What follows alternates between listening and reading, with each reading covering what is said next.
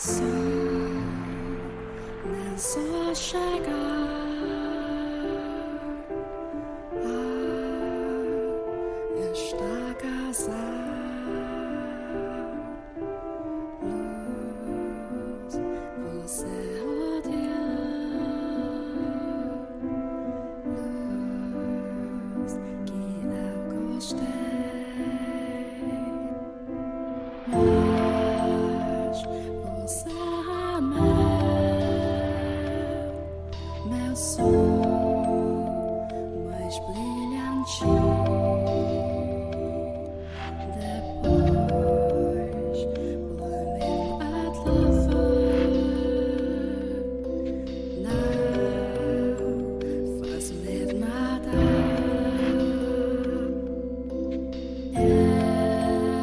Escuridão sem sol.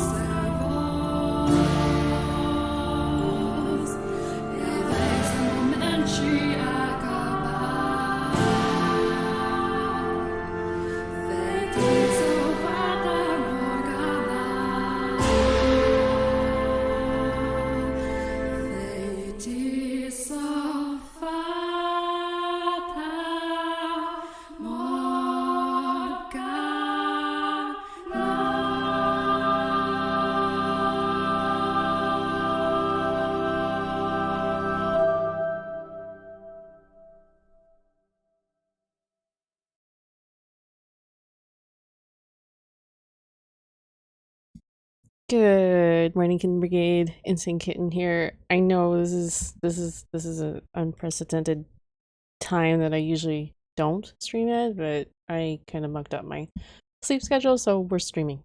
We're streaming, yay! Yeah. So because I didn't do Freaky Fridays, I'm making up for it by doing Spoopy Sundays. I don't know how spoopy this story is supposed to be, but they're supposed to. It's classified as a psycho horror. And it's got gore and stuff in it, so we'll see. It looks kind of interesting. So, and it's supposed to have like a really great soundtrack and everything, so didn't hear anything? Okay, there we go. Hello Blackbeard69. Thank you so much for that 7 months, by the way. Really appreciate it. What are you doing up anyways? Isn't it like really early for you? Or is it like a normal morning for you? I guess it's like 7 a.m. for most people on the East Coast. So people are like looking at me like, what are you doing up at this hour? So it's supposed to be like this like gothic kind of romantic, mystery, psychological horror type story? I don't know. 10:31 p.m. there. Where the heck are you? Australia? Are you like near Australia? Are you an Aussie? Oh, you're an Aussie. Okay. Cause yeah, I have world clocks for Germany and Australia, and yeah, it says it's 11 p.m. over there. I guess in some parts of Australia. I should be reading this. Okay. Oh shit, I missed that. Like the world fading into view after a dream. Oh, it's the same song. That old mansion appears before you.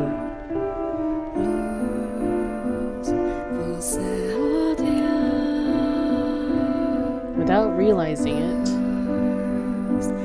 can I advance this? You instinctively accept as truth the events unfolding before you. The house lives in perpetuity,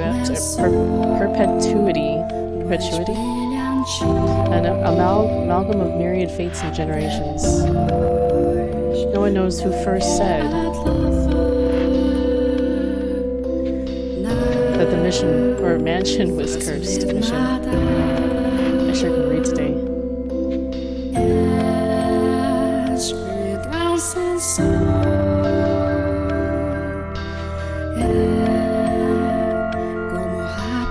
Oh, it's credits time. This is one of those games that have credits in the beginning. It's kind of old school. So far, I like this song. So if this song is any indication of what the soundtrack's gonna be like, it's gonna be good. And the artwork looks like astounding. So I think it should be interesting. Music is creepy? This isn't super creepy. It's haunting. Maybe. Maybe it's creepy. Maybe a little creepy. I've never really played a visual novel like this. At least I don't think I have. So it'll be interesting. Our Father, who art in heaven, hallowed be thy name.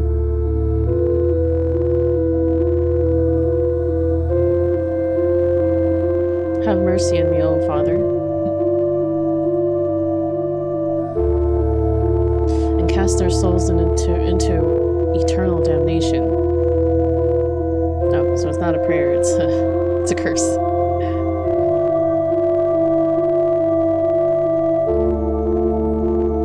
I was looking down upon a corpse, my own corpse. I was afflicted with great despair at the sight of it being dragged on the place of my crucifixion. My soul crumbled, and I was wholly extinguished. Indeed, I did once lose everything. You know what, sorry, I just noticed the music is like really loud.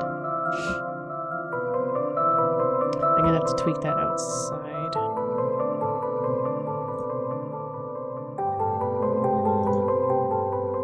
It's hard to tell what the audio will be like even when you start a game up.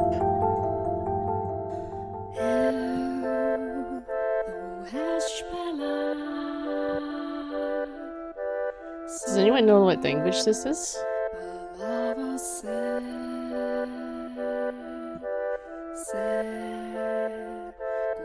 That looks okay, I think. Not overly loud.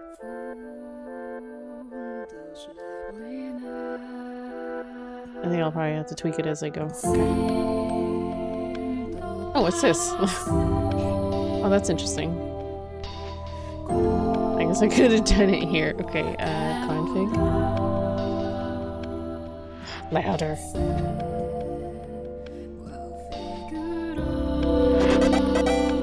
Radioactive worker with the hearty rate of 3 kittens. Hello, everybody. Welcome. Welcome. I just started this game, so I'm tweaking things right now. Hello, good morning. Or good night. What time is it over there? It is good afternoon. Good afternoon. It is very early morning for me. But yeah. That's not too loud, right? It's good music. Konnichiwa, Minami. Or is it konbanwa for you? What game were you playing? Radio. Let me throw you up a shout out. You were playing some more Yume Nikki. Yume Nikki was kind of on my list, but we'll see if I ever get around to playing it. Maybe I'll just like watch what you've done. Oops, did I read that last line? No, I didn't. Backlog. Here, you guys can read what's been going on. I like the way they did the backlog though, like it's so like poetic looking. Indeed, I did once lose everything, however. Konbanwa. Konbanwa, Minami. As I faded into darkness everlasting, I heard a voice calling out to me, and so I vowed once more that no matter how long it may take, how great the obstacles that stand in my way, or what form you may assume, I shall come back for you. Hello, Lou, how are you? Wait, was Minami in the raid, or did she just show up? I don't know. It's hard to say. It's hard to say. And hello, Enox. Ooey. Ooey. Is that supposed to be a greeting? That I must return to that house. So I ask of you, please wait until this mutilated body arrives there once more. Morbid beginnings. Your consciousness, wavering like a ship at sea, was slowly drawn back to the surface. With each new breath, feeling gradually return to your fingers. Master. You could hear the pattering of rain from somewhere. Master? And the sound of a crackling fire. Wake up, Master. Krieg. Wake up. When you came to, you were rocking back and forth in a rocking chair. The room was dimly lit. Aside from the flickering of the fireplace, there was no other illumination. No light shone through the closed windows. There was only the pitter-patter of rain on the glass. It was as though the whole mansion had been enveloped in darkness. Oh, splendid. You have finally awoken. Someone called out to you. You were about to search the room, but that turned out to be unnecessary. The source of the voice was crouching beside the chair, looking up at you with emerald eyes. It's a maid. Good morning, Master. Good morning. Wait, oh, these are answers, okay. Hehe, what's the matter? Are you still waking up? You seem rather drowsy. Come now, you must gather yourself, though I am glad to hear your voice. I've simply been waiting so long for this moment. Tending to the mansion all by my lonesome, ensuring it was ready for your return, whenever that time may be. When I caught sight of you through the window, my heart fluttered. The time had finally arrived. You were perplexed. This woman, who looked like a maid, seemed to know you, but you had no memory of her. NX25, thank you so much for that follow.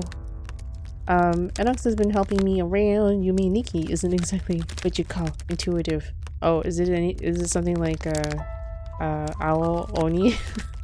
Owl Oni was not intuitive either. The puzzles were hard. What kind of herbal tea would you like to start your day with? I have some wonderful chamomile leaves if you like. Or would your tastes have changed since last we met? Tell me, Master, what would you like? Hehehe, I beg your pardon. I allowed myself to get too excited, but I hope you will be sympathetic, Master. I'm just utterly elated that I could see you again. The woman appeared to be genuinely delighted that you had awoken, but she seemed to lack the energy typical of her age. Or perhaps life was a more appropriate word than energy. But the gloom extended beyond the maid. It seemed to encompass the entire mansion. The plaster walls, illuminated by the fireplace and rose engravings and ebony pillars, felt vaguely familiar, but a crushing sense of claustrophobia overpowered that familiarity. It seemed as though the house wasn't interested in accepting you just yet. Oh my, you do not know who I am? Do you not know who you are either? That's quite the predicament. If you cannot remember who you are, then who am I to serve? The woman's face was pale, almost as though a faint chill ran down your spine. You are the master of this house, though it would seem you have no memories of such. Quite the dilemma. If you do not know if you know not who you are, then you are no different than a stranger to me, no? Indeed, you have returned, but from where? That I cannot say. Then how about this? I am a servant of this mansion, and as such, I am familiar with the many incidents that have taken place here. I shall show you the history of this house, Master. That will surely allow you to recall who you are. The freshly awakened gears in your head began to churn as you mulled things over. The maid had called you the master of this house. But without a single mirror in the room, you had no way of seeing what you looked like. Unable to decide, you reflexively nodded. Let us be off then. And fear not. I merely entreat you not to let go of my hand. Should you hold it tightly, you need not worry about being washed away by the waves of history. No matter what happens, you mustn't let go of my hand. Ooh. It's worse, but pretty in a quaint way. Okay. And hello, the Ruby. How are you doing? It's pretty much the definition of arbitrary in a game form. Yeah? Oh, listen to these footsteps. Them footsteps. Would they just keep going on forever if I just let them? We'll just keep walking forever. Your hand in hers, you followed the maid's lead through the hall. The air within the mansion was oppressive as though a black miasma hovered within. The house was bleak and barren, hardly a trace of color to be found. You came across an open window. Beyond it lay nothing but darkness. Neither sunlight nor moonlight could be seen. There were no chirping birds, no rustling grass, no signs of life at all. There were no chirping— wait, oh, wrong line. Everything that would normally give color to the world had vanished entirely. The only other presence was that of the maid. Following her lead, you proceeded through the mansion. After some time, you arrived at a double door. The glass within shattered. The door, once pure white, had long since faded into a dull gray.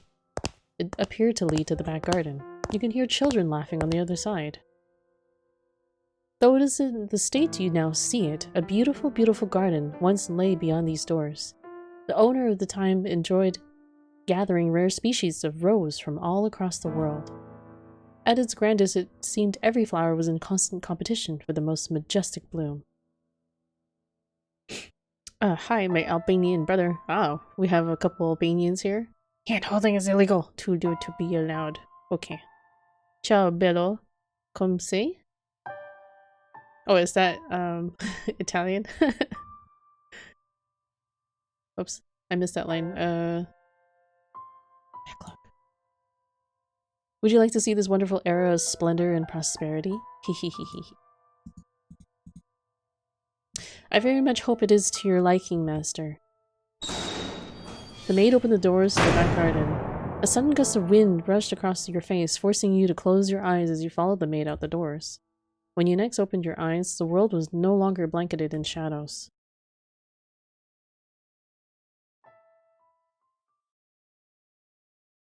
You've killed the COVID. Nice. Nice. Good job slaying the COVIDs. It's good that you're doing okay. Not bad, really. The front door, 1603. I think this is the year. Yeah, I believe Ruby had COVID, and so they were recovering. Move the cursor to the bottom right corner of the screen to display the in-game menu. Okay. I think we already knew that.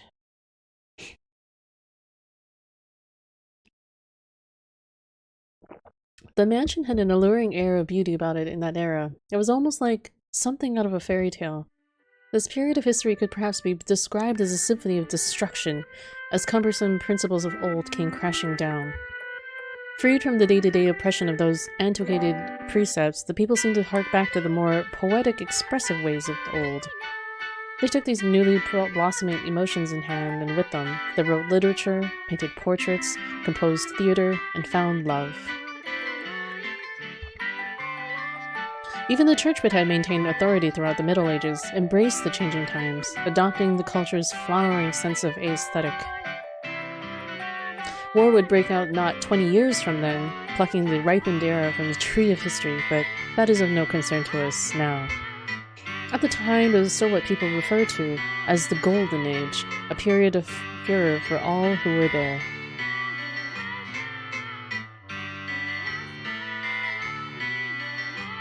Now, let us take a slight detour. No, we will not be changing locations. This is a tale about the mansion, from beginning to end. We will, however, be moving through time. Say, about 8 years into the past. A very wealthy family lived in the house then. The mother and father, brother and sister, all had distinctive, beautiful flaxen hair. I was always enamored by their hair. By contrast, mine is the color of a wet crow. See? There I am, standing around, looking rather a fool. I was happy back then. And what reason did I not have to be afforded the opportunity to attend to such a beautiful home? So I poured my heart into serving that family. Listen closely, if you would. That soft, fleeting sound that could only be a young girl singing, can you hear it? La la la la la la. The girl you see cheerfully picking brims and roses and singing like a songbird was called Nellie. Though young, she sang with elegance. Nellie was deeply fond of the house's garden, and she would often spend her afternoons there. Gorgeous roses gathered from all across the world bloomed in the garden. They were given the utmost care and even had their thorns removed. So young Nellie could not hurt herself, naturally. That's tedious. Yes, I'm now finally okay. That's nice to hear. I have to walk outside, get some sun. Yeah, this music is very nice. This game is supposed to have like a really great soundtrack, so I'm looking forward to it. Yes, I started to work 3 days ago. Nice. Inky hits the sleep rhythm. Wait, what sleep rhythm? This is my sleep rhythm? Oh, it's like 4 a.m. here, so I don't know. It's a crit? It's a crit. What a nice accent. Are you Canadian, Inky? Yes. How did you guess? She goes, hello, VP. The light brown-haired girl carefully plucked petals from the roses, gathering them up as she sang. Her voice was like music played by fairies. Nay, the sight of her was like an angel descended from heaven. That's quite the description. Oh dear, don't look at me like that. I admit I was rather fanciful. But what is a woman if not fanciful? Hee. Little bird, singing night and day, for your little birdie heart, sing your woes away.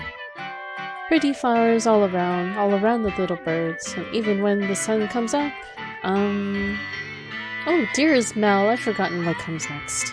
Are you listening? Nellie was, as a matter of fact, not the only visitor to the rose garden that day. She always came with her older brother, Mel. The young siblings were inseparable. Mel adored his little sister, who, in turn, pined for his attention. The sight of the two innocent children cuddling together, not yet shackled by the fear of the future, was truly heartwarming. That day, Mel was sitting in the shade of a tree reading a book. As I'm sure you are aware, in their time, books could not yet be mass-produced. What he was reading had been copied by a scribe.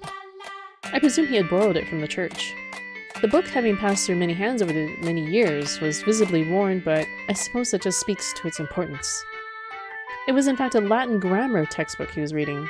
Mel was a clever boy. He had attended church from a very young age, where a priest would instruct him in Latin grammar. So, at the time, I believe he was capable of reading even advanced texts. "Oh, dearest Mel, please." The young girl approached her brother, who was consumed by the text. In her hand, she carried a large pile of rose petals. Though his sister's shadow overlapped within the trees, the boy still did not notice. So Nellie puffed her cheeks, thrust out her slender arms, and let the petals fall. "Ah! Look, your head is covered in roses, Mel."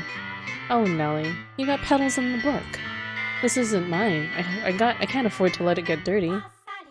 "It's your fault, dearest Mel. I tried to get your attention. And besides, flowers won't get a book dirty." "I must raise the white flag.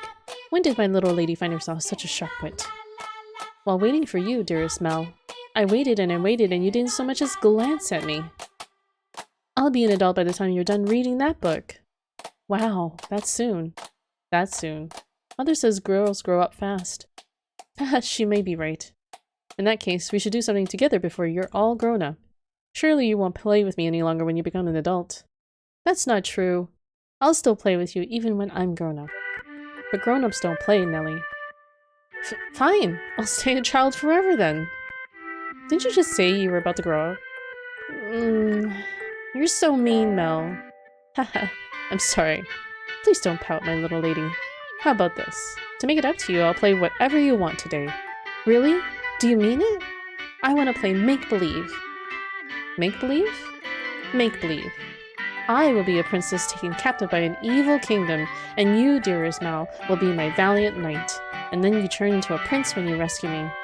"A knight can become a prince?" Impressive.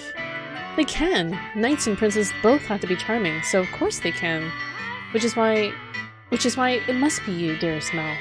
No one can be my prince, or my knight." While he may have appeared outwardly embarrassed as his rose-cheeked sister proclaimed pratingly, I am certain he was smiling on the inside. After a few moments, he meekly knelt, bringing himself to eye level with Nellie and gently stroking her soft hair. "All right, then. You're my princess, Nellie. And not just anyone's princess, dearest Mal, but yours alone. So, don't be anyone else's prince but mine, okay?" "Nellie, geez, my princess is quite the fawner." "Is that bad? Does that make you dislike me?" "Not at all. I'm proud to have you as my sister, Nellie.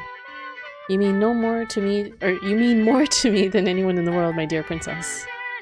"Hehe, I love you, dearest Mal. You'll always be my prince, forever and ever." Her mood quite improved, Nellie began humming the melody of the song she had forgotten the lyrics to. Holding the skirt of a dress out from her body, the young girl pranced about the rose garden. Mel, his eyes on her back, gave a little shrug. "Oh, Nellie, don't come crying to me if you trip running like that." But Mel was not entirely disapproving of his sister's excitement. He carefully brushed aside the petals on his book, set it in the shade of the tree, and began chasing after Nellie. They were picturesque siblings, brimming with hope. And at this time in their lives, there was nothing to jeopardize that hope. Would it not be wonderful if children could stay children forever, Master? As I see it, though, the pleasant, gentle times in our lives have value because they come to an end. Wouldn't you agree?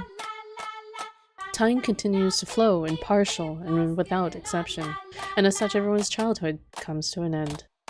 But be that as it may, does time also flow at the same speed for each individual? Hehehe. Now, let us make a trip down the river of time. I would be very much delighted if we could remain at this point in time, but unfortunately, we cannot.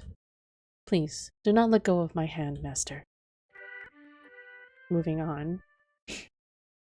Is this game Talk Simulator? Hahaha. It's a visual novel, so it's mostly reading.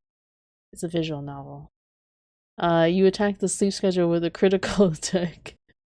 Critical, oh no. Universal translator, Italian, English, VV, English. Yep. Yes, commit a crime before you can be charged for it. Okay. Is this English reading class? Arigato. I can't understand. Hahaha. Hehe. She said thank you. Yeah. Thank you. Arigato. So many like languages going on here. So that's kind of nice. I'll be on my way then. Oh, you usually stay for longer. Yes, I have an errand to run today. Thank you for your time as always. Would you like the book back sometime next week? Next week, or the week after. Hold on to it as long as you like. But surely there are others who want to use it. None as sharp as you, Mel. But put yourself in my shoes and you'll understand. I want to give you any advantage you can get. Ahaha. Oh, do you not believe me? No, I believe you, Father, and I mean to do whatever I can not to disappoint you. That's the spirit. If you need anything, don't hesitate to ask. I'm proud to have you as my pupil. And yes, and Mel, do consider what we were talking about. Going to university? Indeed. If you do, I can introduce you to some accomplished instructors. There's very little left for me to teach you, and I believe you would make a fine priest. It's an honorable thing, Mel, to devote yourself to the service of our Lord. I'll give it some thought. If you'll excuse me then, I'll see you again. Our doors are always open. Farewell. This art looks like late 90s, early 2000 BL manga. It kind of does. I agree. It's got like a gothic kind of feel to it too. Global Inky. Inky link the world. Whether it's in the service of God or the service of the church, it is an honorable profession. But theology? I wouldn't mind attending university, but I'm not sure. I'd kind of like to do something different. Something more befitting of the times. As for what, though? I'm stumped. But I need to make up my mind soon. If I drag my feet for too long, even my father is liable to grow impatient. Mercy me. Young sire, blessed young sire, alms, alms for the poor. Ah, this beggar, if I'm not mistaken, he's been outside the church since last week? Alms. The way he shakes his head, I can get a glimpse of his forehead under his hood. He's completely bald. Buy yourself some bread with this. Ah, thank you very much. May the Lord bless your soul. Thanks. The Lord? Oh no, Nellie's gonna be cross if I don't hurry home. Curses, and it looks like it's gonna rain. Master? Master? Oh, thank goodness. You appear to have a firm grasp on your consciousness. I was afraid you had accidentally let go of my hand. Hehehehe. Now, Master, this is the period of time I truly wish to show you. The boy reading in the rose garden was now a fine young man. Nevertheless, he still bore the same gentle eyes as before, and he would from time to time show remnants of that innocent young boy. He was in his own mind still making the transition into adulthood, I suspect. Mel frequently visited the church on Sundays to participate in Mass, of course, but more often to be tutored by the priest. In addition, he also attended a private school run by eminent Marquis. Though it was not a school where the students had desks and sat in rows, they studied at the Marquis' estate. Secondary higher education was not the same as it is today, and Mel was considering university. The priest wanted to recruit him to the church, but Mel was having difficulty deciding what he should do. That he had such a choice is envious, is it not?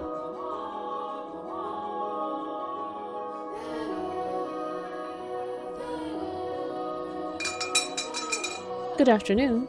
I'm here to pick up my order. Is it ready?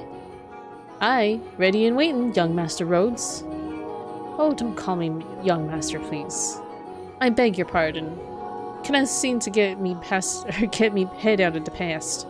Your order's right here, sir. Mel had stopped at the jewelry store in the center of town on his way back from the church. The building was both a workshop and storefront, and the nobles of the area were deeply fond of the master's wares.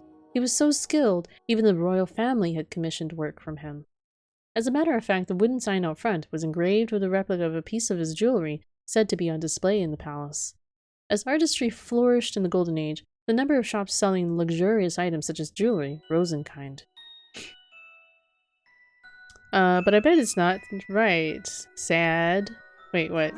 Not right? Sad. Oh, okay, that is not, BL. Yeah, I don't think it is. The Dark Soul. Looks 70s manga, from me. Maybe. I'm not like super duper knowledgeable about older manga. However, the clientele of these shops comprise a very narrow range of people. May I have a look? Of course, of course! Good, it came out just as I hoped. Splendid work. Hehehe. Can they afford to disappoint a loyal customer like yourself? An admirable work ethic. I'm sure she'll love it. Such a kind lad, young Nestor. The boy back home could do well to learn a thing or two from ya. Every man ought to show women some cordiality. Coming home to a cold fireplace is a sad thing indeed. Ha ha ha. Again, please don't call me young master. My apologies. I'll take this and be on my way then. Good day. If you find yourself in need of aught else, just let me know. I can make any jewelry you ask for. Come to me and your sweetheart's day you'll be sure is made. And I guarantee the two of you will have all sorts of fun when you give it to her.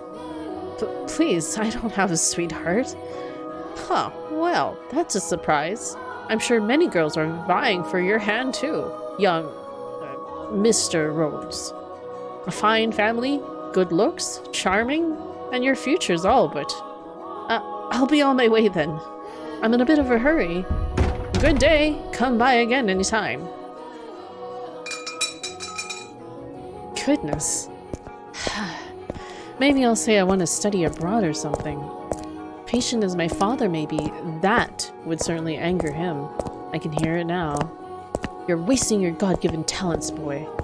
I could renounce my name and rank go somewhere far away. That sounds like the kind of plan Nellie would come up with. Not many manga that old that managed to get here. Maybe. As he drew closer to the mansion, the rich fragrance of roses grew more prominent. Over time, this distinctive scent had led visitors to refer to the house as Rose Manor. It was also probably a play on the Flaxen-haired family's last name, Rhodes, which you heard the owner of the jewelry store just say moments earlier. The mansion looked quite different than it does now, no? No thickets of ivory covering the walls, and no rotten broken doors to be found. I wonder what the Rhodes family would think if they saw the house in its present tragic condition. The sight of their abundantly blooming roses, a veritable symbol of prosperity, long since withered and churned into soil. My apologies, I got a little sentimental there. Let us forget, for a moment, about our own time. Because it's bad, right? Let's forget our own time, because it's terrible. I suppose I stayed out a little too long. Oh well, the sun still shines high in the sky. I'm sure it's... Oof. Oof. Dearest Tears and Mel, what took you so long? Wherever have you been? I've been waiting forever. Nellie? You're not in the house? No, you were taking so long I decided to wait by the gate. But you didn't even notice me at all. Is that any way to treat a lady? Is that studying all that studying's got to your head stuck up in the clouds? No, it hasn't, really. Also, you're heavy. Could you please get off my back? Heavy? I've been gradually reducing the amount of sweets I eat, and I love sweets to maintain my figure for a new dress, and you call me heavy? I didn't catch that. Were you saying a tongue twister? You're such a dimwit, Mel. Jerk, blockhead, weakling, and obnoxious to boot. Whatever happened to the delightful little girl who was once my sister? She'd probably throw a fit if I said that out loud. Should you really be outside, Nellie? You are the star of today's event. It's fine. They can call it a birthday party, but I know it's about fraternizing. It's obvious what Father's true motives are. He'll be gathering a bunch of boys from good families to look for someone to marry me off to. Ugh, I have no interest in that at all. Don't be like that, Nellie. They're all here for you. At least enjoy what you can at the party. Grr. I guess. And besides, it's not completely terrible. Look at this, dearest Mel. What do you think? What do I think? About what? About what? Mel! My new dress! It arrived! I'm wearing it! How could you not notice? I did notice it was something I hadn't seen before, but you have so many dresses, Nellie, so... But this is the dress I had made just for today. Look at the colors, they're so pretty. It's the work of a renowned dyer. And this belt is just lovely. You see how it comes together to form a butterfly? Oh, I'm just absolutely in love with it. I think I'll be wearing this dress for a while to come. So tell me, what do you think? Does it look good on me? Yeah, it does. It's pretty. Hee hee hee hee. In some ways, I guess she's still a delightful little girl. Wait. Burn the dress. Her dress looks like a Halloween pumpkin. It has a butterfly. Burn it! No! I don't mind butterflies, I just don't like moths. Oh dearest Mel, I love you. Whoa, don't jump at me like that. Ah! Oh my, you dropped something. And what have we here? Wait, hold on, no, you can't have that yet. Is it a present? Give it back. I was going to give that to you later. I knew it, it's from me. And just what could it be? Hey, don't open it. What's the big deal? It's gonna be mine soon anyway, isn't it? Oh, I love it. A rose necklace. And this design is from the jeweler the royal family uses.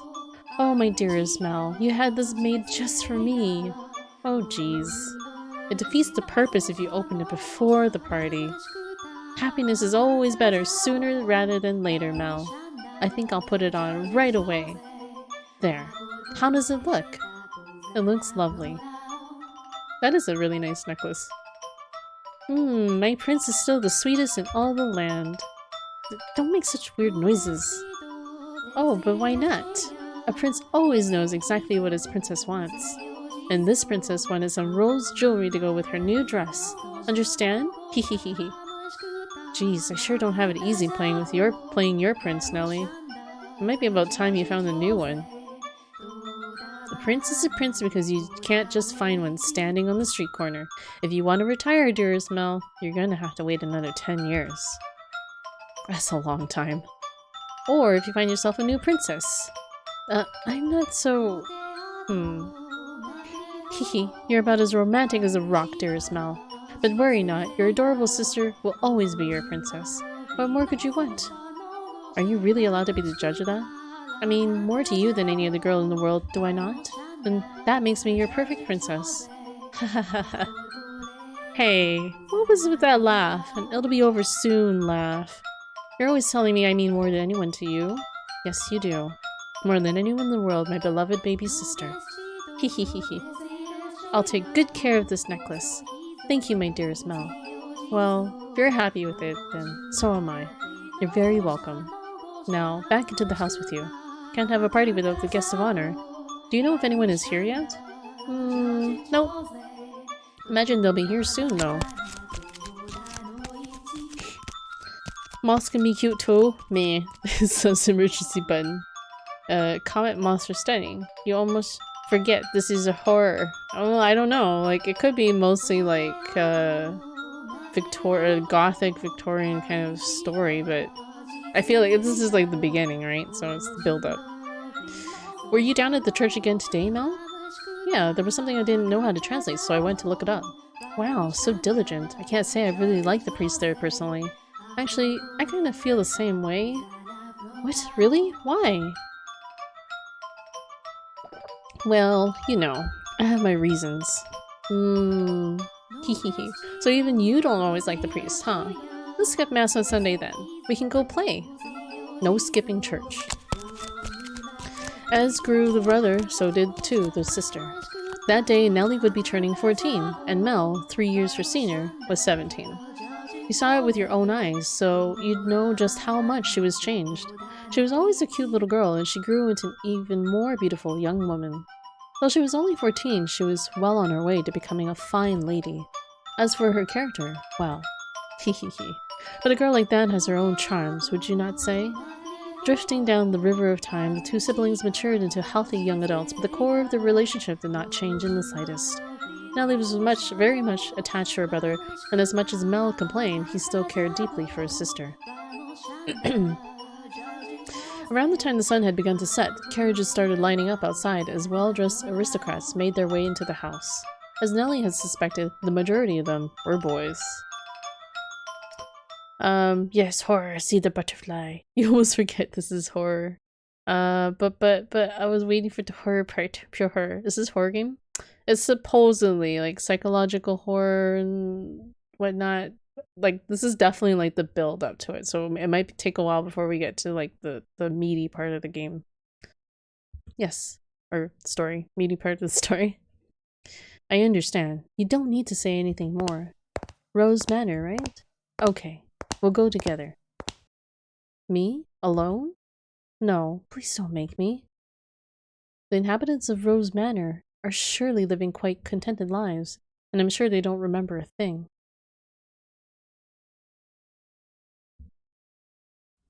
Historia continua.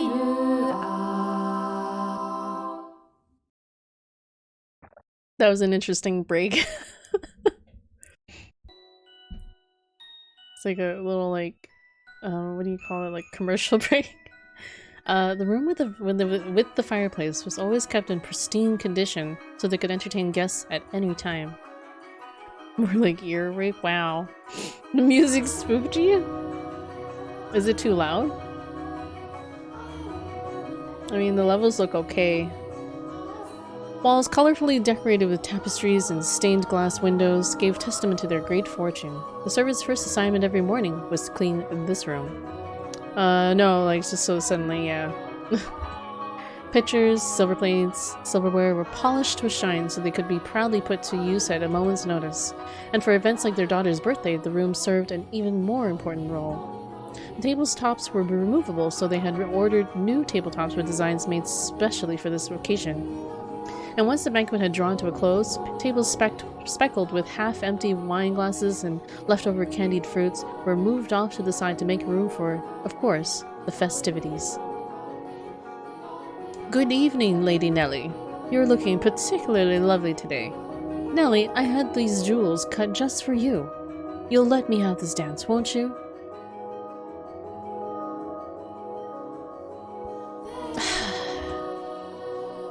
What's the matter, Nellie? You look exhausted. These are pretty good. Want one?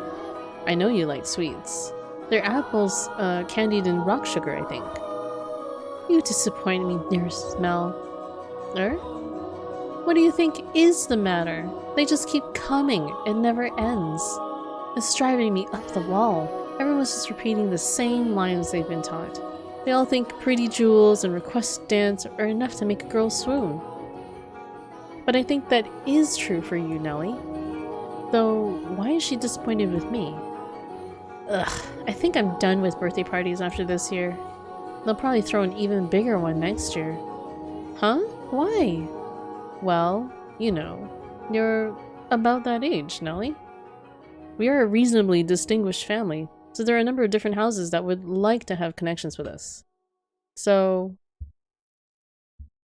what you're saying is, do it for the family? Hello, sup, Omni. Hello. No, that's not... I won't date or marry anyone. I have no interest in being used as a pawn in their inter-family politics. Pawn? I wouldn't go that far. And I'm sure Father wants to let you choose yourself. You know, someone you actually love? Love? I never thought I would hear you talking about love, dearest Mel. You don't even understand what makes Shakespeare's plays so beautiful, and you're talking about love? You fell asleep during Romeo and Juliet, and you're talking about love? We went all the way out to the Globe Theatre, too. Well, pardon me for being ignorant when it comes to romance and the arts. But you're not, Melly. Shakespeare's make-believe story made you cry like a baby. Anyone would cry at that. You'd have to be crazy to sleep through it. That's not what I'm saying. Someone as emotionally vibrant as you, Nellie, would have no problem finding love. Ah, dearest Mel. We should dance. Lady Nellie, could I have this? Let's dance, dearest Mel. What? Me? Wait, come on, I really like this song. Quit pulling on me, Nelly. What's the point of us dancing? We're siblings. Ah, mother and father are staring daggers at us. No matter. What day is it today, dearest Mal? Your birthday? Exactly, so I can do what I want. Now attend to your princess, as a proper prince should. Oh jeez, how did I get myself into this? Nellie's skirt fluttered along with her as she stepped in time to the music. She was not only a skilled singer, but a skilled dancer as well. Mel, on the other hand, fumbled over his own feet, trying to keep up. One would be hard-pressed to describe this dance abilities as good, even as flattery. Though boys of his pedigree were taught to dance as part of their etiquette lessons, he found himself more being dragged around by his sister. He could hardly be said to be attending to her. This is humiliating. Because his parents had been hands-off in raising him, largely giving him free rein to study and learn what he pleased, Mel looked like a tangled-up marionette. From throughout the hall, he could hear giggling, uncomfortable chuckling, and people coughing to disguise their laughter. That's funny. Yeah, she's going to be sold off. Well, I mean, she's from a prominent family. That's what happened back then. Just woke up, went to bed early. Oh, okay. Yeah, I was sleeping a good chunk of the evening. I went to bed. Wait, when did I go to bed? I went to bed like just after I kind of ate, and then I like woke up at like 1 or something, and I was like, oh no. I don't like this. Has big ara energy? Wait, she does not have like ara energy. Or are you talking about like the sibling kind of relationship? Who made this game? I don't know. Oh, okay. There you go. Radioactives pulled it up for you. Thank you. I made this game. Come now, dearest Mal. If this is the best you can manage, what are you gonna do when you find a girl that catches your eye? I won't, so won't doesn't matter. Teehee. Follow my lead, Mal. 1, 2, 3. 1, 2, 3. Nellie alone enjoyed her time dancing with her brother, and quite thoroughly at that. It did not matter to her that he moved awkwardly or that the guests were giving them cold stares. It was their parents who first cracked under the pressure. Just as their father was about to give an exaggerated cough and stop the music, a ruckus suddenly swelled up near the entrance. What could that be? Who knows? Whatever's going on, I've been spared. The music came to a stop and the party guests began bustling. Sibling's father spoke up so sternly about the noise in order to quell the spreading commotion. He ordered the servants to investigate, had the music restarted, gave a short apology for the interruption, and set the party back on course. I went to go check on the entrance with the other servants as I recall. Oh my, why are you looking at me like that? Hehe. These are not my memories, but those which dwell within the mansion. Do you think we should be following what happens next from my perspective then? That's not what confused you? Well, your questions shall be answered in time. In time. Now let us return to our tale. Though the party had fallen still for a moment, their father's decisive actions restored the guests' festive moods in short order, so it was not by any means the commotion that caused the ball to conclude earlier than planned. Oh dear, I hear thunder. It was rather loud too. Sounds like we have quite the storm brewing. They lived in a country where the weather was nothing if not unpredictable. Rain was a frequent occurrence there. The stretches of time with clear skies grew longer as summer approached, but the weather was still somewhat unstable on the cusp of the two seasons. They had a strong wind that night as well, which churned the raindrops into little spears on the window. Were the party to continue on any longer, no one would be able to go home. Although their father was quite concerned that Nellie had not got on with any of the aristocrat boys, he decided to cut the festivities short. Yeah, it is a little bit sweat-inducing. What, this? Oh, the relationship? I don't know, it's just a sweet, brotherly, sisterly relationship, I guess. I guess we'll see. 0.031 ARA on the open ARA scale? Okay.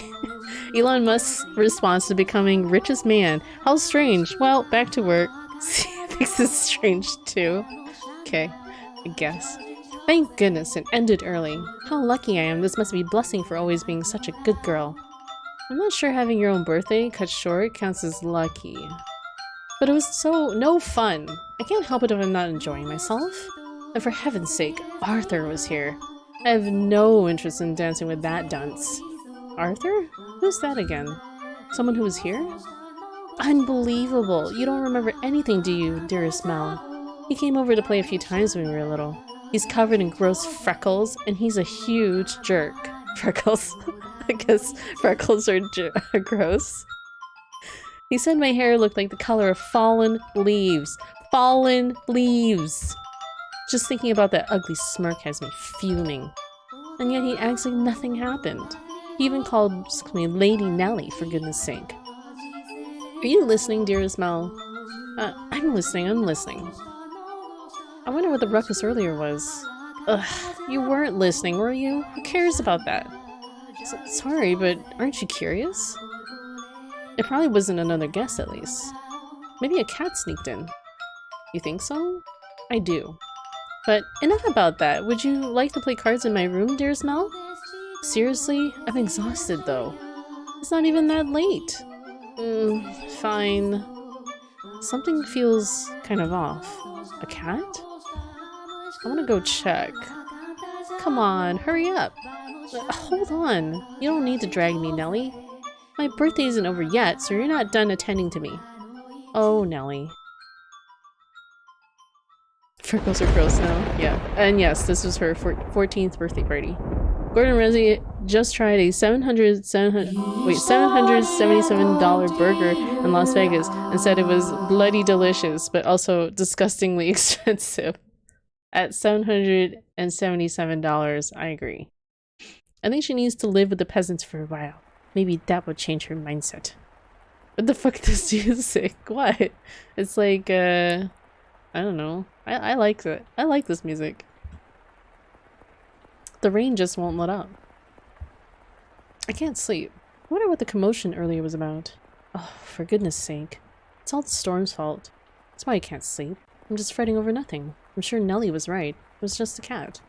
Maybe a dog? I can't sleep. I hardly ever have this much trouble falling asleep. What could this feeling be, I wonder? It's not quite foreboding. Walking around the house at this time of the night isn't going to help anything, but I'm not going to fall asleep just lying here.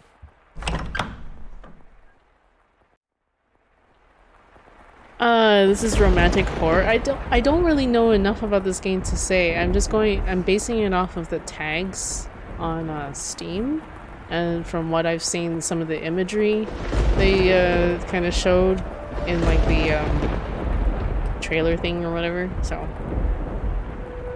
oh come on, you clearly barely overpowered it. What? To read Omni's comment? Wait, what? That's how loud it is? Oh, do you want me to turn it down then? I don't know, people are always complaining that the music is too low, so I can turn it down though. Well, I should save. Sometimes I forget to save in these. Shadow in the Night. That's kind of a foreboding title to this chapter. Wait, was that the number of saves you could have? Holy crap.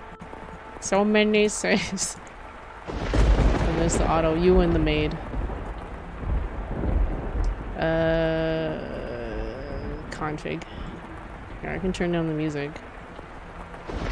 What's this sound effect? Oh, that's sound effect, okay. Maybe here, here.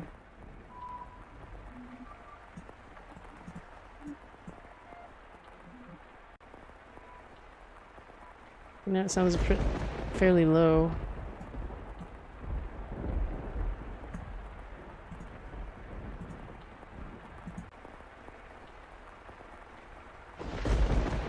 There was a butterfly. It's her! The transaction music is loud. It's the game's fault.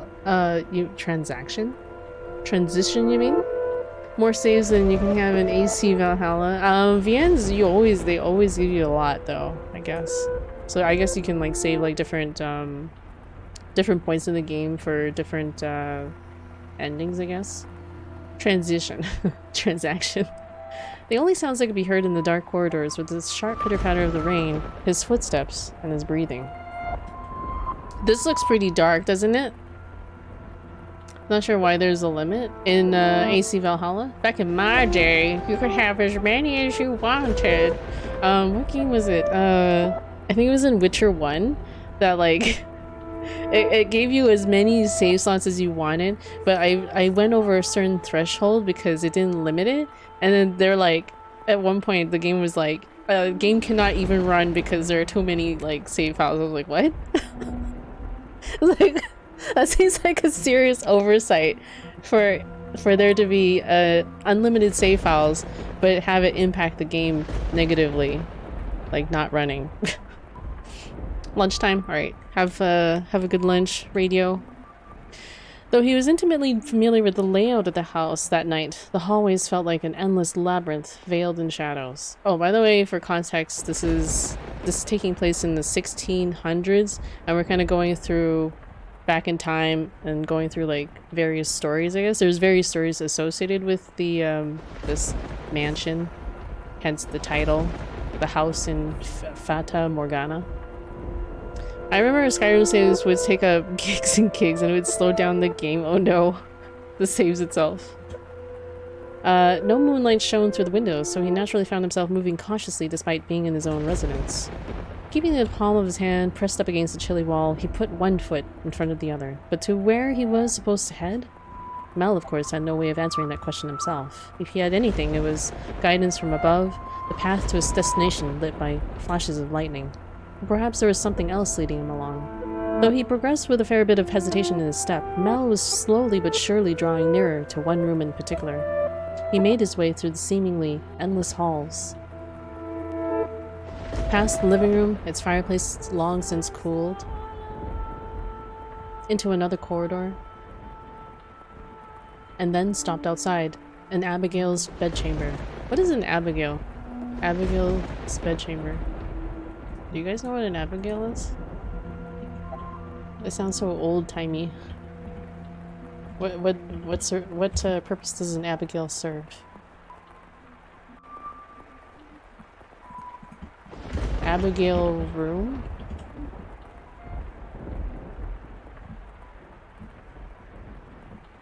I can't even get a definition of Abigail. What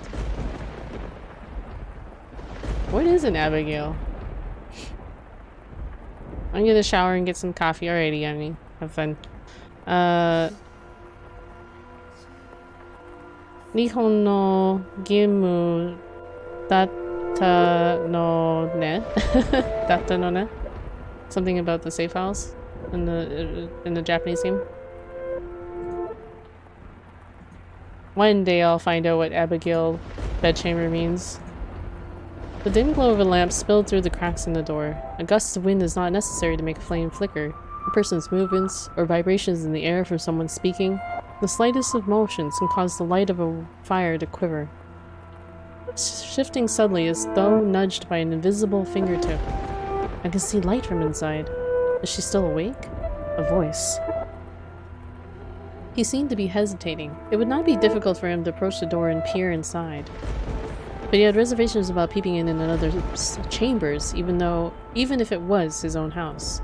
Moreover, this room was assigned to a woman. There was a woman behind the door. What would you do, master, in this situation? My father cheers, Hebrew, composed of the words AB, father, with the suffix equals my and gil, cheer, rejoice, father's joy. You can read kanji inki? Only a little bit. Just a little bit. And that one's like, you know, a very common one, so. Nihon. Would you succumb to your curiosity and gaze inside? What would you guys do? Would you? Would you look? Or would you respect the owner's privacy? I shouldn't be doing this, but the voice, it feels like it's calling to me? Or someone else? Yes, me, could sense someone watching me at that moment.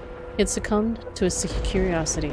He stood on the other side of the door from me, his flaxen eyes open wide, trying to remain as invisible as possible. The wavering in his heart seemed to create faint ripples in the air, which I pretended not to notice. Yes, I knew he was there. I could sense his presence and his wavering emotions. However, I could not begin to speculate as to his true feelings or how great a surprise this was to him. I too am discovering a new facets of this tale by viewing it through the eyes of the mansion. But it is not I who is of concern, Master. It is you. You and... I know I shouldn't be doing this. I should be ashamed of myself. But I can't look away. Oh. Who is that? Okay, I want to figure out how to, Is there, like, controls? They don't have controls. I was just wondering if there was a way to... Scene text display rate. I don't know if there's anything to do with it. There's no other config. I was wondering if there was a way to dismiss this bar here so you can look at the image underneath it. Because I don't know what's going on with this part of her chest here. Yeah, it doesn't say anything. Her skin is so pale you can practically see through it. Is it that white because she was out in the cold rain?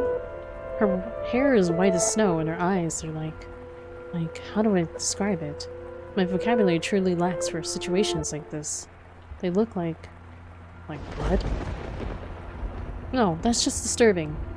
Then, wine perhaps? No, more translucent than that. Gemstones then? Yes, gemstones. Her eyes are like rubies. I've never seen anyone like her before. What could they be talking about? Mel's eyes were fixed on the peculiar young woman. She had glass-like skin, eyes that glimmered in the flickering candlelight, and snow-white hair that flowed like luxurious silk. But her lips were bluish-purple, her soft, delicate skin sullied with grime, her twinkling eyes pointed down at the floor, and her hair a disheveled mess. She was, even at a glance, clearly not a lady of means. The tips of her fingers were cracked from the cold, her nails pale from malnutrition, and her garb little more than rags. However, true beauty is always visible, no matter what it may be hidden beneath, even wrapped in a veil of insalubrity? I don't even know this word. Insalubrity. The quality of being insalubrious and debilitating. Okay. Quality of promoting poor health, salubriousness. Okay. Oh, okay, so the opposite of salubrious. I've never seen this word before. Even if she thought herself hideous. I wonder what happened to her. Mel could no longer avert his gaze from the girl's visage. He had, for the time being, forgotten the shame he felt for peeping. As he strained his ears to hear the conversation taking place inside, a sickly voice arose from the white-haired girl's purple lips. So feeble was the sound that a gentle breeze blowing through the wind could carry it away. I apologize for the trouble. Think nothing of it. Give your apologies and thanks to the mistress. Understood. There's something strangely comforting about this house, almost as if I've been here before. If my father were here, I'm sure he would be quite fond of it. I am sorry about your father. There's nothing you could have done, I imagine. When he came to our rescue, he was already... Rescue? Father? Was that perchance what the commotion was about? He stared intently, entranced by the scene unfolding beyond the door. A gaze can often signal one's presence to others more effectively than words. The white-haired girl could likely sense him there as well. She flicked her gem-like eyes upward. That was when the boy finally felt a pang of panic. For a split second, his flaxen eyes met her ruby eyes, causing him to recoil from the door. His heart was pounding like the rain outside. Careful not to make a sound, he took 1-2 steps away. Did she catch me? I'm not sure. It was only for a moment. She can't have seen me. The boy did not have the courage to peek in on the room a second time, so he cautiously returned to his bedchamber as quietly as he could manage. But even beneath his covers, he could not erase that girl's eyes from his memory. Her melancholic red irises, her voice, delicate as a glass sculpture, her pale, almost lifeless skin, her pure white hair. Every singular detail kept him from banishing her image from his mind, nor could he restrain his heavily pounding heart. Who could she be?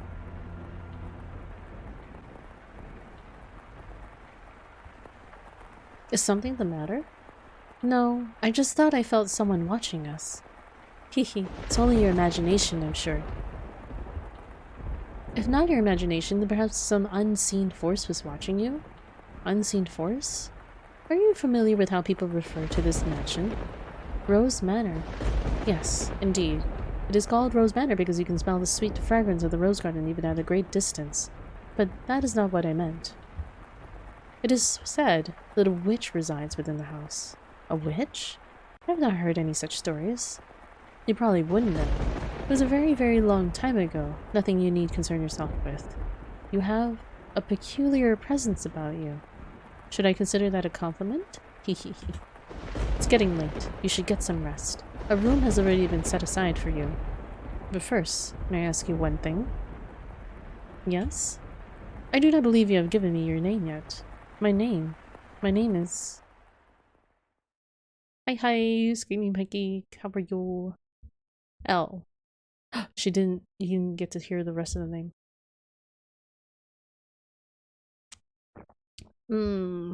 Wake up. Get up, Mel. What? Huh? It's morning? You disappoint me, dearest Mel. It's been very long since morning. I didn't see you at breakfast, so I came to find out what was the matter. I've really been asleep that long? And Father's too lenient on you, dearest Mel. I'm gonna turn down the music. This music is pretty loud.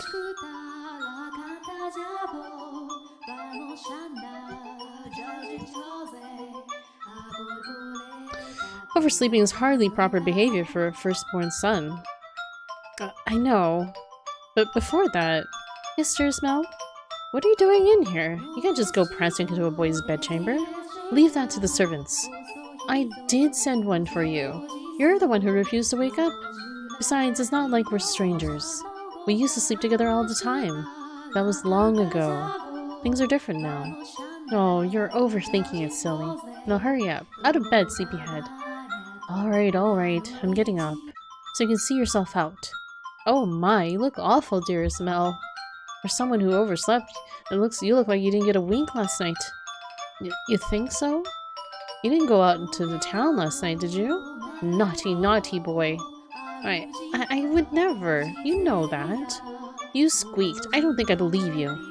I didn't go out last night or anything. I'm tired because you had me playing cards till late, Nelly. Hey, we weren't playing for that long. Besides, look at me. I got up just fine. Anyway, shoot. I can't get dressed with you in here. Fine, I'm leaving. Phew. Oh, I almost forgot, dearest Mel. What now? Come on, no need to be mean. I'm sure you'll be quite surprised at the news. Oh? At breakfast, which you missed, Father told us. Told you what? Do I really want to say? It sounds like you want me out of your room, dearest Mel. Please, Nelly. Hehe. We got a new maid today from a house we have ties to, supposedly. I've never seen anyone like her before. For supposedly coming from a good family, she isn't very graceful. I've never seen her at social gatherings. But that's not the surprising part. Was that maid... She's peculiar. Has a very unusual appearance, that one. Have white hair? What? How do you know that, dearest Mel? Thanks, Nelly. Hey, get back here! Oh, for goodness sake, what's gotten into him? Bah. Wait, where did he run away to? I thought he was getting dressed. At the time, the majority of servants at the mansion were men. However, the ladies of the house all had Abigails, so there were several women servants, myself included. The maids, by and large, were selected from daughters of other esteemed families. It was, you could say, a sort of training before they entered society. The girls would serve at houses even more powerful than their own. And then the white-haired girl Mel saw the night before was one such maid. When he heard this, Mel could not sit still any longer. Oh, I didn't really think this through, did I? I don't even know where she is. I'm guessing she's probably Mother's maid. White hair. It has to be the girl from last night. But deep down, he was having difficulty believing the young woman he had seen the previous night was truly here to be a servant. And can you blame him? When he saw her, she was an absolute mess, hardly what you would envision from a girl of class. But he did not seek her out to find out whether that was true. He merely wanted to see her once more to ascertain whether what he had witnessed the previous night was real or his imagination. And he wanted to have an actual conversation with her. I don't want to run into Mother. That would be awkward. He was heading towards his mother's bedchamber, but the closer he drew, the heavier each step grew. He rounded a corner debating whether or not to head back, and stopped in his tracks. On occasion, wishes do come true. When Mel turned the corner, he saw her, the same girl, the same white hair. Ah! She appeared to be cleaning the hallway. She traced along the wooden carvings lining the wall, making certain not to miss even a speck of dust. The girl wore a pristine dress, the uniform of the mansion's abigails. There was no longer any filth to obscure her beauty. All that had covered her pure white hair and glass-like skin was no longer. The one thing that had not changed was the listless ruby eyes. Pardon me. Hearing his footsteps, the young woman raised her head. She caught Mel's gaze and for a brief moment merely blinked at him in silence. Lord Mel, yes? Your father informed me of you. Did he? I guess I don't need to introduce myself then. I believe she made an attempt to smile, though it was difficult to tell, and she quickly dropped her gaze back to the floor. Flax and Ruby met only for the briefest moment. She seemed to be looking at both someone and no one at all. Everyone here truly has the most beautiful color of hair. Did you have any business with the mistress, Lord Mel? I can let her know if you would like. No, I was looking for you. For me? Mel felt as though all the blood in his body had begun to flow backwards. He could not effectively describe the sensation, but in a word, it resembled panic. On his way to find her, Mel had come up with a number of subjects he wanted to talk about, and he generally had little trouble speaking with others. He'd had less experience interacting with women, this was true, but the time he had spent around Nellie had kept him from stumbling too much. Until then. Yes, for you. Why would you be looking for me, Lord Mel? I was wondering how you were doing. Pardon? I'm quite fine. Good. That's great to hear.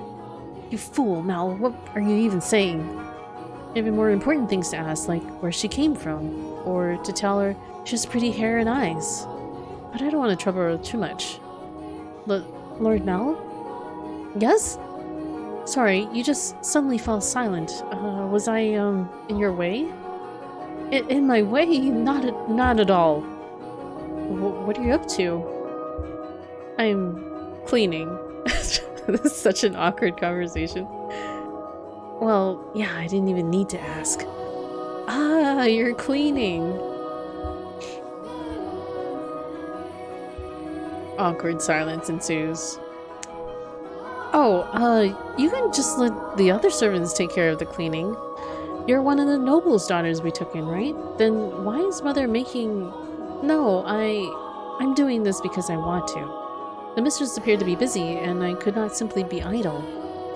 But I enjoy cleaning. Well, if you say so. Say, yesterday... This mansion is truly a thing of beauty. All the many roses in the garden, even the furnishing, has had a great deal of thought put into it. This family must have a wonderful sense of aesthetic. Oh, yeah, thanks. Did she just change the subject on me? I'm delighted to have been given the opportunity to serve at such a magnificent house. Mother and father actually had nothing to do with that, not even the garden. That's all been around since my grandfather's time. This mansion was a complete wreck when he bought it. Oh, was it? Yeah, frankly I'm surprised he had actually paid money for it. The chandelier in the foyer was shattered and only half attached to the ceiling. Most of the decorations on the walls were broken. I can hardly imagine. This is a marvelous, impressive house. I'm sure he'd be flattered to hear it. My grandfather was a bit of an eccentric. He liked to do things people didn't expect just to watch the looks of surprise on their faces. He was the kind of man who would buy a mansion that was beyond repair just to give it a completely new life. Everyone who had seen the property before it was renovated was astonished. They regretted not taking the opportunity themselves, seeing the transformation it underwent. Hehe. Huh? I was just thinking that you're kind of like this house. What do you mean by that? I mean, when you first arrived... Oh, never mind. Forget it. She'll figure out when you were she'll figure out you were peeping on her, stupid. This music reminds me of Poker Face. Poker Face. The Lady Gaga song? She hasn't yet, has she? Yes, really? This does not remind me of Poker Face. But good song? It's nothing. The more I think about it, you and the mansion aren't really comparable. Oh? The truth is, it being a rundown mess isn't the only reason nobody wanted to buy the house. They say... Whoa, what was that flash of, like, red cracked walls? That all who dwell within this house shall be met with misfortune. Oh, it's a cursed house. Do you believe it? I'm just kidding. It's not actually true. It's all rumors and hearsay, embellished to make the tale more exciting. The rumors only started because of how it used to look. If the mansion really truly begot misfortune, then we wouldn't still be here. And it wouldn't explain how my grandfather died. Do you know how he passed away? No, how did he? Inside a lovely lady. What? Believe it or not, that was how he died, together with a young beautiful woman. What? Inside a lovely lady? His time ran out while he was making love to her, they say. Wow, what a way to die. Rather crude way to go. But he was hardly misfortunate. What'd I tell you? Ah. Yes? Just so you know, I promise I didn't inherit my grandfather's propensity for such base behavior. I'm pure of body and spirit, dedicated wholly to my studies, so... Hey, she laughed. Hehe, my apologies. No, it's fine. Anyway, we were talking about the mansion, right? I've always thought it was kind of a strange place myself. That dress you're wearing? It was found here after my grandfather bought it. You don't see that kind of design around these parts, so I'm guessing it was probably imported. The architecture is really old-fashioned too, which must have caught grandfather's eye. When he announced his plans to buy it, the entire family opposed his decision, but he refused to budge. Renovation upon renovation gave the mansion a new life, but all of his work he was most fond of, the roses in the garden. He collected species from all across the world, and every time he got a new one, he would summon gardeners to arrange and grow them. It took incredibly long to complete. There were even some that wouldn't grow in the climate of this land, but grandfather refused to give in. He truly loved roses. Me, I don't really get how someone could be so impassioned about them. It's just embarrassing every time someone calls this house Rose Manor. Perhaps the roses were meant for someone. What? I am simply speculating. Roses make wonderful gifts after all. Indeed, they do. If you like roses as much as Nellie, then you're welcome to go see them for yourself. Pick as many as you like. If anyone asks, just say I gave you permission. Romantic communication, yeah. I think our Lord Mel here is in love. Don't be shy. I'm sure it'll get tiring if all you do is work. No, I am sensitive to sunlight. Oh, that's unusual. Perhaps that explains why you're so pale. Maybe she's a vampire. I had no idea. That sounds rough. And your skin is so pretty too. You don't seem terribly surprised. What? Oh no, I am very much surprised. Or would you have preferred a more dramatic response? No, I expected you to find it disturbing. I'm sensitive to sunlight and can hardly spend any time outside. That makes me sound like some kind of demonic creature. Oh, you worry too much. There's not a monster in the world as sweet as you. Yes? Are the other maids teasing you, perhaps? The black-haired one especially? She's... how should I put it? A little frightening. Almost as if she has a steel heart or something. She's impenetrable. Right, she's one of Mother's maids too, isn't she? Now I'm even more worried. Since you refuse to follow my instructions, you are henceforth hellspawn. I can imagine her saying that. Hehe. Oh, and again. I'm very sorry. No need to apologize. In fact, I wish you'd laugh more. She's actually very kind to me, and in everything she does with incredible precision and efficiency. She looks so young and she has such skill. How long has she been here in the mansion? Actually, she's been here for quite some time, but I don't know exactly how long. No one knows how old she is. It's kind of creepy. I've never once considered her such. Maybe she's the witch. So, sorry, you're right. It's bad manners to speak ill of others. Either way, she still scares me. It's like there's no light in her eyes, or like her smiles are all faked. That doesn't make her any less pretty, though. The conversation died. I had to think of something else to talk about.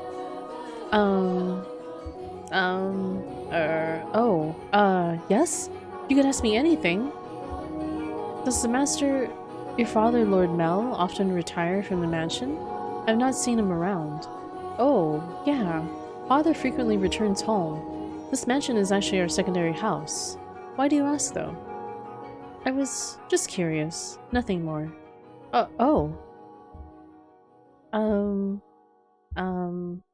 Yes? What is it?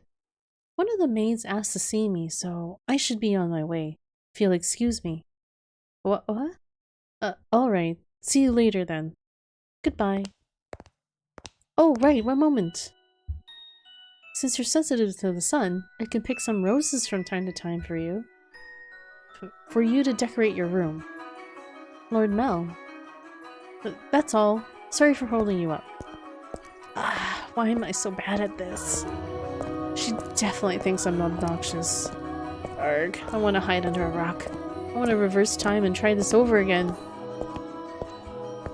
Roses are not becoming of me. He's too kind. So I guess she's albino. She's got white skin and hair and red eyes. Sounds like sensitive to the sun. All that. You have my thanks, Father. And I apologize for being late today. Now there's something unusual. You're not being punctual. Maybe next time we'll go a whole month without rain. Do have mercy on next year's crops, Mal. You hyperbolize me. You hyperbolize, Father. So, did something nice happen? Huh? You look like you're in good spirits. Do I? No, nothing. Something did happen, didn't it? It's all over my face, isn't it? People prefer an open book to a face of stone. So it is. People may prefer it, but it's not a good trait to have for social engagements. What? Not the kind of engagements you'll be having anyway. Ha ha ha, I'm sorry. Don't look so dejected. For now, at least, there's nothing wrong with that. So tell me, what has you in such joyous mood, Mel? You torment me so, Father. We've taken on another maid. You know how that goes, right? Someone new comes, things get lively for a while, all the excitement has gotten to me, that's all. Oh ho ho.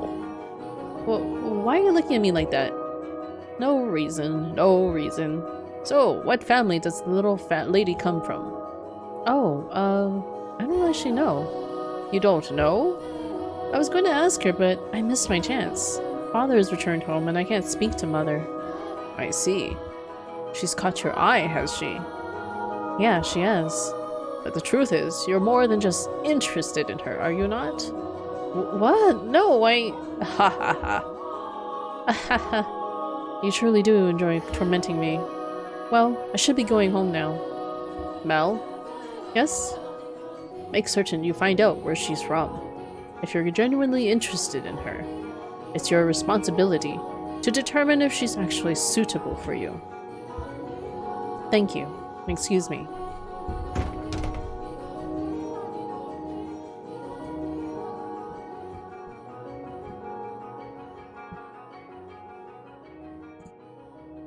It doesn't matter if she's from an esteemed family or not. No, I'm not in love with her, I'm just interested. This isn't love. No, it couldn't be. This is me we're talking about. Besides, I hardly even know her. Young sire, blessed young sire, Alms for the poor. It's the same beggar as before. I don't think he's moved since then, but he looks skinnier than last time. He's gonna have trouble making it through the summer. I should give him something while I still have the chance. Alms for the poor, have mercy. Sorry, but this is all I have to give to you. Ah, thank you very much. Blessings upon you. May the Lord bless your souls, young sire. Thanks. I feel bad for him, but that's just the way of the world. Farewell. The skies are really clear. The sun shone fiercely down on the town that day. As was characteristic of the area, cloudy days and rain were frequent during the season, but the sun almost always took the stage the day after a storm.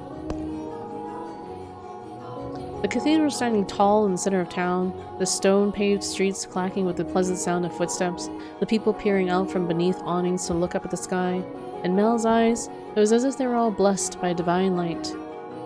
However, not everyone living in the same land was equally blessed. In fact, the blessed were far outnumbered by the Forsaken, even if their time would later come to be referred to as the Golden Age. Elsewhere, back at the mansion, Nellie was causing trouble for the Abigails. On a whim, she had decided to redecorate her bedchambers, so she gathered the maids and put them to work, shouting orders and demands and complaints.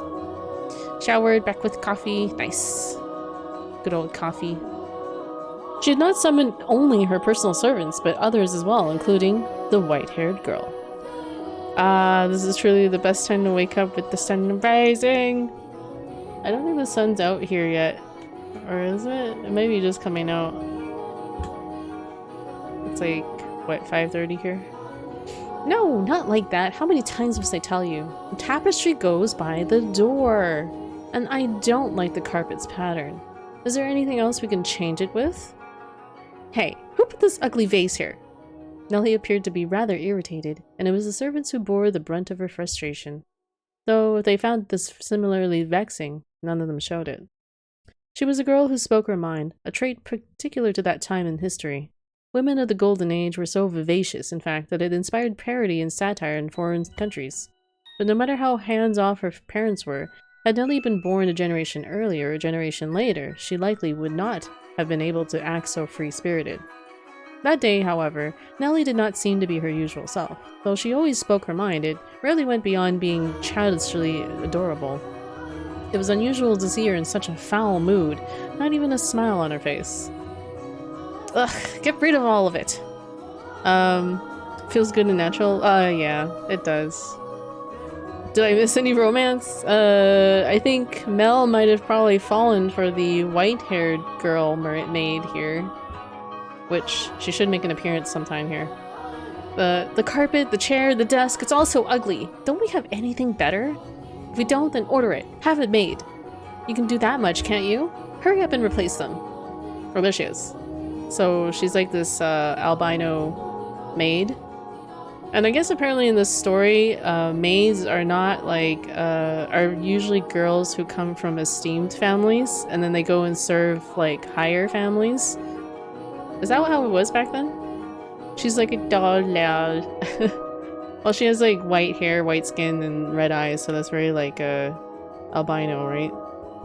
And she says she can't like go out in the sun, so I don't think so. Wait, what do you mean? I don't think so to what? I said a lot of things. Staff was probably born from the staff. Oh, okay, so it's kind of structured a little differently for the sake of the story. Having only arrived that morning, the white-haired girl was unsure what she was supposed to be doing, caught in the middle of a flurry of maids and furniture and fabric. She chased frantically scrambling Abigails with her eyes and made attempts to help, but not being familiar with the work, she only ended up getting in their way. She probably felt that everyone would be better off with her not in the room. So when the maids ordered to get new furniture made their way out of the... Oh, God. So when the maids ordered to get new furniture made their way out of Nellie's room, she attempted to follow them. You. Hold on a second. You. Yes, you, with the white hair. However, Nellie stopped her before she could take her leave. What? The white-haired girl turned back, bewildered to find Nellie smiling at her. The corners of her mouth turned up into a self-assured grin. There was no trace of timidity or uncertainty in her demeanor. Her flaxen eyes seemed like they would look nice under the light of the sun. Almost the exact opposite of the white-haired girl. Hehe. I wanted to talk to you, actually, but Mother never was one to share. I asked her to trade maids, but she wouldn't have it. Trade? You mean for... Hehe. Which is why I decided to completely redecorate my room, because then I would need some extra hands. But why? Because Mother and Father refused to tell me anything. Why is that? Who are you exactly? Where did you come from? Tell me, what house are you from? Why can't you tell me? If we took you in, you must be from a fairly decent family. As a member of the Rhodes family, I have a right to know, do I not? You can't expect me to welcome a girl into my home who won't even tell me where she came from? I don't know anything about you. I haven't seen you at any parties. I came from another country. Another country? What country? Somewhere very, very far away. Oh? North of here? East? West? South? South. It's south of here. I crossed the sea to get here, which is why we've never met before. Do you guys think she's Japanese? I don't know. One noble house serving a higher up one as maid sounds like a fantasy device. Ha ha ha ha. Medieval records are rife with references to maids and scullery maids just being a small step up from prostitutes. Yeah, that's what I thought. Because I've seen, like, I've watched some, like, more, well, I don't know if they're, like, true to history period pieces, but yeah. Bet she's the daughter of the father with a mistress. Maybe? I don't know. There's still a lot of mystery around her, so we're kind of uncovering who she is. How far did you have to travel then? How many times did the sun rise, and how many stormy nights did you face? Like, look at this, like, barrage of, like, questions. So he can't be with her. Big drama. Okay. Innumerable days and nights we sailed, heading ever further north. Huh.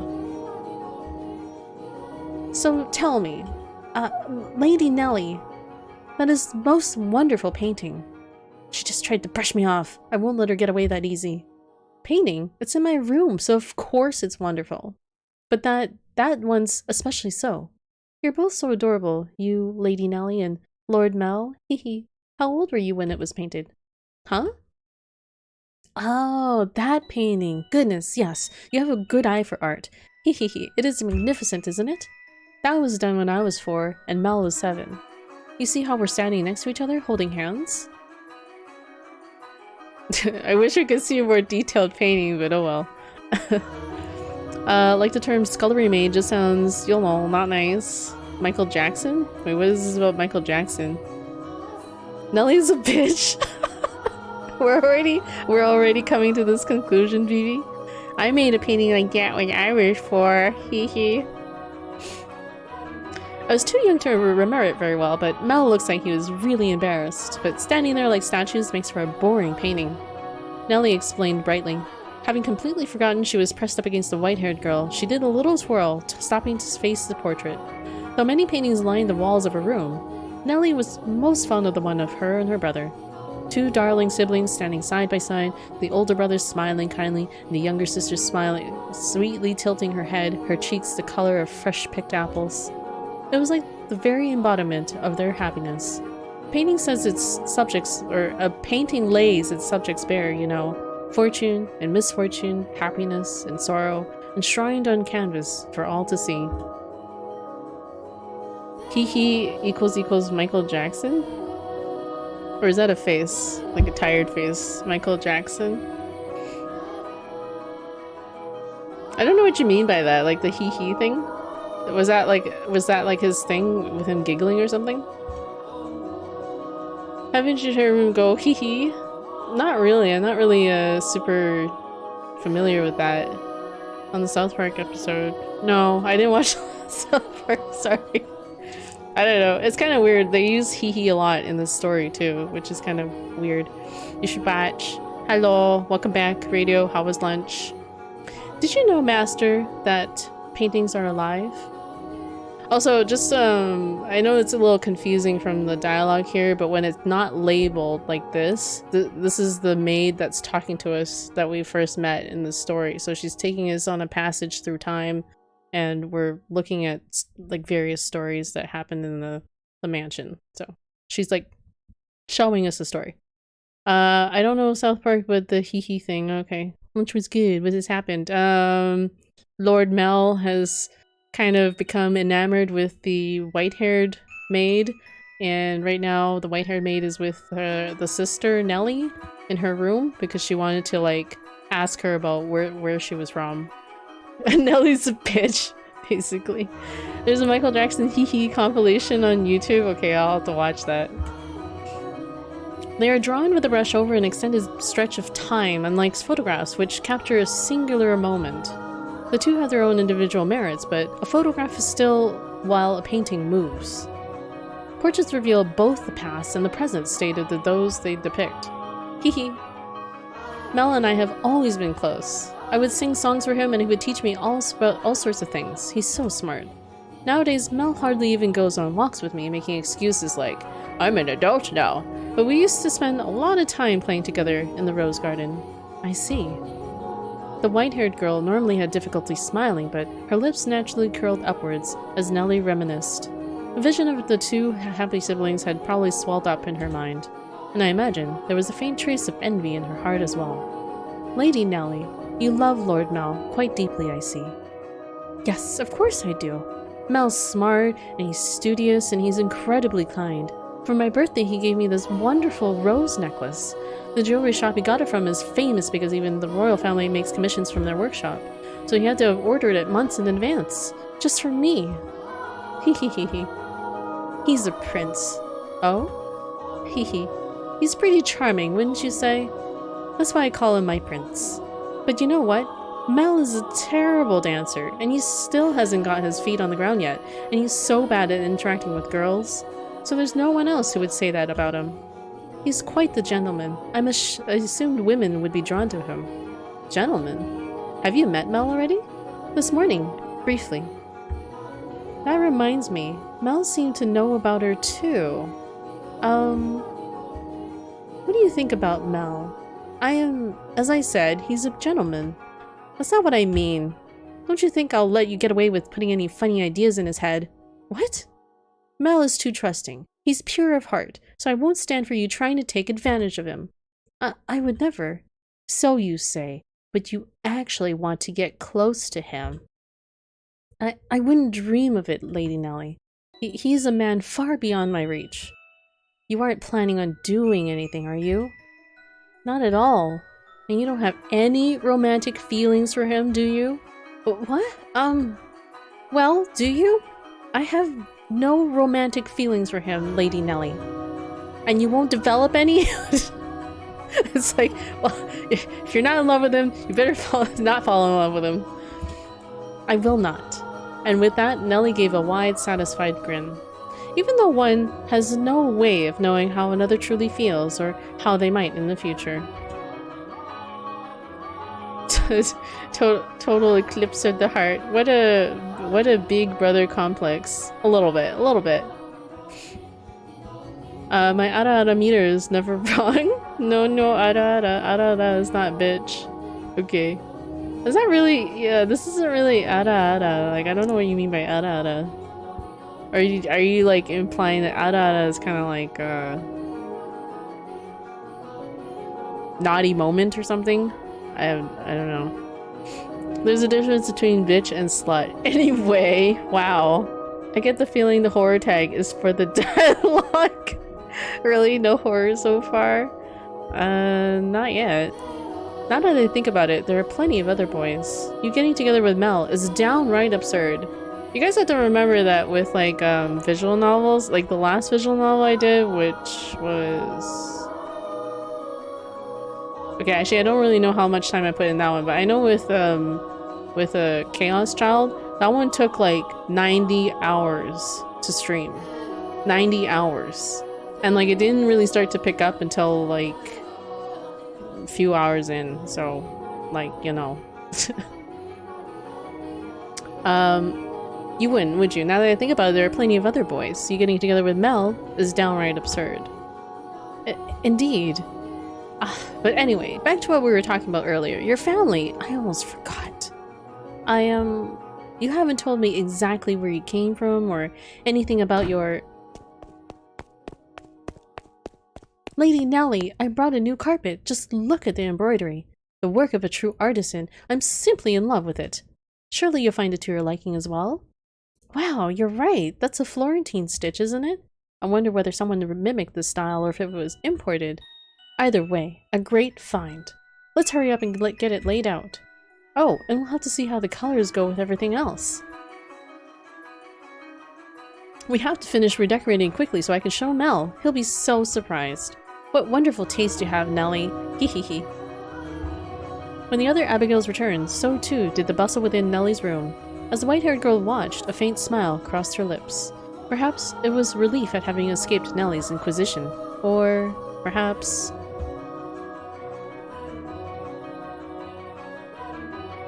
Ah, Nellie, I'm back. Did you eat something you're not supposed to, dearest Mel? You're unusually cheerful. I'm the same as always. Anyway, never mind that, dearest Mel. Take a look at my room. I redecorated today. So that's what you've been doing, hiding away in the house all day, Nellie? How is that any different than what you were doing? You were in a church all day. I guess. I will look at your room, I promise, but first, do you know where the new maid is? Now, don't get any strange ideas. I just haven't yet had the chance to introduce myself, and I thought I should, as a member of the family. Wait, he kinda lied. Except you have, and I know it! Nellie caught him in a lie. Very sweet horror. Yeah, maybe. That was a long time ago. Chaos Child was before I found you. Oh, maybe, yeah. Oh, that's true. Well, I guess the Steins;Gate streams were pretty long too. All of these visual novels have been really long. Nellie has been raised with a silver spoon. I blame the surroundings for her bitchiness. Well, like it said, she was pretty much raised hands-off. Like, these kids were raised hands-off, so that they were allowed to do whatever they wanted. Being the eldest son, it would be shameful if she were to pass me in the halls, not even knowing who I am, so... Don't ask me. What? But you were in the house all day. She attends to Mother, so why would I know where she is?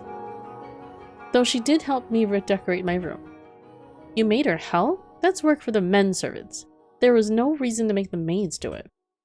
Oh, so you're saying I should invite a bunch of men into my room? I go into your room all the time, Nellie. You were in my bedchamber just this morning. Only one man is allowed in my bedroom, dearest Mel, and that is you. So unless you become a servant, which I will not stand for, I will not ask any of them for help. Oh, Nellie, you ought to be a little more what? If you're gonna lecture me, I won't hear it. What am I gonna do with you, my little lady? What? What? Why are you looking at me like that? We talked about you, dearest Mel, and I'm not going to tell you what she said. About me? What does she say? Please, Nellie. She said she has no romantic interest in you. What? Why did that even come up? Because we're both girls. We talk about things like that, like what kinds of boys we like and who's the most handsome.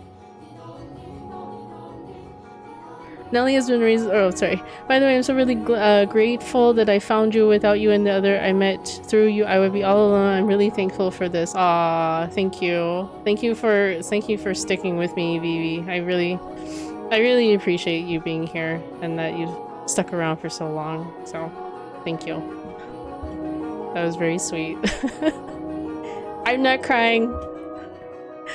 Why do you look so downtrodden, dearest Mel? You look like a sad little boy who can't get his crush to notice him.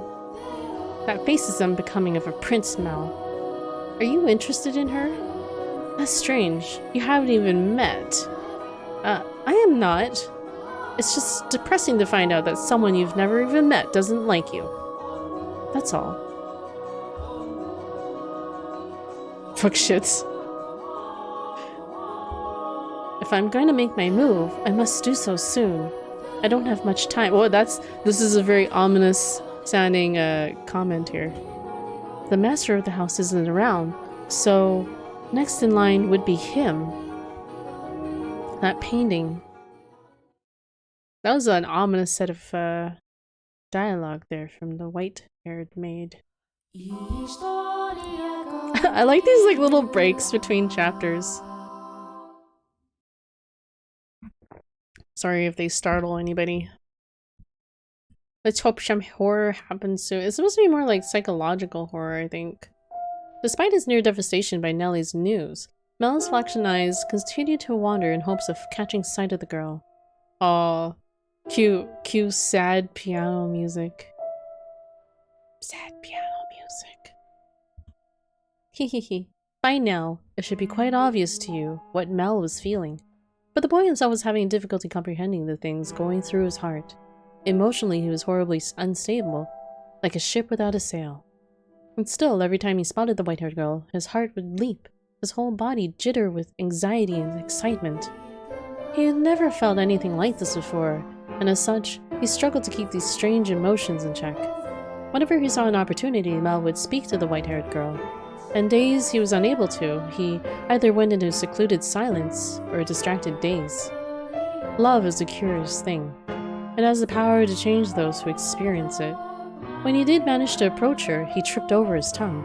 Again and again he talked to her, and again he stumbled.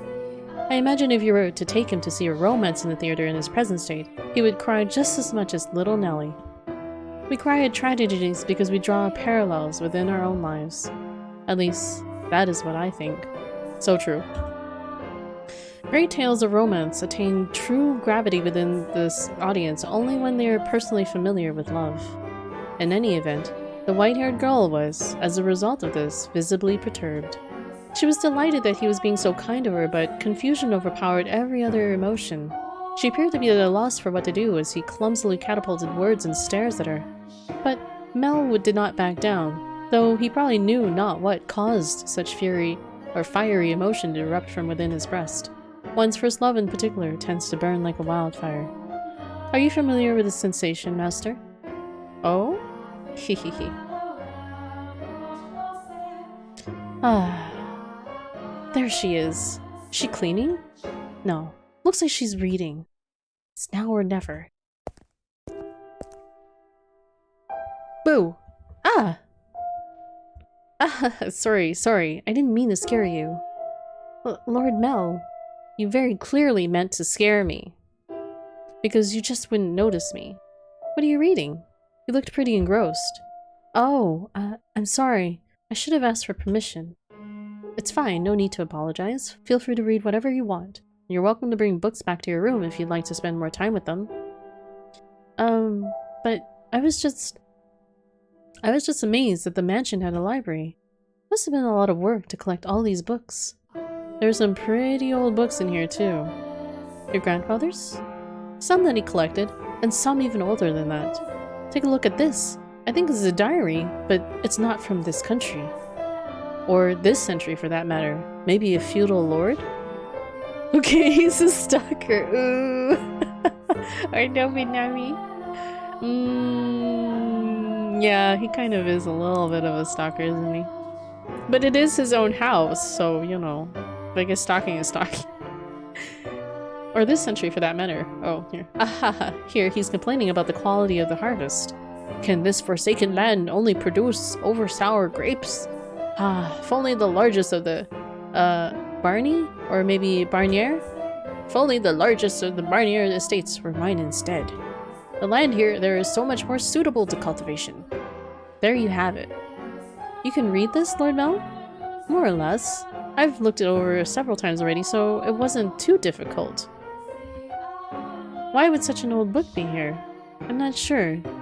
It and all of this has already been here when I moved into the mansion. Have you not lived here your whole life?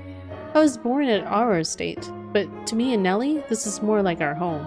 We moved when I was still young, and we've lived here ever since. Nellie and Mother have both grown quite fond of it. Father, though, often goes back to the house because he doesn't like all the roses.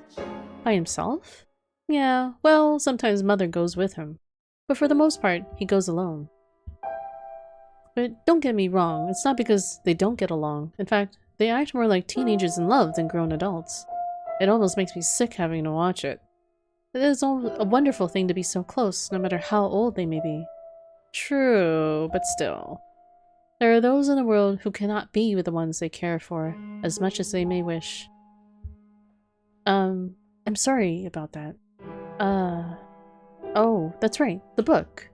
What were you reading? I wasn't exactly reading. I do not enjoy reading lots of text, so I was looking at the pictures. Is that so? You seem very cultured, so I thought you would be partial to reading. Perhaps you're actually more like Nellie and eschew your studies? Yes. Hahaha, I wouldn't have guessed. But you like looking at pictures. I do. What else do you like? What? What do you enjoy doing? It can be anything. I enjoy being told stories. Stories?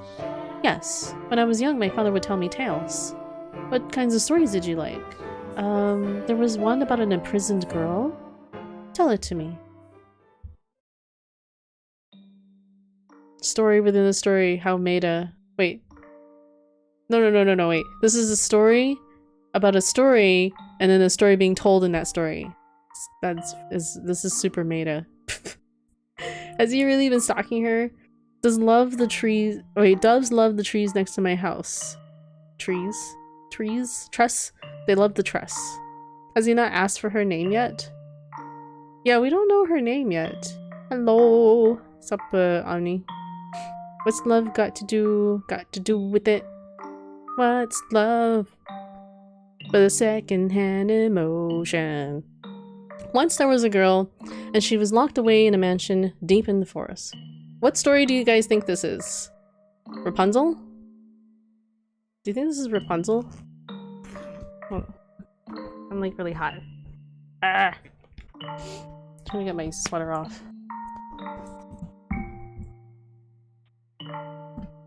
Do you think it's Rapunzel? Or what other stories are there about girls and being imprisoned? But the window sat high upon the wall, far beyond her reach. Always very dark inside. Oops, I missed that last part. Very dark, unlike this mansion. However, the girl did not like the outside world. There were lots of scary things out there after all. Though she may have been all alone in the mansion, she grew comfortable with darkness in time, so she had nothing to be afraid of. And then? Am I doing a good job? You're doing fine, keep going. What happens next? Okay. And then, the girl grew up. By then, she had already forgotten why she was locked up, but she was content with the darkness. However, her eyes couldn't help but be drawn to the little bit of light that spilled through the one window. Though she was comfortable in the darkness, the sight of the light made her heart race. At first, the girl thought it was because she found it unpleasant, because she disliked the light and the outside. But slowly, she came to realize that she was curious about the outside world. What could be happening out there? For all she knew, the town, the forest, the people, all of it could have changed while she was imprisoned in the mansion, but she had no way of finding out. So, the girl decided to write letters and throw them out the window. What began as empty grasping became routine, continuing for several months until she was finally ready to give up. But then, a beautiful white dove flew in through the window. Oh, look, it's a dove! It's a dove, Radio, and you were just talking about a dove. I think it's a unique one. Yeah, I think it's a unique one too. She could even be telling a story about herself, because she's not supposed to be outside. Like, she can't be outside. So I guess she's albino and she has sensitive skin. Tied to the dove's leg was a letter.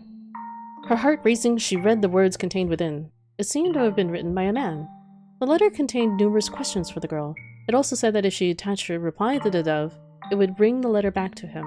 She was astonished, but she wrote him back anyway, taking care not to mention where she was.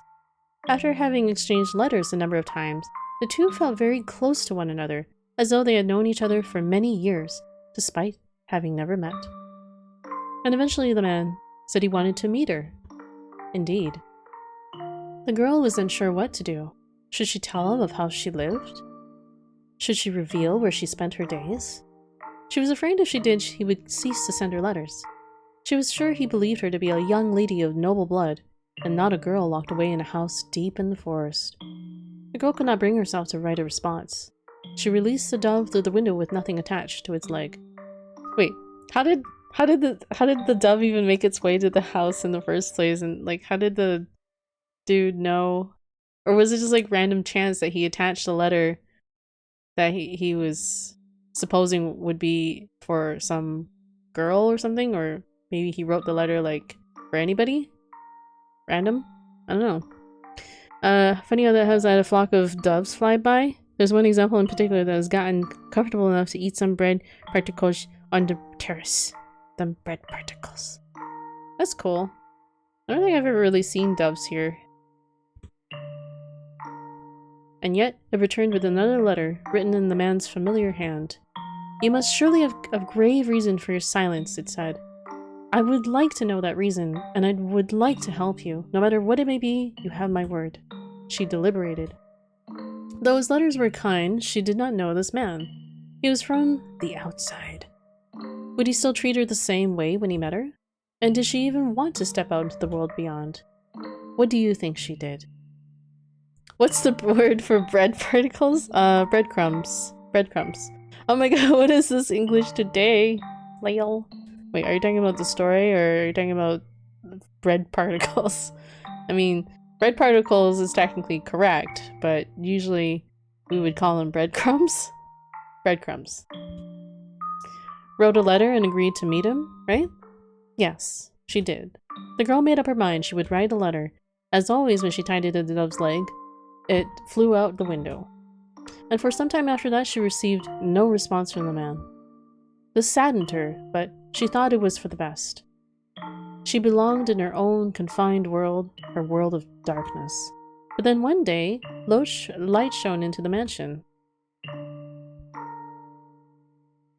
The sealed door had been opened, and in the doorway stood a handsome young man. I have come for you, he said. The man was a prince from a neighboring kingdom. When the girl stepped outside, before her sat a magnificent carriage, the likes of which she had never seen before. Well, I'm assuming being locked away, she probably had seen not very many things. Accompanied by many servants. The prince, kind as in the letters, swore his love to her. Oh, what a wonderful love story, isn't it, guys? She just randomly found a prince while being locked away. And the two lived happily ever after. Cheesy. Yeah, like randomly she just finds this prince that falls in love with her over letters and then saves her. It's too happy. It's too good to be true. Ah, what a nice story. I'm glad it had a happy ending. Teehee, a prince. Was there something funny about the story? No, that's not why I was laughing. Do you ever imagine what it would be like if a prince showed up for you? Huh? It doesn't have to be a real prince. Just even someone like one. Is this something you dream about? Oh, no, I think I'm perhaps a little too old for that. You think so? Nellie still fantasizes about her prince, and she's 14. I just assumed all girls were the same. Lady Nellie's prince? That's you, Lord Mel, no? What? Is it not? I mean, we used to play make-believe a lot when we were kids, but I very much doubt she still thinks of me that way in earnest. When she calls me her prince now, it's mostly in jest. Nah, I think Nellie's got a big brother complex too. The prince name was Christian Grey. Okay. Maybe. If it weren't, that would be concerning. Oh? That story, do you know if it's a regional tale? One that's been passed down through the ages? I'm not sure. It could very well be of my father's own creation. You might think me conceited, but I think the story is about me. The girl trapped in the mansion is you? You haven't been locked up anywhere before, have you? No, thankfully. I've never been locked up before. Thank goodness. But with an appearance like mine, I can sympathize with her being afraid of the outside world. I have at times imagined how wonderful life would be if it were only me and my father. But the girl left the house in the end. If your father really wrote that story, then I believe it contains his hope for you to end up the same way. Oh? I don't have what it takes to be a real prince and whisk you away, but I can at least pretend. He's making a proclamation here about being her prince. He looks, she looks way older than him. No. She looks like she potentially might be older than him, but he's supposed to be like 17, so. Yeah, they look about the same, possibly.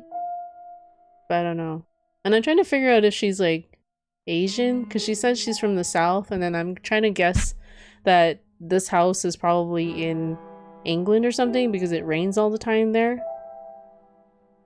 Maybe a couple years older, yeah, possibly. Which, you know, wasn't really a big deal back then. I mean, it shouldn't be a big deal now, but... So, if it was your father's wish for you to see the outside world, then surely there's nothing wrong with you getting out and experiencing all the scenery the world has to offer. I want to see the outside too, or to be more specific, other countries. So, if you like, we could maybe go see distant lands together? Ah, dearest Mel, I've been looking all over for you. Nellie, look at this, dearest Mel. Mother brought me these wonderful gloves to wear on walks. The roses embroidered on the wrists are just precious. Oh my, you're right, they are beautiful. You appear to be dizzy, Lord Mel. Are you feeling unwell? No, I'm fine. Ha ha ha ha. Mel was feeling frustrated at his inability to convey his feelings to her, and as his frustration built up over time, he developed, I suppose you could call it, a severe case of love sickness. For several consecutive nights, he had been afflicted with a peculiar sensation, a presence in his bedchamber. Wait, what does this imply? A presence in his bedchamber? What are we saying? One thing though, their heads are a bit big, especially compared to their hands. I don't know, it looks fine to me, the ratio. It looks okay. This is also a very stylized art style. The white-haired girl is like Yuri from DDLC. You think so? Maybe. The bedchamber. A presence. Let's see. Let's see who this presence was, or what this presence was. Whoa! Death. Death to the unholy one. Okay, this is creepy. Death to the heretic. Death to the witch. Whoa. Oh, it was just death. You know. Kill XXX. Wait, what was the name? It's like, whoa. Epileptic seizure. She's... Why, I never wanted her to die. Was she not eating? Seal off the tower. Understood. No one finds out about this. How can you be so calm? Don't you understand what you've done? Ha! Pinning the blame on me? How nice it must be to be able to distort reality with panic. You're just as guilty as any of us. I never wanted her to die. This is about the story of the girl in the tower. The witch killed her. The blood of the witch killed my... blank. Okay, now we're starting to step into the horror portion of the game, maybe? Death to the non-believers! Oh, it was death. Hi, death. Wow, was I right? About what? Night bus death. Finally. Grr. Ah. A dream? What was that dream? It was horribly unsettling. I was holding someone, a girl I cared for dearly in my arms as she was limp. It was almost as if she were dead. I've been having a lot of really unpleasant dreams lately. I can't stop shaking. Why would I have such a dream? I feel sick. Back to sleep. But I wonder, who was that girl? I can sense someone standing beyond my door. Be a man, Mel. Call the main into your bedchambers. It was the maid spying on you. I was dying over here. What do you mean dying? Oh, dying from all the, like, lovey-dovey crap. My bed needs fixing, maid. She can spy on me. Is someone there? It's like they're watching me. Is it just my imagination? I can't move. What? What do you want? Go away! The sound is growing fainter.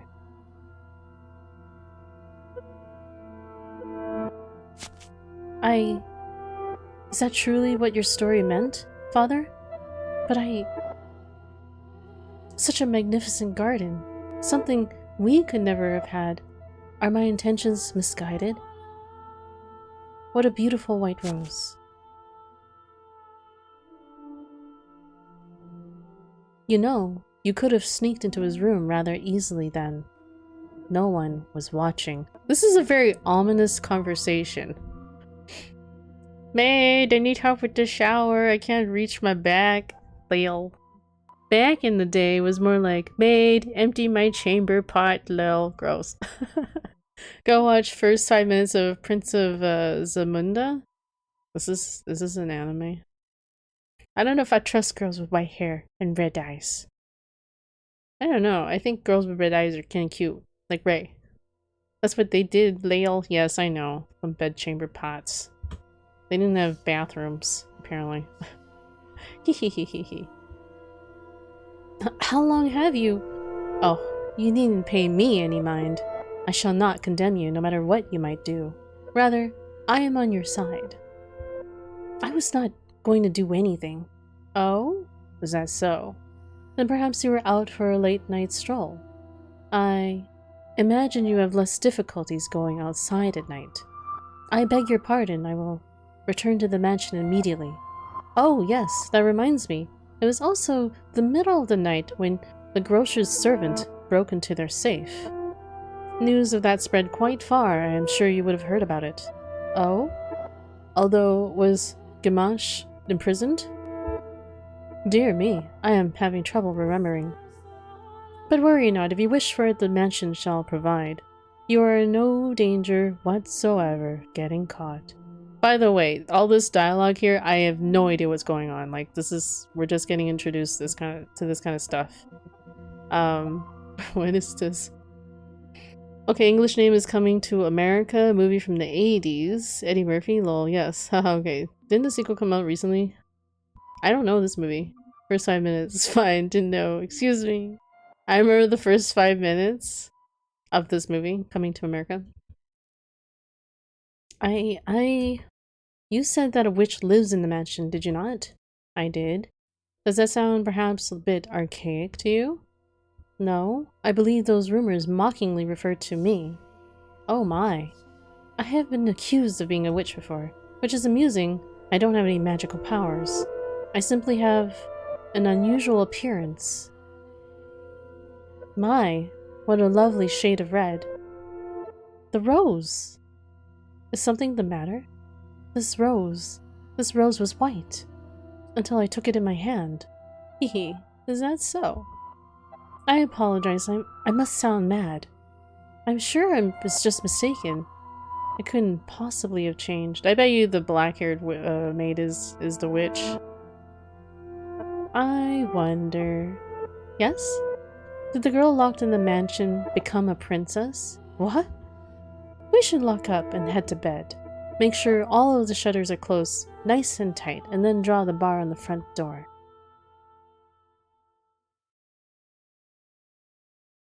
You think there's sex in the first 5 minutes?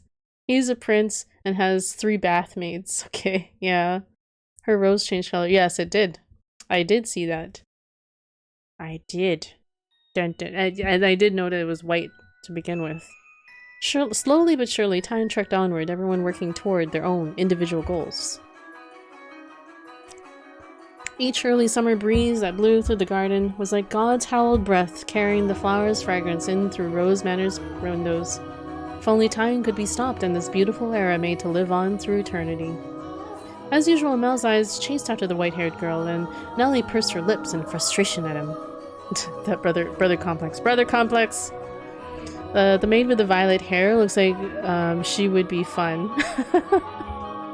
I think she's the witch. I think she's the witch because she's worked at the mansion for a very long time and they don't know how old she is. And she's the one that's made mention about there being a witch at the mansion. But she was still rather docile. Even taking into account how self-centered she behaved, how fickle her temper, temper, Nellie's fits were still no worse than a playful kitten. See? At that very moment, our lively little feline had her claws poised to swat at the flaxen-haired young man. Hee hee hee hee. Mel, you promised me, or have you forgotten? I haven't forgotten. I'm just asking if we can go another day. Another day? This isn't something that happens every day. I've been looking forward to tonight's performance for so long. There's nothing I can do about that. We're having a gathering at the priest's home tonight. Several high-ranking officials have come up from the mainland just for this. Who cares? I care. You know, Nellie, it doesn't have to be me who goes with you. No, I want to go with you, Mel. You've been so distant lately, dearest Mel. You refuse to do anything with me. That's not true. Tell me, if you can't go today, when can you? When will you be willing to go out with me? When will you be willing to play cards with me, to have tea together? I can't make any promises. I have things to do, obligations. And Nellie, you're almost an adult yourself. Stop acting like such a child. I'm not an adult yet. I'm still a kid. If it means I don't get to play with you anymore, dearest Mel, then I don't want to be an adult. Nellie, you can't. Lady Nellie, the master wishes to speak with you. Huh? Father does? What could he want? Go on, Nellie. You can't make Father wait. He's very particular about people keeping their appointments. Yes, he is. Unlike you, dearest Mel. Ooh, that burn. That burn! What's got her in such a foul mood? The maid with the violet hair looks like she would be fun. Witches are fun. Yeah, witches are fun. You watched it? Was it funny? Oh, thank goodness for small miracles. Nellie just won't seem to take me at my word lately. You mustn't be so harsh on her. She is your one and only darling little sister. You're right, but still, she's taking it a little bit too far of late. Oh? I'm not so sure. She does not seem to be behaving any differently to me. Am I the only one acting differently then? Well, enough about that. Can I ask you a favor? Me? What can I do for you? I was thinking. Physically, Mel was undeniably a young man, but the smirk that crossed his lips as he schemed gave his face the sweet look of a little boy. Or perhaps that was simply part of his charm, and it was not the age disparity, but his character that made his smile so heartwarming. What did he ask of me? Hee hee hee. You shall find out soon enough. Oh, that maid also there is the one that's narrating this whole thing. Your penis is clear. What the fuck? Okay. Interesting dialogue. It's cloudy.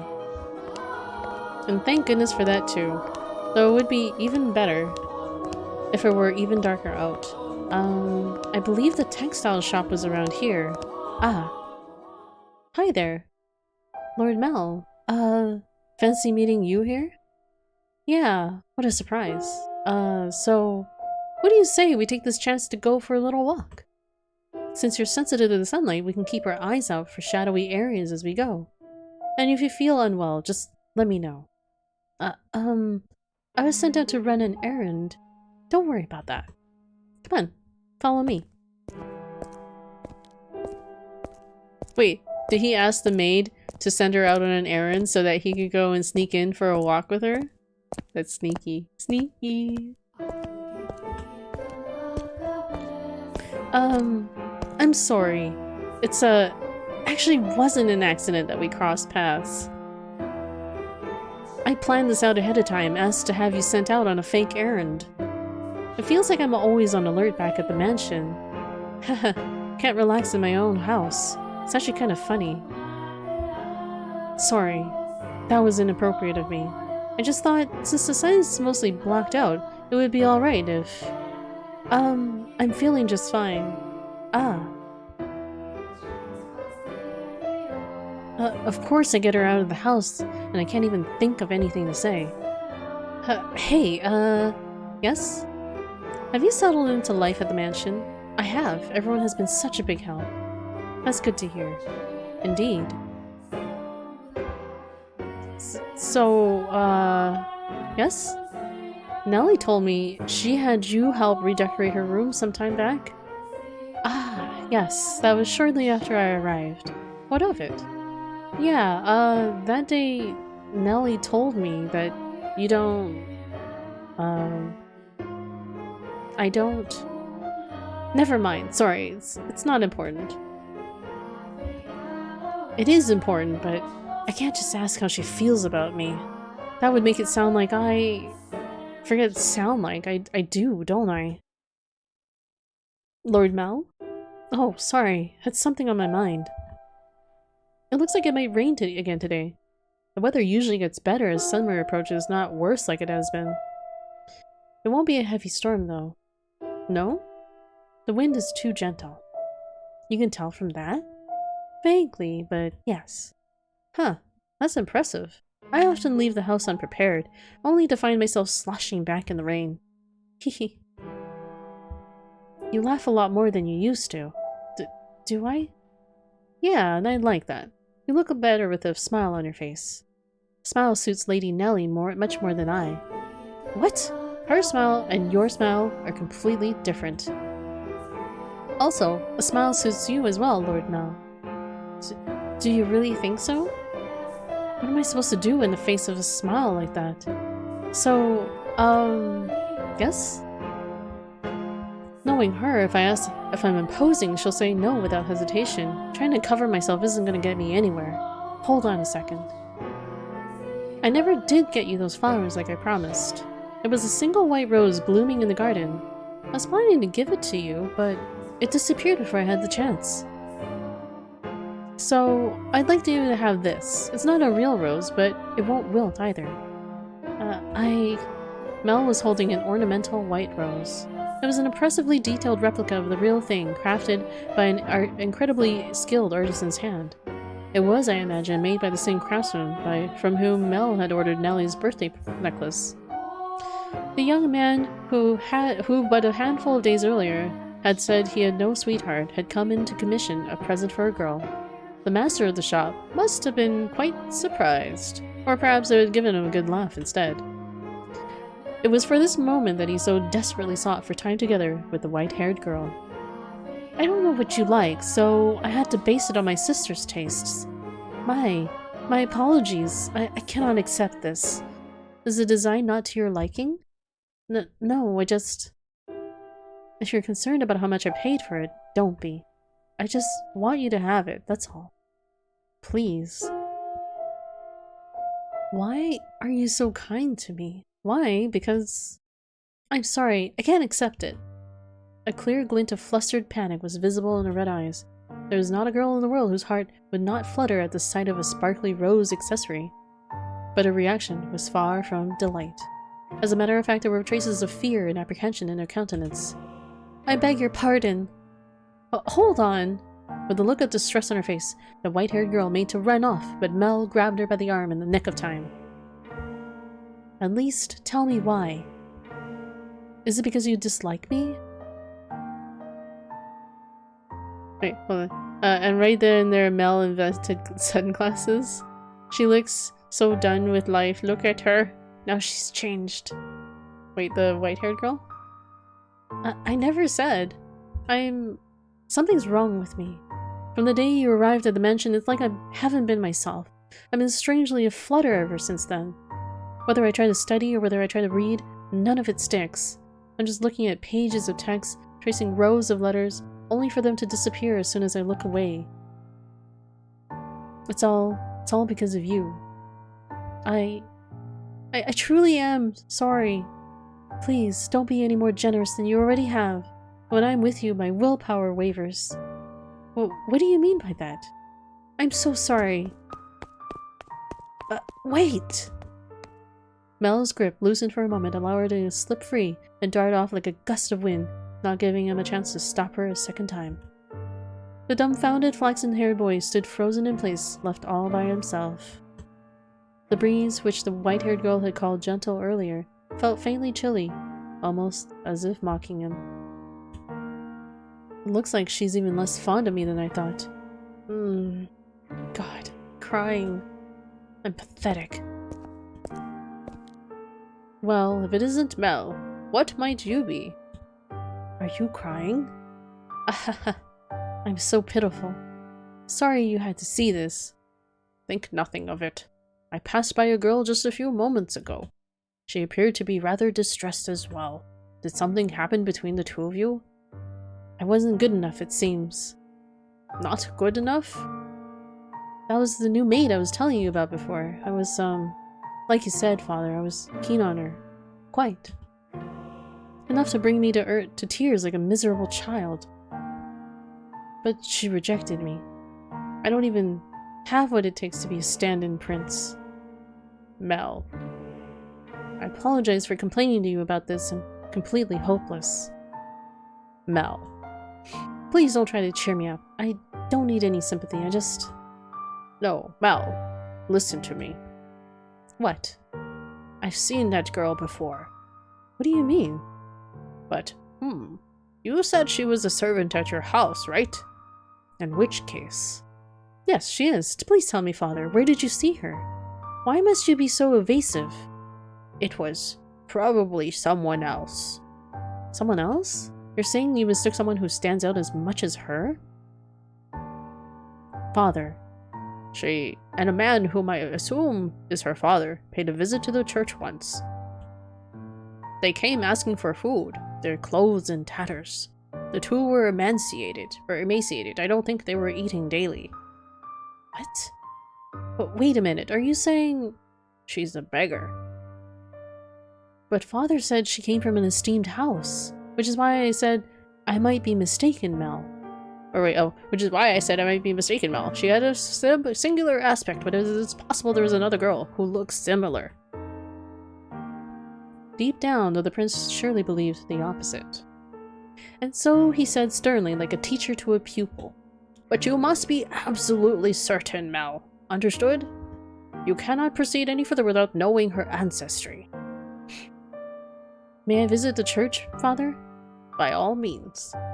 In the back of Mel's mind, a vision of the night of the storm, the night the white-haired girl arrived at the mansion, was surely replaying. She had been wearing little more than rags and covered in grime, hardly the appearance of the respectable young lady of class. Have I been putting her through unnecessary stress? If she actually turns out to be nameless, to be rankless, no matter where she comes from, my heart is decided. I will not fool about myself about how I feel any longer. No, I cannot fool myself. But how does she feel? What will everyone else think? I have to find out why she was welcomed into our house. I'll ask Mother or Father. No. If for some reason they don't know she isn't aristocratic, I'm better off not saying anything. But if they don't, then does that mean she's been lying to me? And to them? I have to find out. This time, I must get answers. Now the priest will teen the priest proceeds to tell Mao he has a crush on him, comfort him, and is willing to leave the church for him. Boring. Your face is boring. Nothing new to me. Oh yeah, it is pretty boring. I am before Inky says we're boring people. Lol, you're not boring people. No, absolutely not. You come back and the first thing you say is that? I hate you, Father. I will not stand for this. Ugh. Why? Why would he just suddenly throw that on me? He didn't even ask for my opinion. No, I won't do it. I'm fine the way things are. I'm just fine. Dearest Mel, I need your help. I don't want to get married.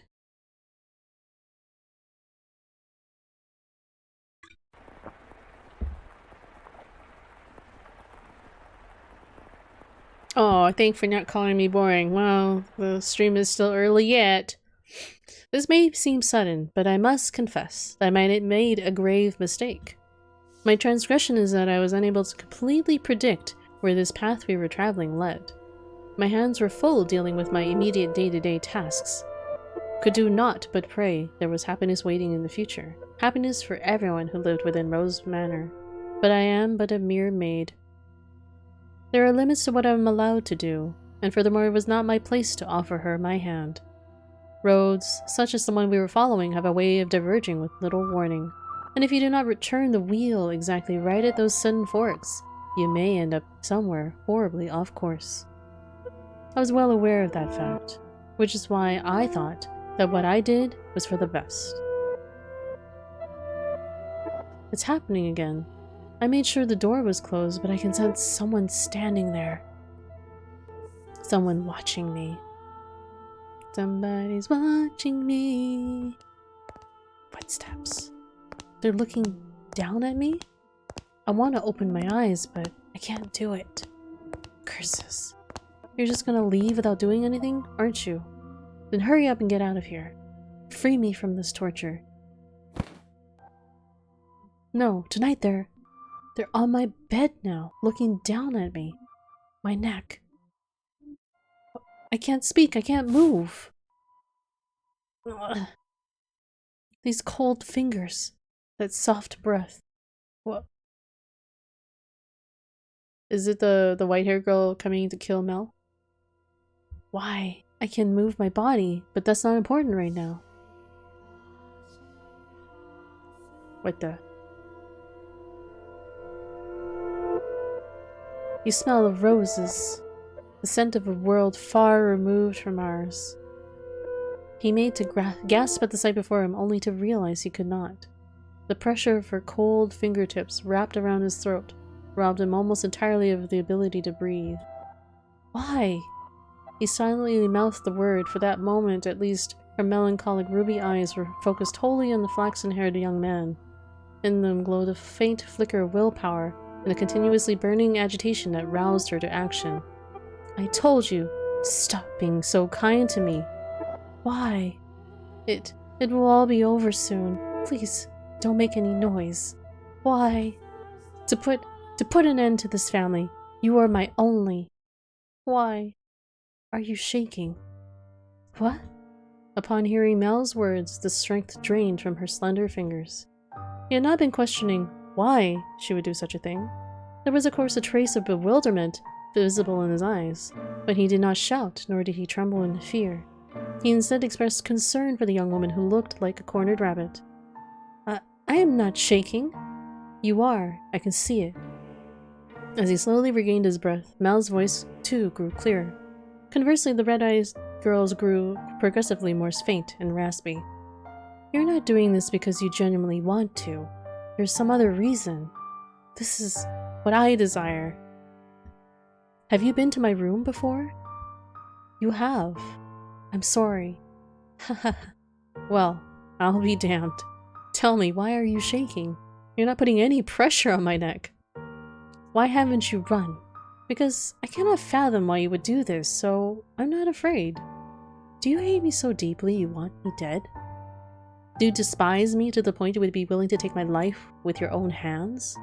No, I don't. See? Like I said, there's another reason.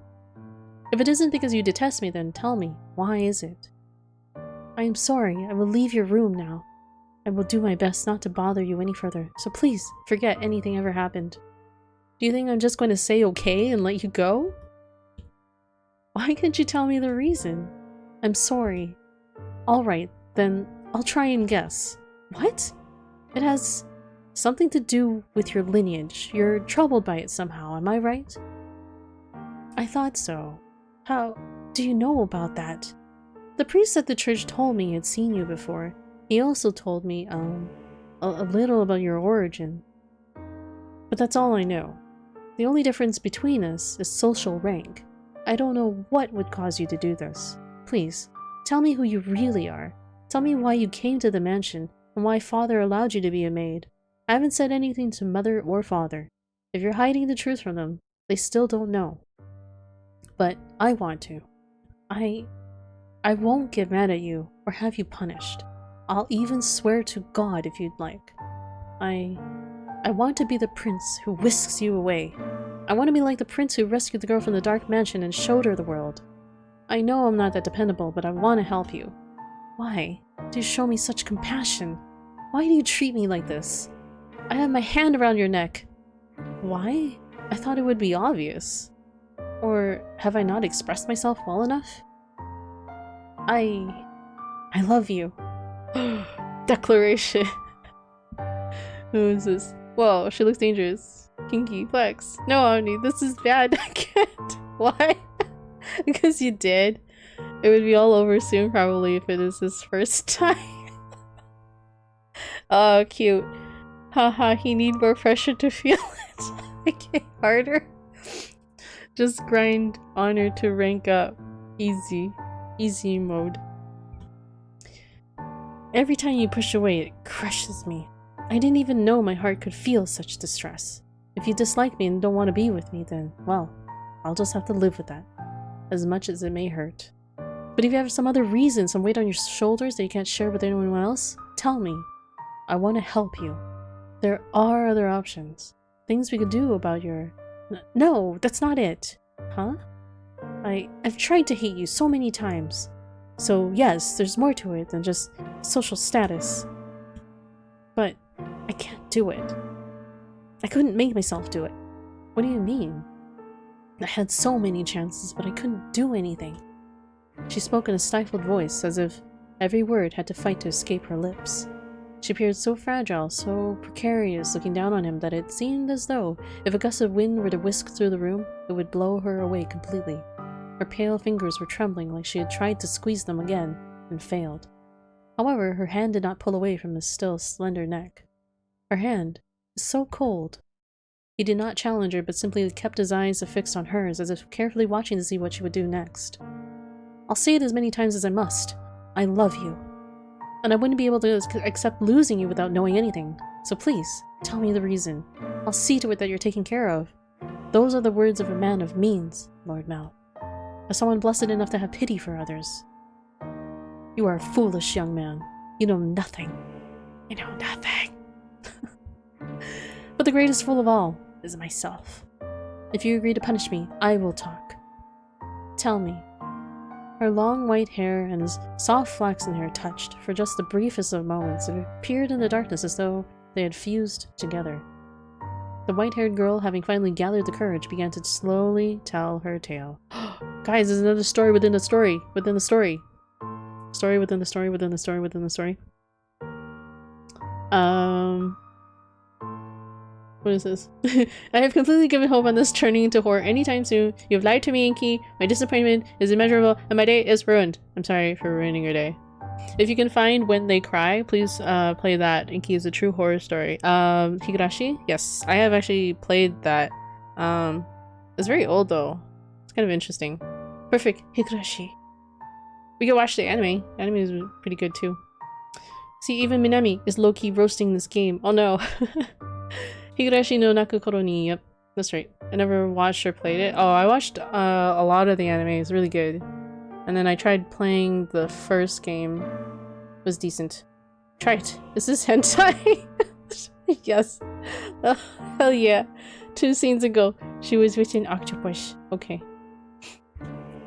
On the night of the storm, I paid a visit to Rose Manor, this mansion.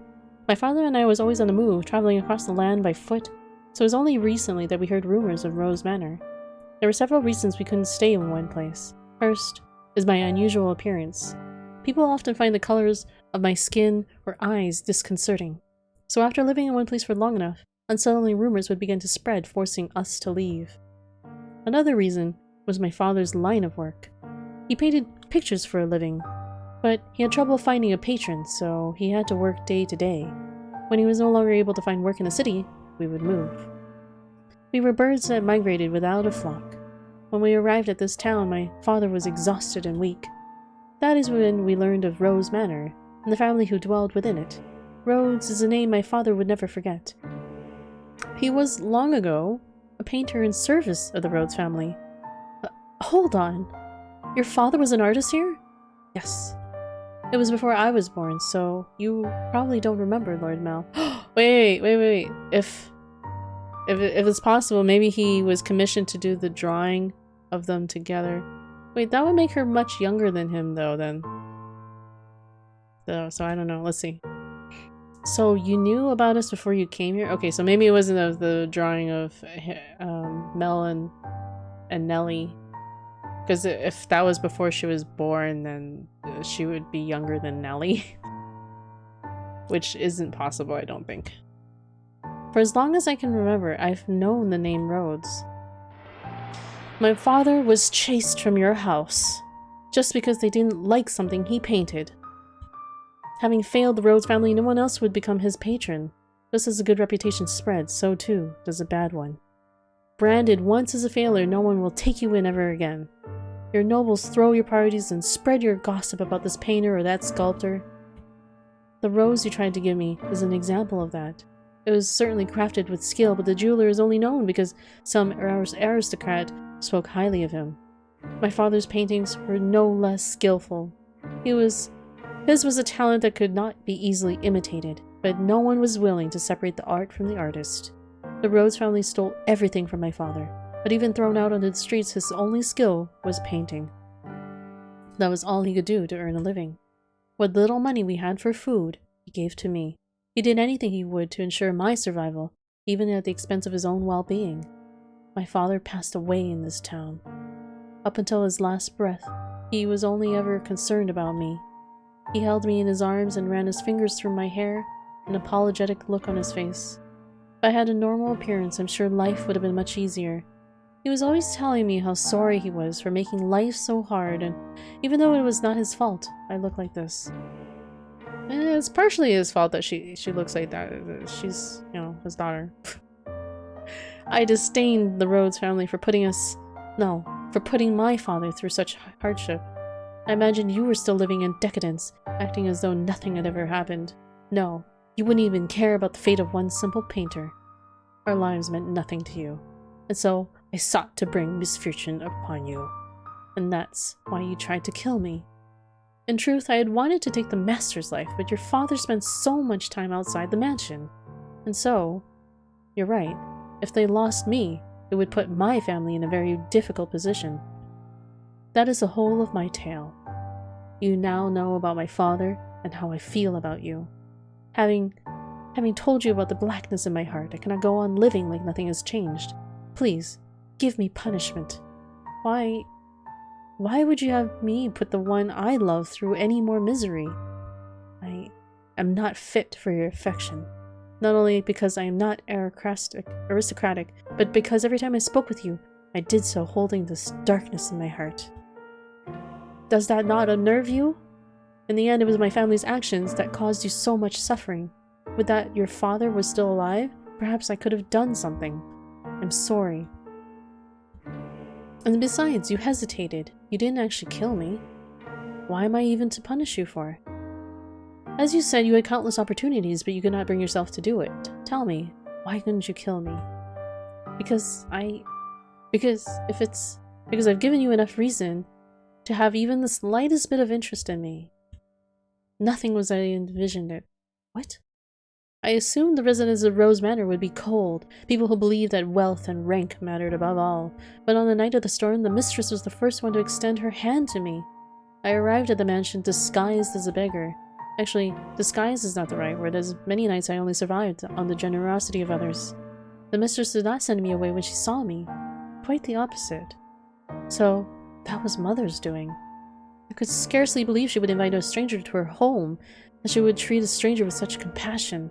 I thought perhaps she knew who my father was. But I had never met any of you before, so she must simply be that kind-hearted a woman. And the mistress continued to treat me with kindness, despite my disquieting appearance and the darkness of my heart. In time, I began to grow less and less sure of myself. Was what I meant to do truly right? Were the things I felt truly justified? But it was a certain fact that my father was here and that he had been chased out, so I decided I should take your life, to put an end to everything before I wavered any further. And then, you were too kind to me. It's all your fault. Because you laugh with such affection, because you give me smiles like that, because you say the things you say.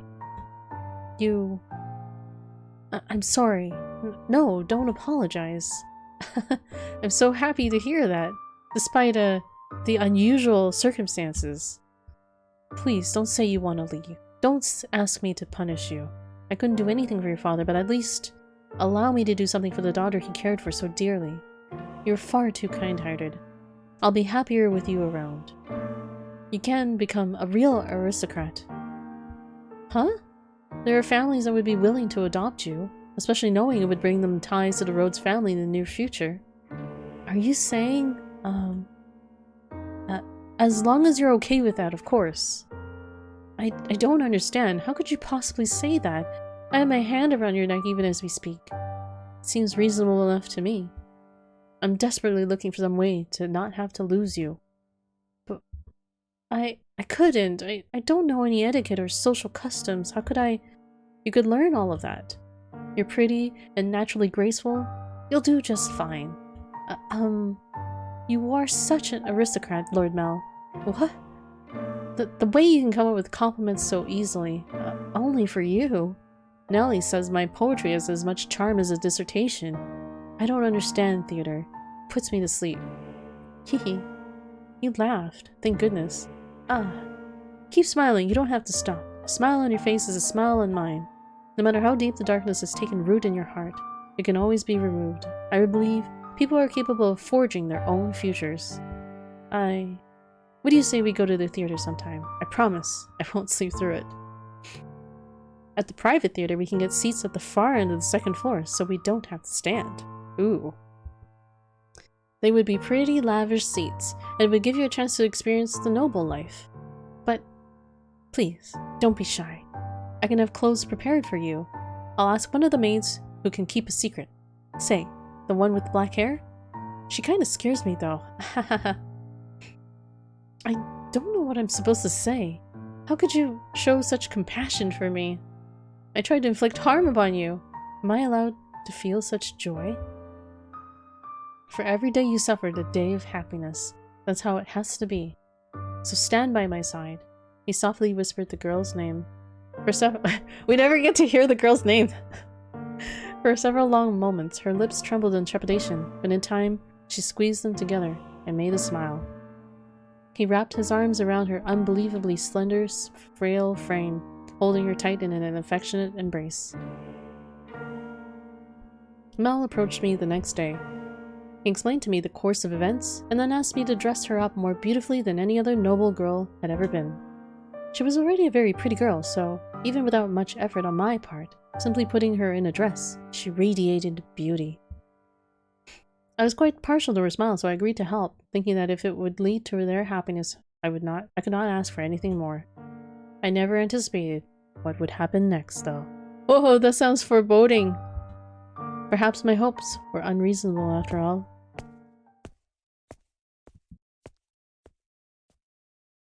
The remake is airing right now. Inky, what remake? Higurashi? That sounds like Twitter. She looks like a cutie with white hair and red eyes. It's not like she looks like a goblin or something that is becoming unbearable. Well, I guess because, like, she looks really unnatural. Like, it's not something you would see people often look like with the white hair and the red eyes. Oh, punishment! Aristocratic. Did I say that? Aristocratic. He gets her paddle. Be yandere potential. No punishment. Nope. Gotta put that paddle back. They'll use the paddle later. Okay. This story is similar to the movie Your Name. Is it? Really? I watched Your Name. Now, Nellie. You love the theater, so don't look so cross. Nellie was out with a man other than her brother that evening, a rare sight indeed. And she was quite clearly in a foul mood. I will not stand for this. That I should have to marry a man as disagreeable as Arthur. It's unthinkable. The young man at her side was Nellie's fiancé, selected by her parents. On any other occasion, she would have snubbed an invitation from any man who was not Mel, but she had little say in this matter.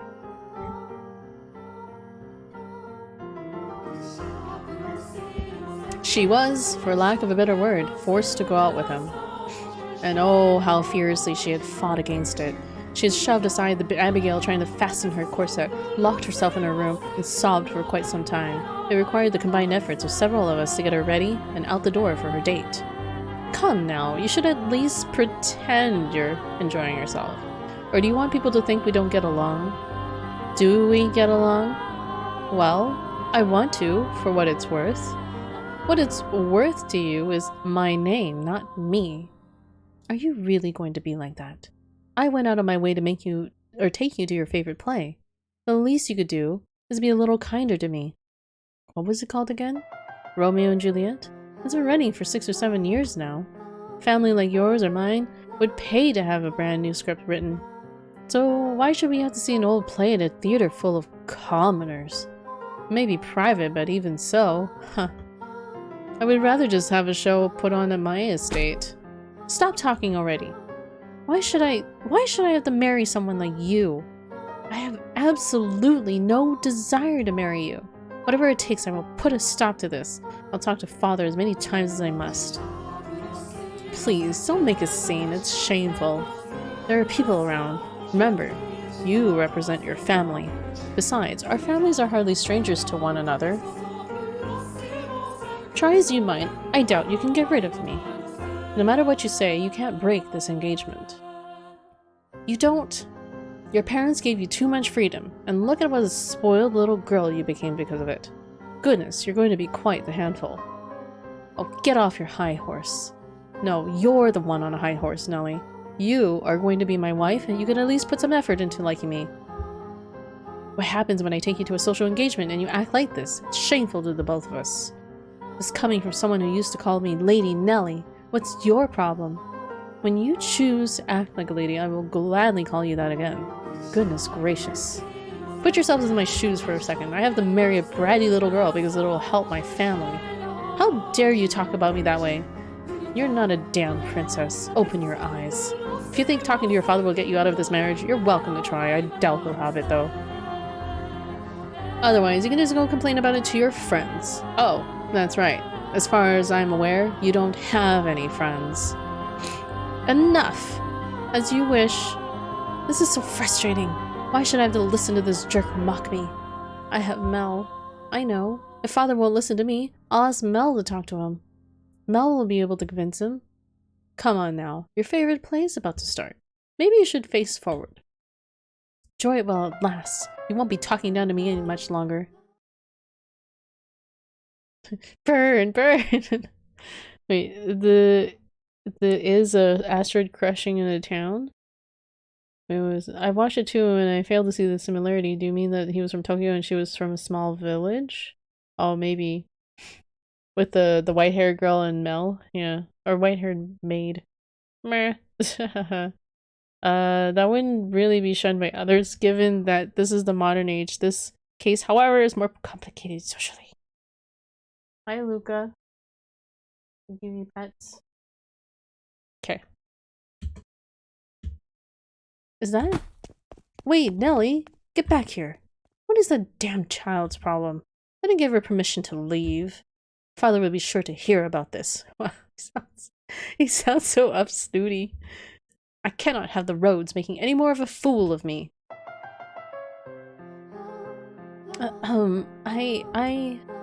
You're fine. Don't be shy. But so many people are looking at me, That's because you're gorgeous. No, it's because I look strange. I assure you that's not the case. Wait. Did Mel incidentally arrange for a date on the same day that his sister's having a date with her fiance? She's not gonna be happy about this.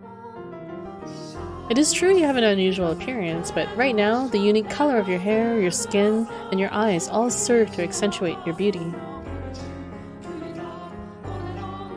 You sound like a prince, Lord Mel. What? You think so? I mean, I did say I'd be a stand-in prince for you, but I think you're a wonderful prince, not just a stand-in. Which makes you my princess, then. I don't... Aw, you're supposed to say, yes I am, there. You're gonna make me sad. I guess I'll just have to keep working at it until you submit. Ooh la la, submit. Oh hey, the play's about to start. What am I supposed to be doing? Nothing in particular. Just sit back and enjoy the show. Oh, but there is one thing. Yes? If I start dozing off, could you maybe wake me up? Hehehe. Ah. What? Dearest Mel! Nellie? Dearest Mel, why are you doing here? Or what are you doing here? I asked her to join me. It's nothing to get worked up over. It is, it absolutely is. How many times did I ask you to come with me and you wouldn't? You don't even like theater, dearest Mel, and you brought her? You're right.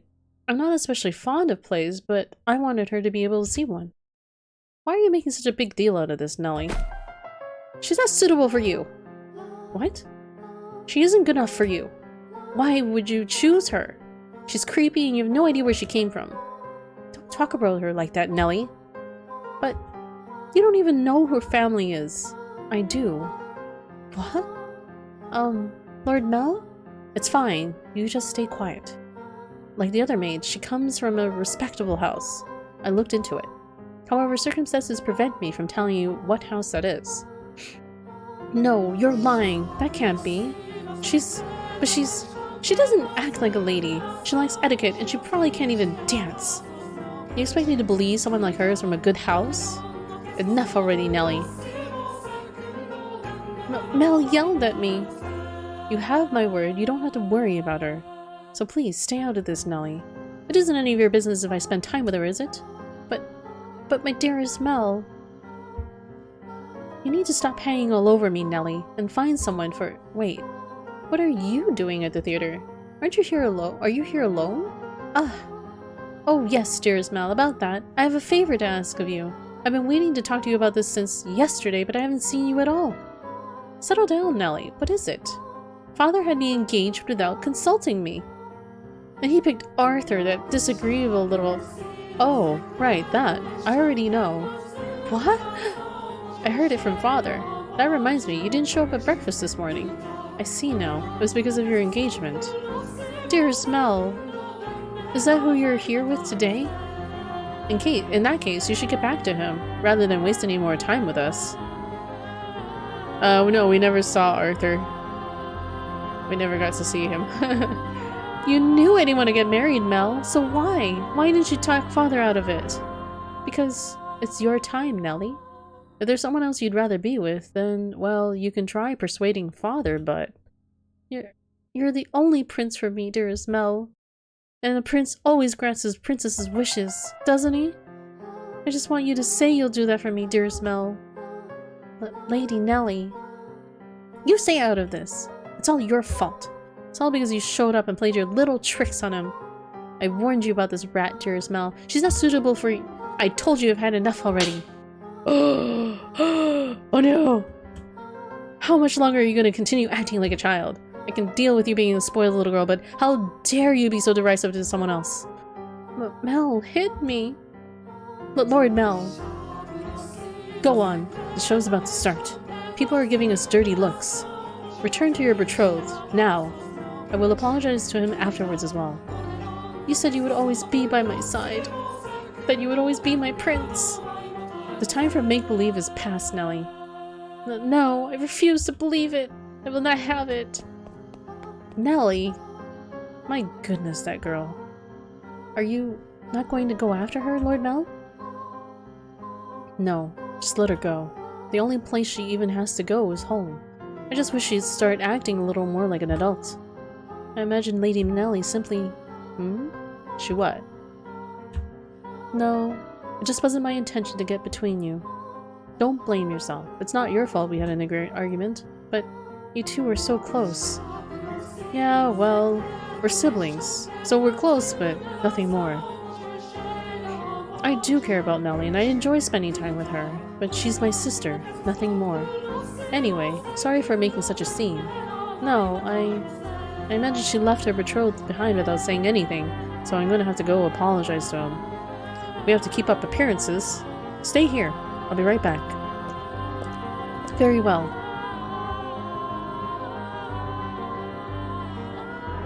Master, what are your thoughts on the tale so far? Now let me catch up on chat. Give Luca many pets from me. She already left. I don't know. I don't know where she is. She startled me for a second. I would say it's more of a Cinderella story. It kind of is like a twisted Cinderella story. But I like that you connect the scenarios to one another. It comes to show a solid logic. Oh, she looks stunning in that dress. Oh la la, Schmidt. DeVisi author. Come on, it's kind of fucked that he agreed with his dad to give her off to someone without her consent, and meanwhile, he gets to choose whoever the fuck he wants.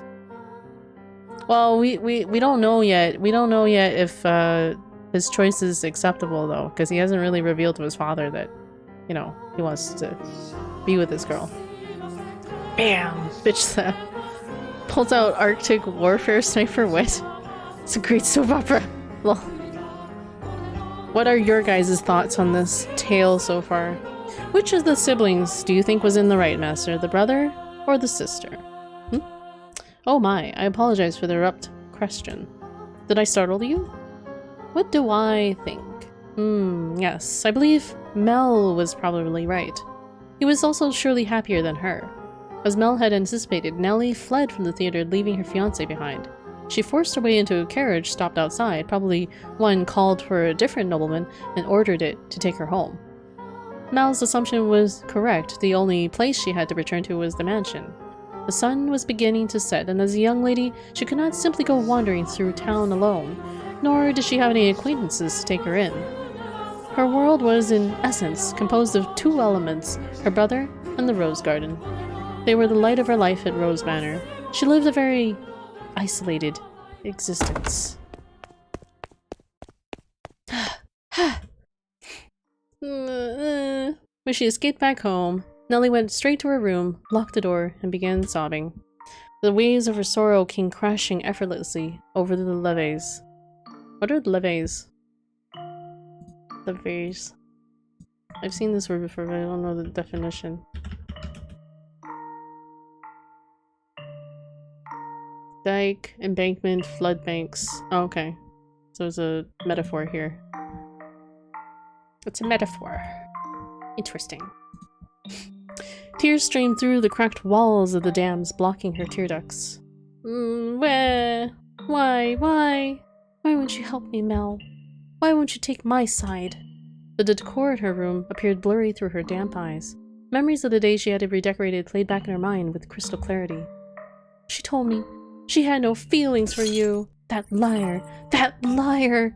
She let her emotions run wild, breaking glass craftworks, silver plates designed by famous foreign artisans, flower vases, all sorts of things. It was as though a beast had been set loose in her bedchamber.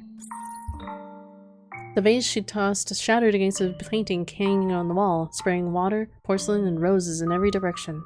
It was the portrait she adored so dearly, of her and her brother.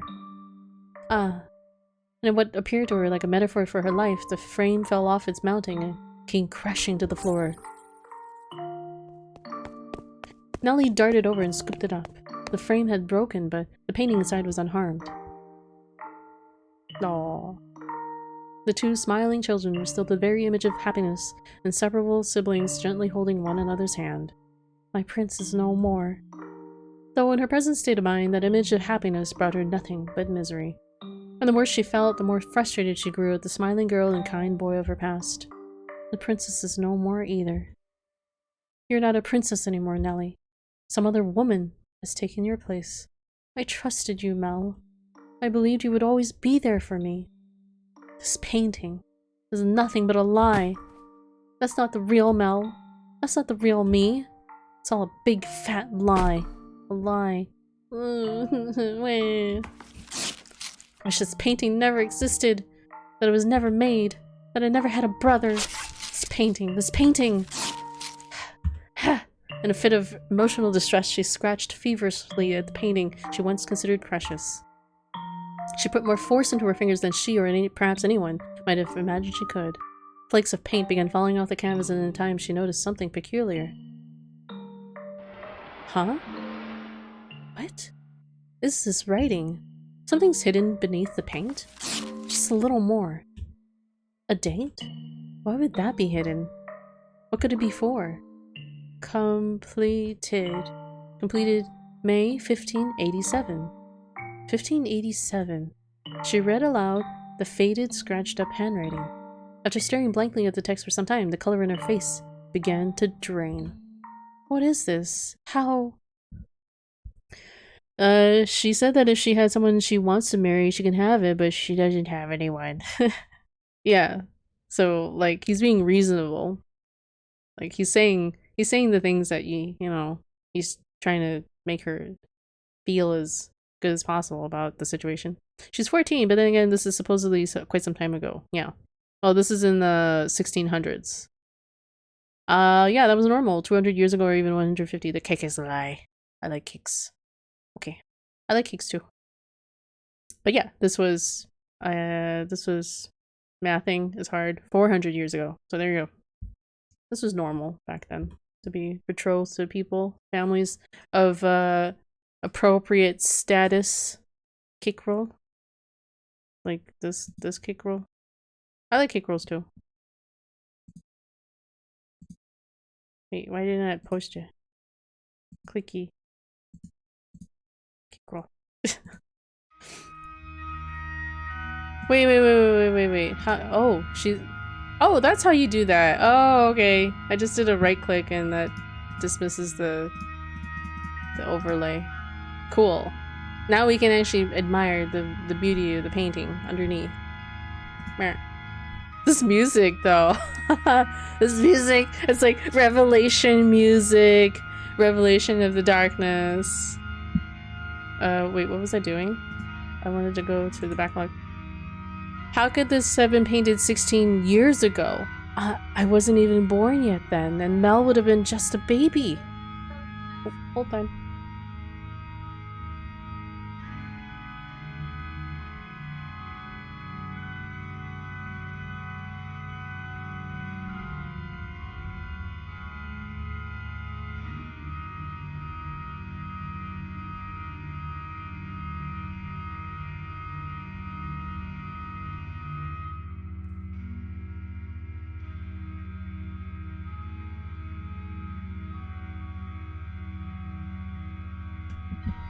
Okay, I'm back. My sin just got up. There. So this painting is from before. Wait. So this painting is possibly the white-haired girl's father's work, right? So I was right. I was right. Is this not me? Is this not Mel?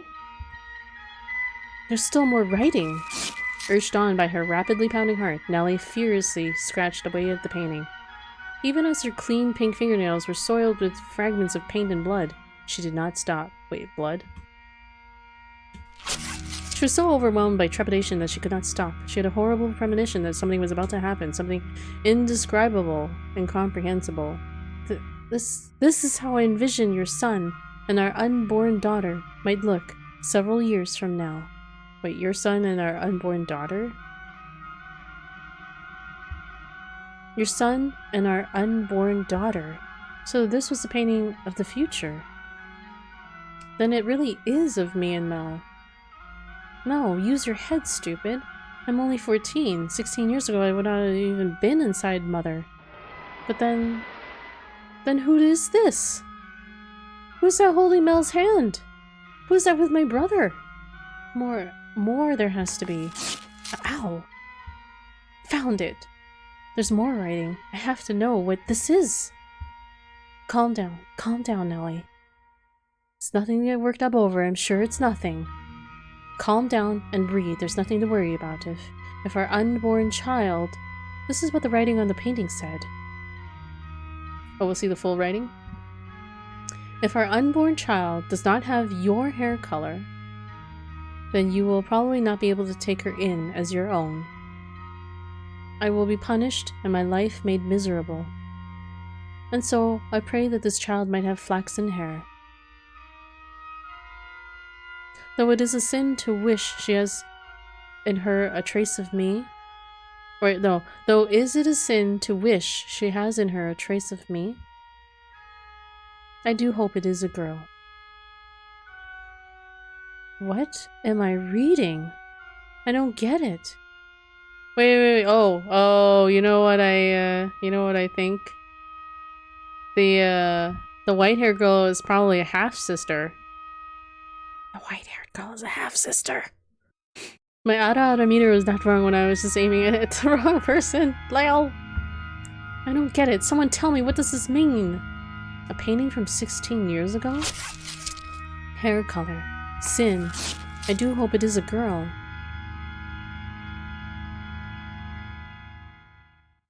So the white hair girl's a little bit older than her. Oh, that means she's 16. Hey, I said she is his sister. I didn't know you were referring to the white hair girl. So it is possibly a half-sister or a sister? Yes? It's Nellie. Let me in. Lady Nellie? Oh, you changed out of your dress. That's a shame. It looked nice on you. Hehehe, it really did look so nice. Almost like you were a princess. Lady Nellie? Say, I've got a question for you. Do you mind? Well, I should save this. Been a while since we saved. Save? How do you save? How do you save? How did I do this the first time? I'm clicking on it. Am I not allowed to save? Oh, there we go. And you can lock these. The Painter's Curse. Dun, dun, dun. Start them before they get to the chambers. What?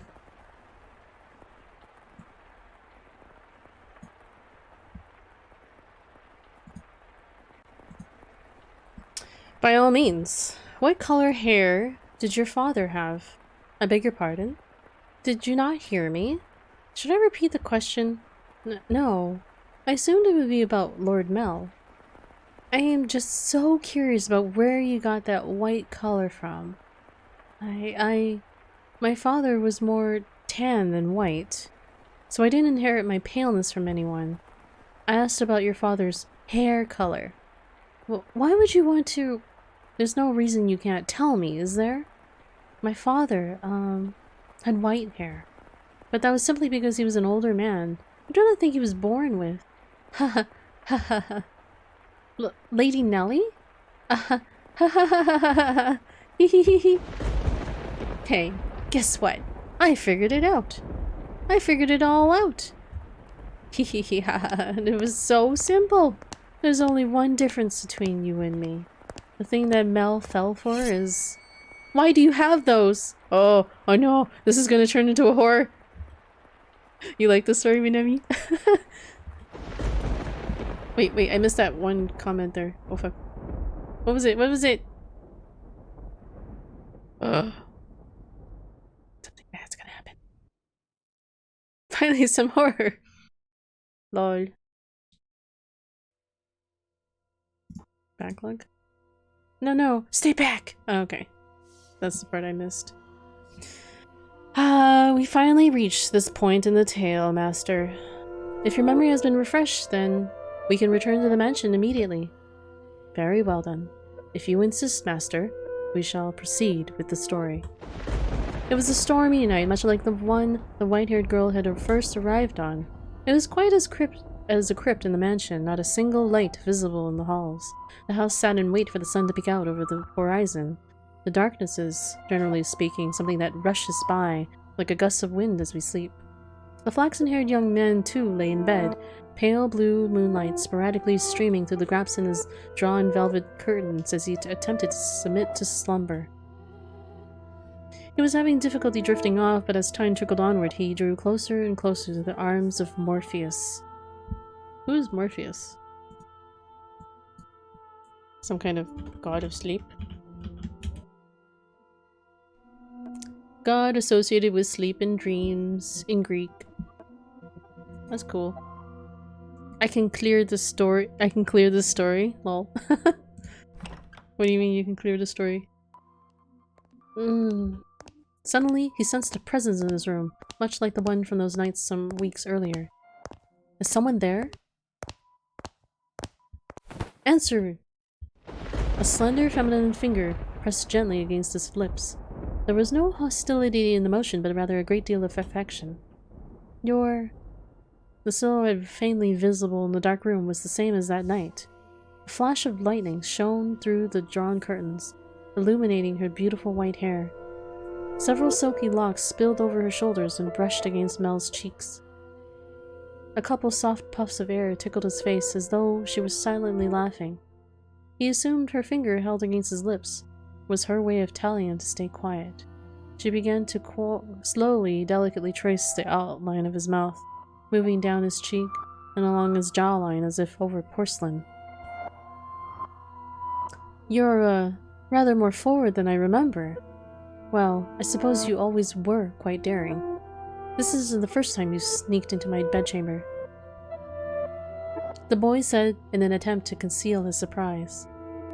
"Do you remember the night she came to exact revenge on him for her father? Indeed, she had proven herself to be a rather bold girl once already. It's dark. I can't see you very well. Why don't I light a lamp, or perhaps we could open the—" Before he could finish, the white-haired girl sealed his lips with her own. In the near total darkness of his bedchamber, the two shadows appeared as one. They remained that way for several minutes.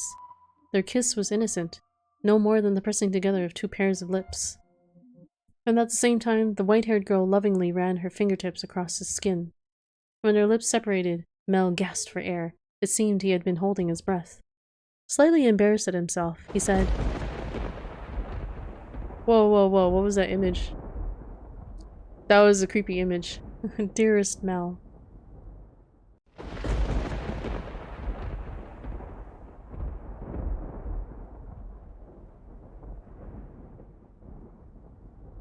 That's his sister, right? Because the eyes were, not red. Nothing. He could not speak. The silhouette hanging above him was certainly the white-haired girl's. Or was it? Because his next words were, "Get off me!" He reflexively shoved the girl straddling him aside.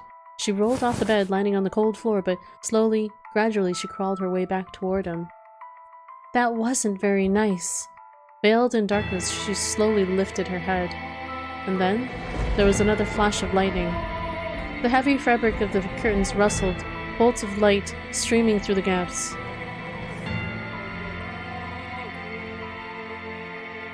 Her flaxen irises glimmered. This music is weird.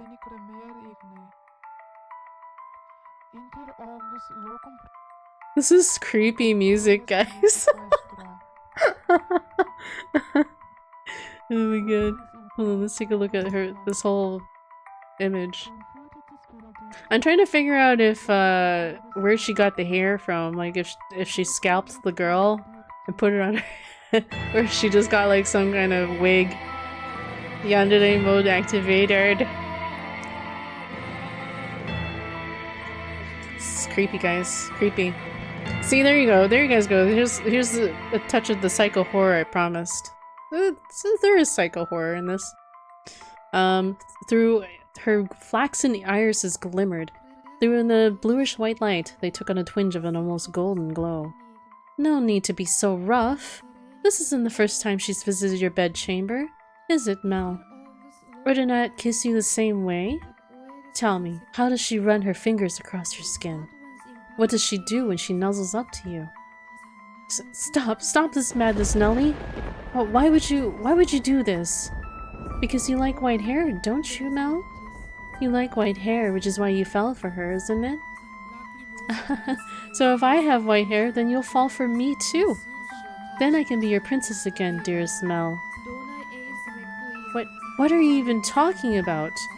He could not escape from her, from his sister's piercing gaze. Oh, that's pretty loud.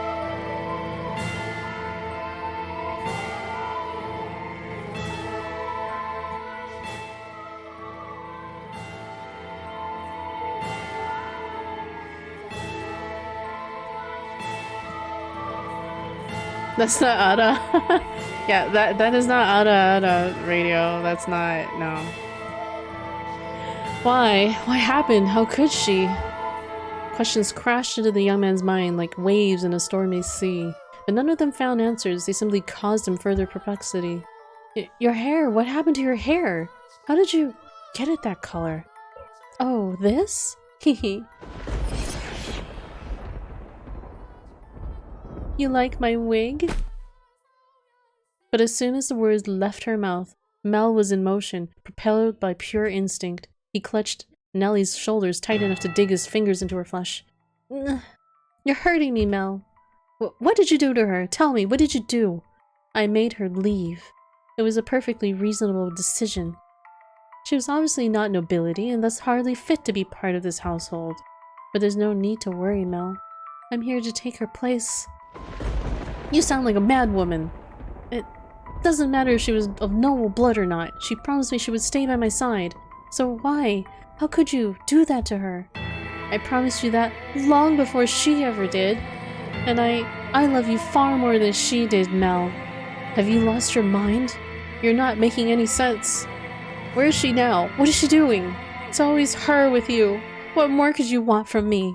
Tell me, what does she have that I don't? Excuse me. What do I have to do to get you to focus on me and only me? We're siblings! Don't you understand what you're doing? Oh, I understand it quite well. Far better than you do, dearest Mel. I even know that a former queen was executed for it. But if we don't get caught, there's no problem. Nellie, are you saying you've always felt this way about me? Oh my, you didn't notice, dearest Mel? You truly are a dense one. I guess romance just isn't your strong suit. But you've noticed now, haven't you? You know exactly how I feel about you, right? Quit it, enough, don't say anything else. Stop having these insane feelings for me. It's disgusting. What are you laughing about? Poor Mel, content in your complete ignorance. Alright, I'll tell you everything. Mel, you can only love blood-related women. Dun, dun, dun. The truth come out. No, it is not wrong. Ha ha ha ha ha. Ada ada.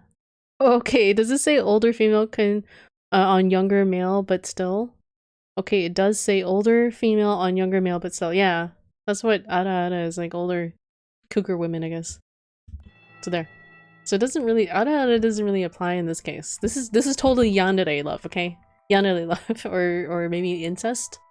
His cackling sister appeared to him like some kind of inhuman life form. Her actions and incomprehensible exclamations slowly drained him of his strength. What kind of deranged nonsense is that? I love her. She's your sister, Mel. Haha, very funny. How far out of your mind have you gone, Nellie? Poor Mel. Do you honestly know nothing? Say that her father was a painter? He painted pictures for a living. But what of it? For a time, her father painted for our family. You've seen the picture before, dearest Mel. The one hanging in my room of the two of us? That was painted by her father. He did a good job, didn't he? I kept asking and asking until you finally agreed to hold my hand. And how did you feel about that? You were rather embarrassed, weren't you? Do you remember that day, dearest Mel? You couldn't possibly remember it, but there's a chance you might remember this. Before we moved to this mansion, we had a painter with white hair. I don't remember any such thing. He was long ago a painter in service of the Rhodes family, but that painter did something very, very bad, and because of that, he couldn't remain a part of our household. Do you know what he did, Mel? He lay with Mother. My father was chased from your house. If the child had been born with flaxen hair, then the painter would not have been thrown out. The baby would have been accepted as part of the family, but that wasn't how it turned out. The child had white hair. She didn't look at all like she carried the Rhodes family blood. But you see, Mother had me. That I'm here is all the proof you need. The girl born 16 years ago didn't have flaxen hair. Up until his last breath, he was only ever concerned about me. He held me in his arms and ran his hands through my hair, an apologetic look on his face. You're talking total nonsense. What proofs do you have? If you want to see it, I'll gladly show you. The artist left a message in the painting in my room. Tell me, am I truly wrong? What did that girl tell you? You're lying. What part of it is a lie, Mel? Everything I'm telling you is the truth. Why don't you go ask Mother? Haha, I'm sure she would throw quite the fit. Mother wouldn't. The mistress did not send me away when she saw me. Quite the opposite, she took me in as a servant. It never made sense to me. Why would she hire a maid she knew nothing about, someone who just showed up at the door one day? And when I asked Mother to make her my maid, she stubbornly refused. From a good house? Don't make me laugh. If she were really nobility, she would have given us her name. But Mother was so desperate to cover up her mistake. That doesn't make any sense. I don't believe a word you're saying. It couldn't possibly be true. Wouldn't it be nice if you could bury your head in the sand? But Mel, feigning ignorance is a sin. No! I refuse to believe in it. Not a chance in hell. You just don't understand anything. How I feel, how much I've suffered. Do you have any idea how long I've loved you? Knowing that you would never accept my affection? But then, fancy that! You fell in love with your half-sister. Then I should qualify for your love too. Shouldn't I, Mel? Oh, they actually put a laughing track in there. I had it down so low I could barely hear that. I like that cackling in the background. Okay, but I detected while you were like, no, it's just sisterly love.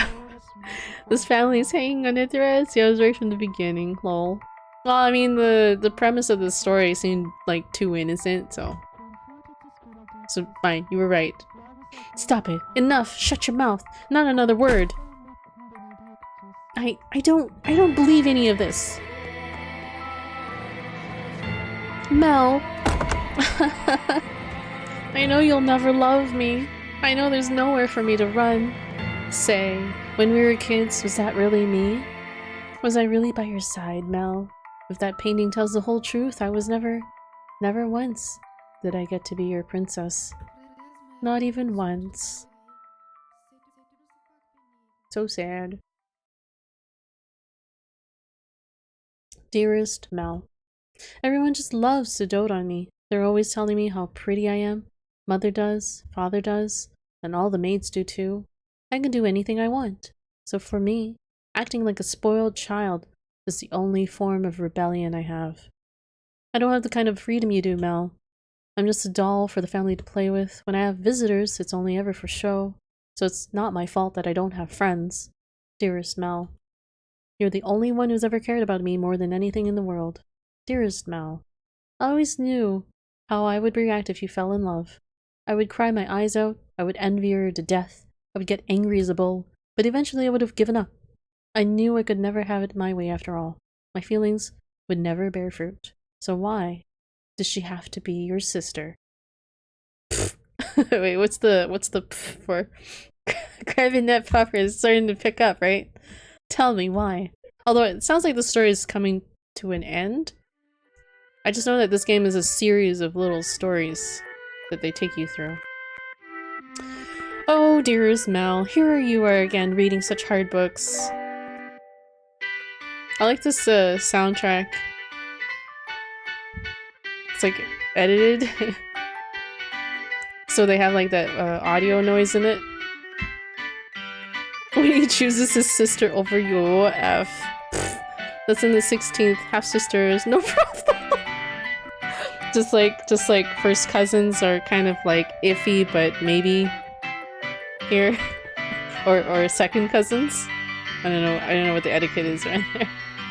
Oh, dearest Mel, here again reading such hard books. Your eyes will go bad if you spend too much time staring at pages. I'll be fine, Nellie. It's not like I'm reading 24 hours a day. No, that's not good enough. If your eyes go bad, dearest Mel, you won't be able to see me anymore. You worry too much. I can see you just fine and well, my princess. Your hair glimmering like the sun, and your beautiful smile, I can see you clear as day, and that'll never change. Hehehehe. Plus the skies are clear today, so you're even more radiant than usual. Hehe, you know this. This is my favorite season. Winter's cold and there's so much rain. I can't stand it. But it gets closer to my birthday, the clouds go away. And I just adore the sun. Yes, it's almost your birthday, isn't it? Have you decided what you're gonna ask Father for? Not yet. I want pretty dolls and shoes with sparkling gems. And I also want a pretty dress like the ones mothers wear. Haha, a list that long is going to ask me a bit much, even for Father. But dearest Mel, I already have what I want the most. So the truth is, as long as I have that, I don't need anything else. Oh? And that would be? And what would that be? The hairpin they bought for you the other day? Or maybe the song they had written for you last year? None of that, dearest Mel. Huh. Then what could it be? Now I'm really curious. What is it that's so valuable to you? That's a secret. Girls have so many secrets, I just don't know what to do. Hehehe. Say, dearest Mel, would you run your fingers through my hair? Just for a little bit? Wait, what was that glitch there? Did you guys see it? Did you guys see it? It was very like, Doki Doki Literature Club. Wait, what's this link here? The Habsburg would disagree. That was normal in the European royalty. Oh, well, duh. They believed most of the times in royalty to keep the blood pure, right? So oftentimes they would, you know, marry brothers and sisters together. They did so much inbreeding that they would look like aliens, one big fam. What is this? Oh my god, what's with this painting? This is a real painting. Lol. What the fuck? And remember, painters tried to make them look as little horrendous as they could. Radioactive. Run your fingers through my hair. I was wondering what was in her lap there. I thought it was gonna be like blood, but no. This is red roses. I learned how to dismiss the text box. I like the artwork in here too. It's like very watercolory. What's gotten into you, Nelly? Why are you so hungry for attention all of a sudden? Please, dearest Mel. Oh, Nelly. Oh, it glitched there again. What am I gonna do with you? Come over here. Hehehehe. And I want to sit on your lap. Yes, yes, as you wish, my beautiful, beautiful little princess. Say, dearest Mel? What is it this time, Nelly? Right now, I'm so incredibly happy. What? Did you guys see that? That was creepy. Oh, and out of curiosity, who is it that you really cared so much about? No one wants to sit on my lap. Lel. Hello, Mr. Guy. How you doing? Welcome to the stream. Oh, I'll run my finger somewhere else. All right. What? What kind of hair? Who mentioned hair? You're good. That's good. Hope you guys are having a good morning or afternoon. In a fevered frenzy, Mel fled from the mansion. Even in early summer, the night was cold. And to make matters worse, raindrops pelted him from head to toe. But it caused him little discomfort, for a far greater maelstrom of pain rampaged within his breast. At night, the town took on a different appearance. Not simply for lack of illumination, but the people active within it as well. It was not a suitable place for a young aristocratic man to go wandering unattended. The darkness is not only the abode of devils, but of beggars, thieves, criminals, and all manner of things undesirable. But despite that, he continued to run, knowing not where he was to head. He simply went where his feet took him, and where he arrived was the church.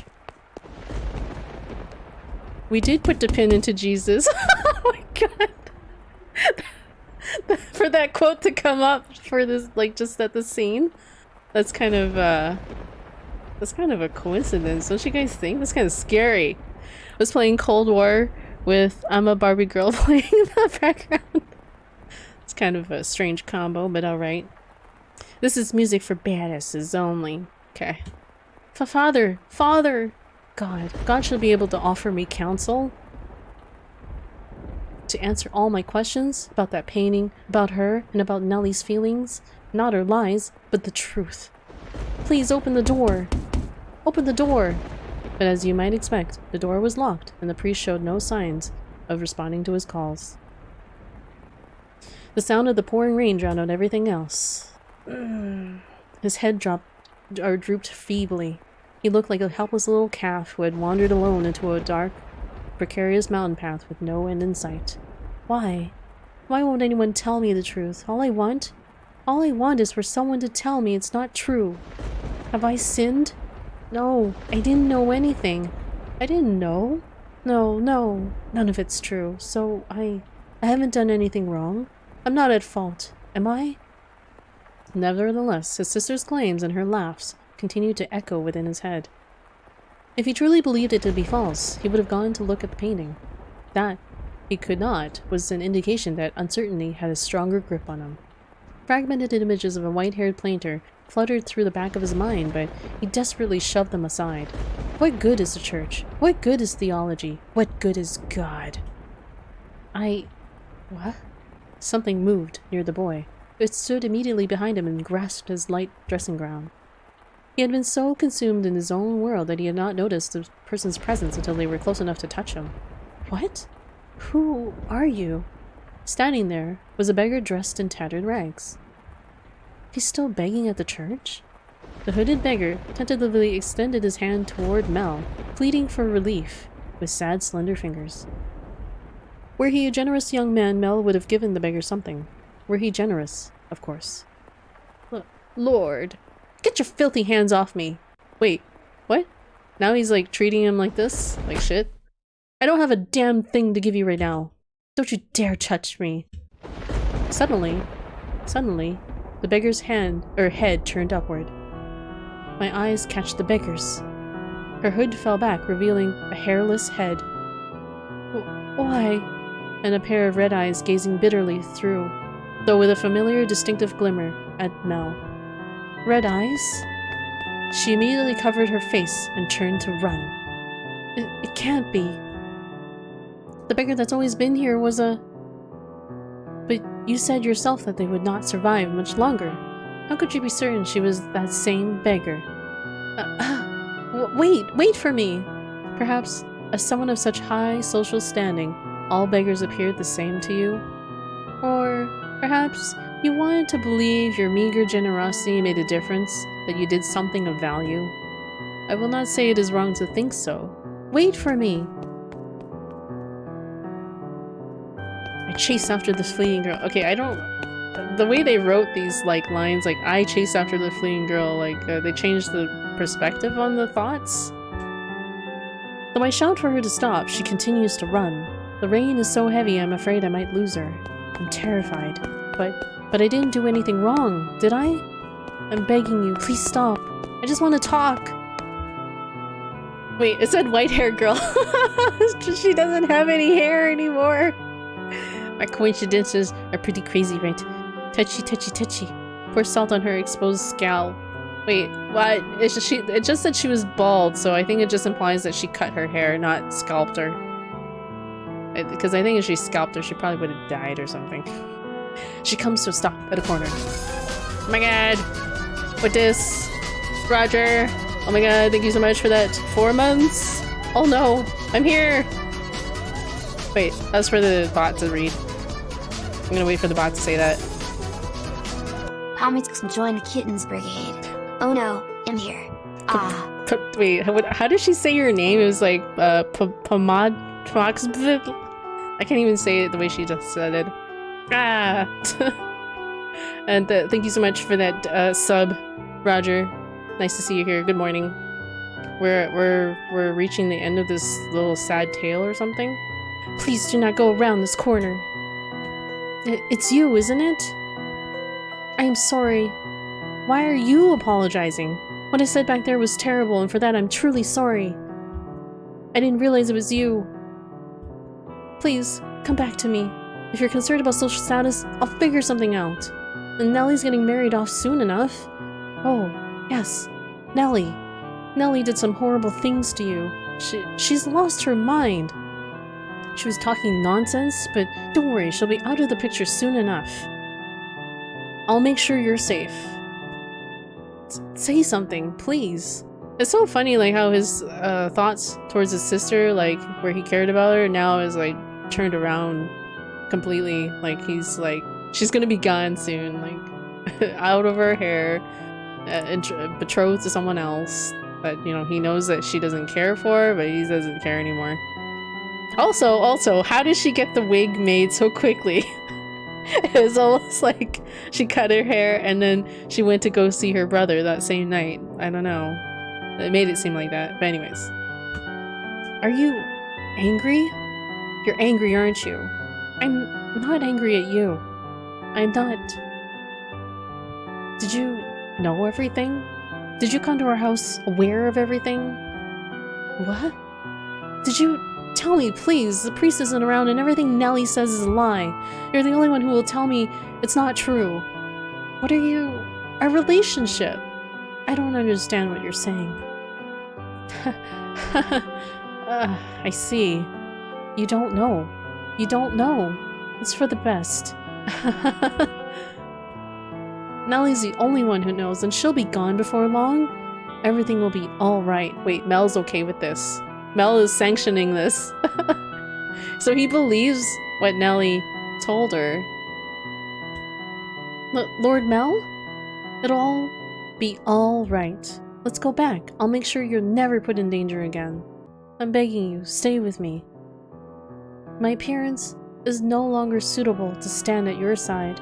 You saw how unsightly I am back by the church, did you not? Hair can grow back. That's not a problem. Now I truly look the part of the hideous witch. But I am to blame. It was a sin for me to find happiness in your kindness. What are you talking about? My sin was falling in love with you. Not what happened to my father, nor how we had to spend our days. There's no sin in that. We have our whole lives ahead of us, don't we? By the time this whole tragic mess will be behind us, things will only get better from here. I'll be your prince, like the one who took the girl to see the outside world. So please, give me your hand. Come to me. Don't leave me all alone. I need you by my side. Please. I extend my hand around the corner. I sense her hesitating beyond the bend. I'm begging you. I can't see what's on the other side, but a vision of her reaching out to put her hand in mine wells up in my mind. But that story never had an ending. What? She doesn't take my hand. I doubt the girl ever wrote that letter. Ah. She's not there when I turn the corner. Why? How did things end up like this? Where did I go wrong? Oh God. Oh man. Oh God. Hi gang. I know, right? Scalping would have been much easier. Nell is okay with putting his banana into his half-sister. Will he kill Nellie? No, I don't think kill her. I think he's just sure that she's gonna be like outside of the house, married off and stuff. Although she's 14, so... But I guess they got married young back then. No, boo! Your error was likely your kindness. Thoughtlessly, haphazardly spreading your generosity. But that generosity came from your own desire to avoid pain, for your own happiness. What should I have done? I can't take this. Everyone was happy. Nellie used to laugh and smile. She once meant the world to me. How did things end up like this? It's not my fault. I didn't do anything wrong. If you pretend like nothing happened, then perhaps they can go on smiling in your head. But regardless, you must follow the path you tread. And it is your path alone. The path you chose when in that moment you decided to run. Make the wrong decisions in those moments and you shall find yourself on the road to ruin. I would have been better off not knowing. Better off in the dark. I just wanted those tranquil days to last. They were supposed to last forever. At some point, your childhood must come to an end, but that ending may not be the one you anticipated. I can't stand this world. You yearned for a world that would treat you with kindness. What should I do? What should I have done? Someone please help me. You should return now. If you spend too long out here, you're liable to catch a cold. Now let us return to our own time. Wait, are we Mel? Maybe we're Mel, the guy who lost his memories. Because we play a character who has lost his memories. And then we have this maid, you know, touring us through these stories. The crestfallen young man faded into the distance, and the decrepit double doors clacked shut. Through the shadowed glass, you could only see the ruins of a garden, not a single rose growing within. You had evidently returned from the past. In the garden, weeds grew taller than people. You found it difficult to look at. A wolf howled in the distance. The children, the sea of roses, and a white-haired girl were nowhere to be found. You and the maid you called your master were the only people present in the mansion. What happened to them next? Oh, master, you would know better than I. Hehehe. My, you cannot remember? It seems this is quite serious then. Worry not. My loyalty lies with you, master. The mansion has witnessed more yet. Let us make our way to the second door. Oh, so that was the end of the story. So what do you guys think? Bad ending, boo! Imagine he sits on the other maid now, or hits on the other maid now. Turns out he's not into sisters, but maids. I could not know her name. Whose name? Yeah, white-haired girl. We never learned the white-haired girl's name, other than all we knew that she was... the implication is that she's their half-sister. We never get to learn her name, I believe, maybe in the end. I bet you not. I think that's the end of this little story, and we're moving on to the next one. Next story. Let's save here. So far, there hasn't really been any choices. Well, wait. There was one choice in the very beginning of the game, but I don't know if that would have impacted anything. This maid could go ada ada. Maybe. Probably. Your hand in hers. The maid guided you back through the kitchen and into the tea room. Her palms were still cold. You felt as though you were clenching ice. Master, do you wish to know the truth no matter what may be hidden within? Or, if it is something you would be happier not knowing, would you rather remain in the dark? Oh, is that so? I wonder about their father. Yes, a flaxen-haired sibling's father. Do you think he knew about the white-haired girl? If he did, then perhaps he allowed her to stay because of how deeply he loved his wife? Or maybe he did not want people to find out about her. I expect he too experienced many different emotions. But those pages of his story remain untold. Their parents likely had a turbulent tale as well, but theirs is not of consequence. To whom? I could not tell you. You're welcome. You're too kind. You and the maid crossed through the entrance hall, continuing your trek. At some point, the fire in the fireplace had faded to embers, emphasizing the lack of light within the mansion. The maid took a candlestick and lit it in the cinders. A small flame illuminated her pale face. On a whim, you asked the maid about herself. About me? I am a maid, devoted to your service, master, as I have said. Oh, what was that? You were interested in my name? Hehehe, you flatter me. I truly do appreciate the question, but you are more than welcome to simply call me the maid. Also, it would make me much happier to hear you say my name after you've recalled who you are, master. A subtle smile rose to the maid's face, after which she began to lead you down to a first-floor corridor. She's like the doll in Bloodborne? I don't know Bloodborne yet. No spoilers. Still holding the maid's hand, you passed in front of a full-length mirror. In it reflected the warm light of the candle, which disappeared out of range shortly thereafter. Oh my, is something the matter? Did you come across something peculiar? Hehe. The maid had not appeared in the mirror. Is she a vampire? Though, she was not the only one without a reflection. I was gonna say, I'm like, he didn't see anything in the mirror? Other than the candle? So he can't see her or himself. You reached the end of the corridor. There appeared to be a doorway, but the door itself was long since gone, leaving only a hole in the wall to frame the stairs behind it. Without hesitation, the maid descended into the darkness. You have more interest in this mansion, master, than in a mere maid, do you not? Though it pains me to say as much in your presence, Master, this house is cursed. Yes, it is a curse that runs deep. As you just bore witness to, the majority of those who dwell within these walls fall into misfortune.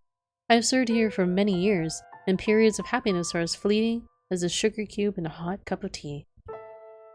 Why did such tragedies befall them? If I were to guess, Master, it is because you had not returned. But when you remember your true self, the mansion's curse should be broken. The next door is before us. It appeared to be the entrance to a cellar. The disconsolate wooden door was visibly rotten in several places, and it seemed it might crumble at a single touch. Go, Inky, finish Neo with DLC, then play Bloodborne. Fast. I might take a break from Neo, to be honest, like after I finish it.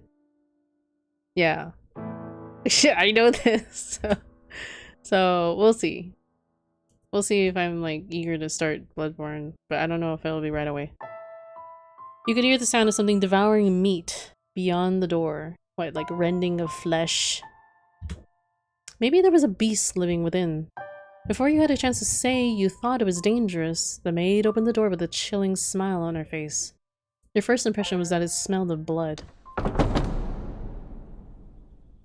This is gonna be like another horrific image. The second door.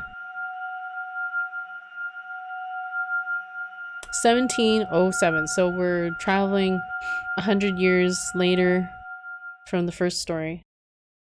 The first story was 1600 and this is...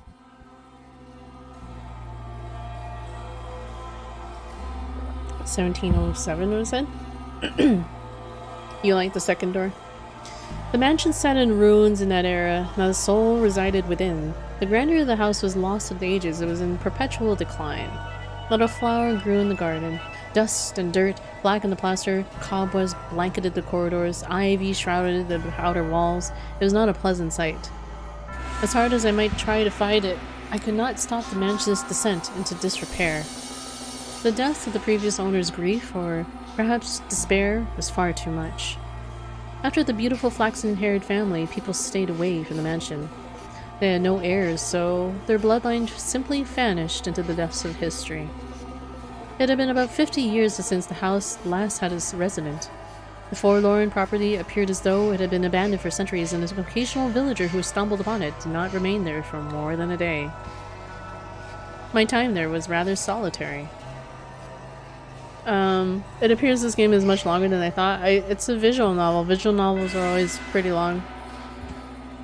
Like I said, the Chaos Child was like a 90-hour stream total, I think, so I don't know if this game will be that long, but I imagine like pretty long. My time there was rather solitary. That was perhaps the loneliest time of my life. Is this the maid? She stayed at the house while it was abandoned? Everyone who visited the mansion feared it, and it was left without anyone to become its master. I even came to believe that my time serving as a maid would come to an end in this era. However, one day I noticed something out of the ordinary. As a servant of the house, I am almost immediately aware of any new presence within its walls. Wait, so she stayed there because she was more like a servant of the house? 90-hour stream, yeah, sure. 90-hour in a row. And there appeared to be someone downstairs. Can you imagine just how delighted I was? Though part of me was anxious about what kind of person I might find, the possibility that it could be you had my heart aflutter. So, resisting the urge to rush, I headed for the basement. The cellar was where red wine, smoked meat, and other preserved foods were kept. By that point, the wine was practically antique. As I had expected, the man had made his way into the cellar. These are some like really creepy noises.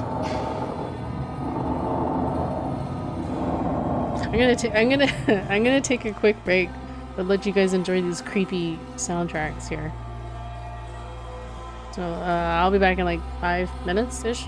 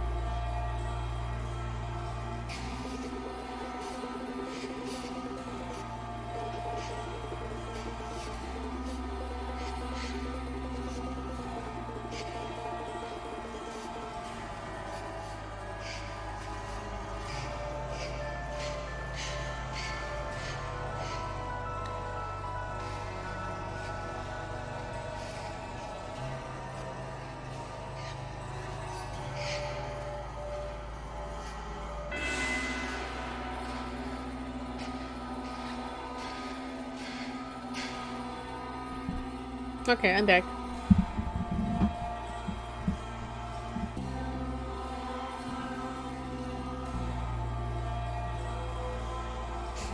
I was like, okay, I gotta take a break because my throat's like, it's trying to take a strain. It's been a while since I've done a lot of reading. I've been going for 4 hours-ish. I'll keep going. But maybe I'll switch games sometime if I feel like my throat's starting to give. Wait, there was something about the cellar.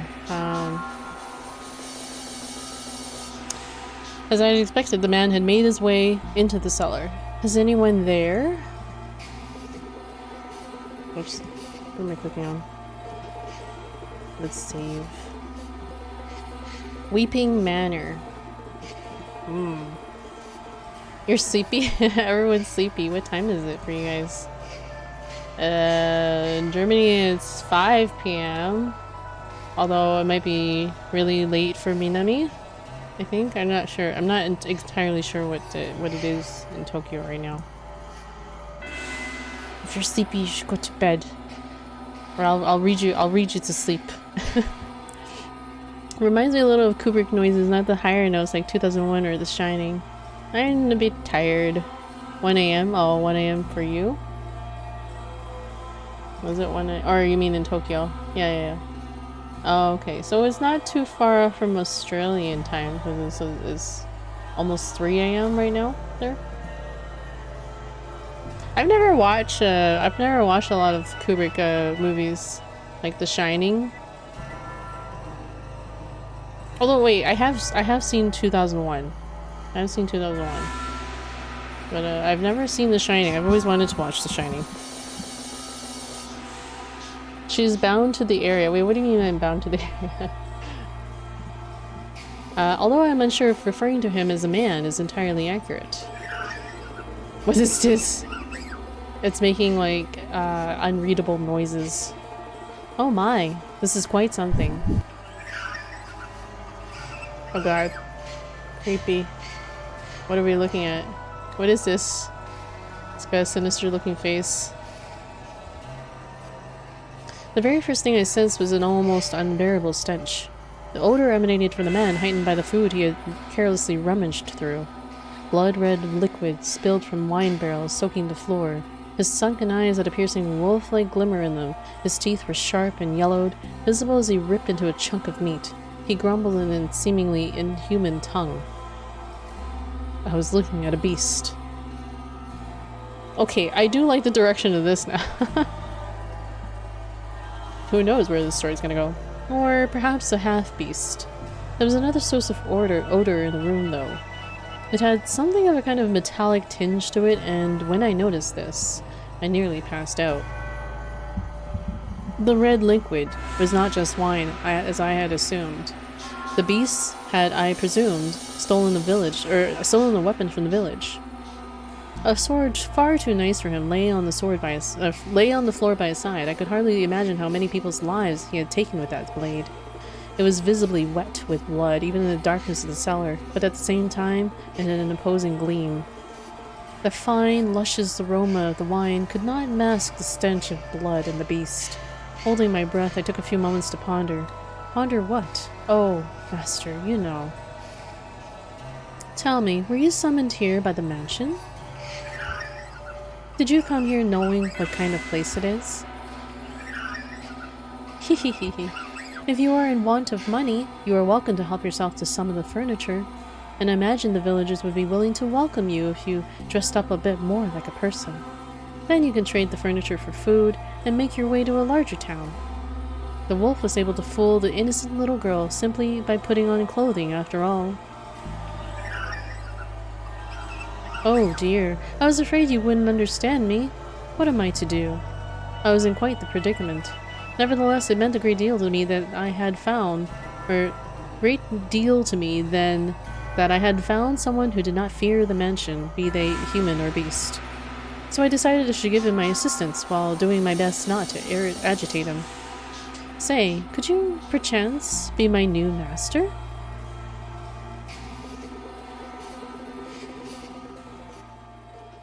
I mean, the maid, it is bound to this place. It can't leave and hunts everybody down that tries to live there. I don't think the maid does that. She just, serves the mansion, I guess? The mansion sat near the ocean. To say it was perched upon a cliff might make it sound rather intimidating, but you could see the beautifully clear sea through the windows, a glittering expanse of emerald and turquoise. If the mansion had been in proper condition, it would have been breathtaking against that backdrop. I even wanted to plant orange trees in the garden. Though it was a tumultuous era, the sun still shone bright upon the land, which only served to emphasize the house's unsightliness. Oh yes, perhaps I should give you more background information. At that period in time, a war had just drawn to a close. The once gorgeous wetlands were infested with crows picking at the decaying remains. Bodies of soldiers fallen in battle continually washed up at the shores of coastal villages. The people wanted nothing more than for the curtain to draw on that deeply political contest. And when it finally did, the kingdom, with its richly fertile shores, was stripped of its independence, beginning a new era under new rule. The people were exhausted, their spirits wasted away. And the splendor of the ocean and sky did nothing to help. In my mind, the beast was emblematic of the times, emaciated and enveloped in the scent of blood. But the war came to an end. Thus, the beast did not have time to remain a beast, I thought. Did he?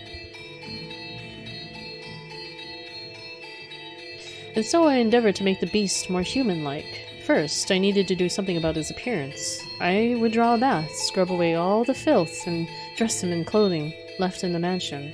However, having sat unused for 50 years, the majority of garments had been devoured by insects and were of little use. So I searched the mansion top to bottom for anything the beast could wear, heated up some coals, and set to work ironing what I found. At the time, steam irons had not yet been invented. We used plates of iron heated with coals. They somewhat resembled kettles.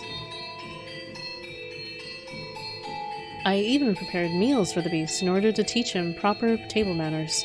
Although with the mansion in a nearly uninhabitable state of disarray, there was only so much I could do in the kitchen. And the only supplies I had to work with were what was left in the cellar. As such, I was not able to put to use the cooking skills I had learned in the flaxen-haired family's time. Now, you mustn't eat with your hands. Do you want to get your fingers and face dirty?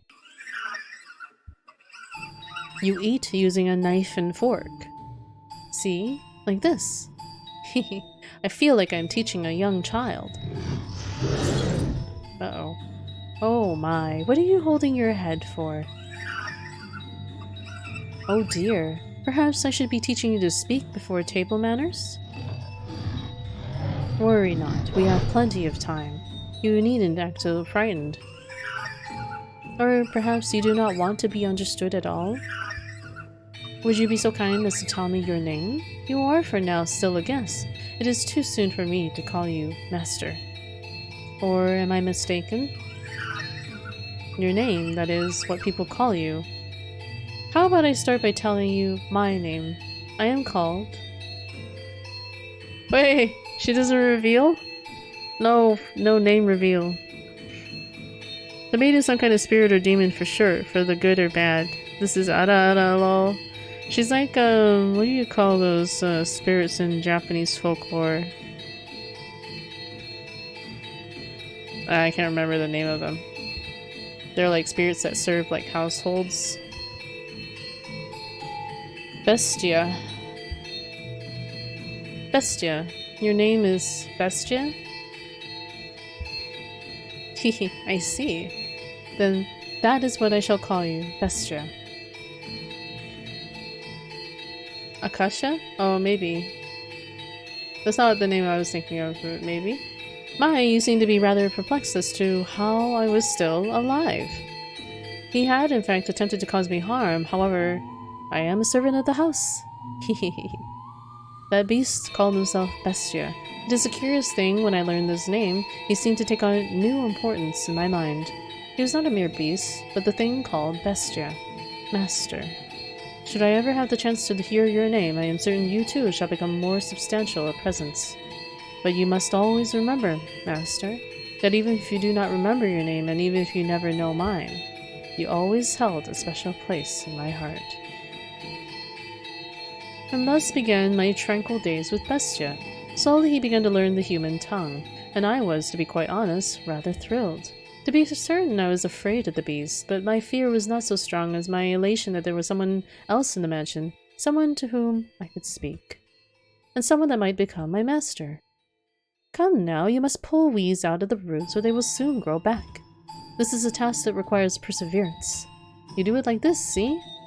There you go. Grass. Oh, did you not expect that? Hehehe. What appears to be many plants on the surface is actually all connected within the soil. This is a task that requires a man's strength. If there were other servants, they could do it. So I apologize for making you tend to the garden, future master. Or perhaps now that you're all dressed up, do you wish to leave the mansion and find someone to fool, as the wolf did to the sweet little girl? Have you no interest in remaining at such a disheveled house? NT. Go on. Not want, leave. Oh my, is that so? Hehehe. If you wish to stay, then I shall not stop you. On the contrary, I will gladly attend to you. I am waiting for the person who is to become my master. Forever waiting. I should be able to watch over you until the day you depart this world, old and wrinkled. Do you not believe me? Hehe. Are you interested in becoming the master of this house? Will be... I have to wonder if you know what you're saying. Although it matters little whether you do or not. Oh my, look at that. Now this brings back memories. This is called a rose. Do you know what a rose is?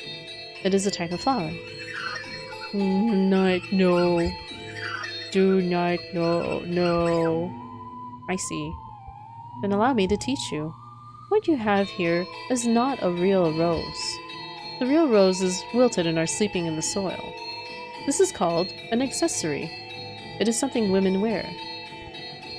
The beast held an ornamental white rose in his hands, an object someone sometime meant to give to someone else.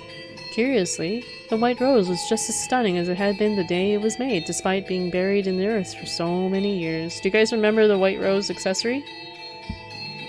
In Manga's Bride, there is a spirit like her, Silky. Yes, I remember that. I remember her. She was great. I loved her. Aww.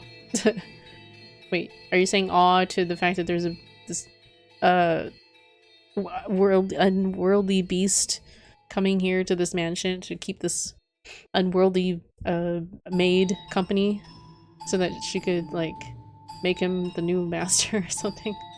It's a very strange story.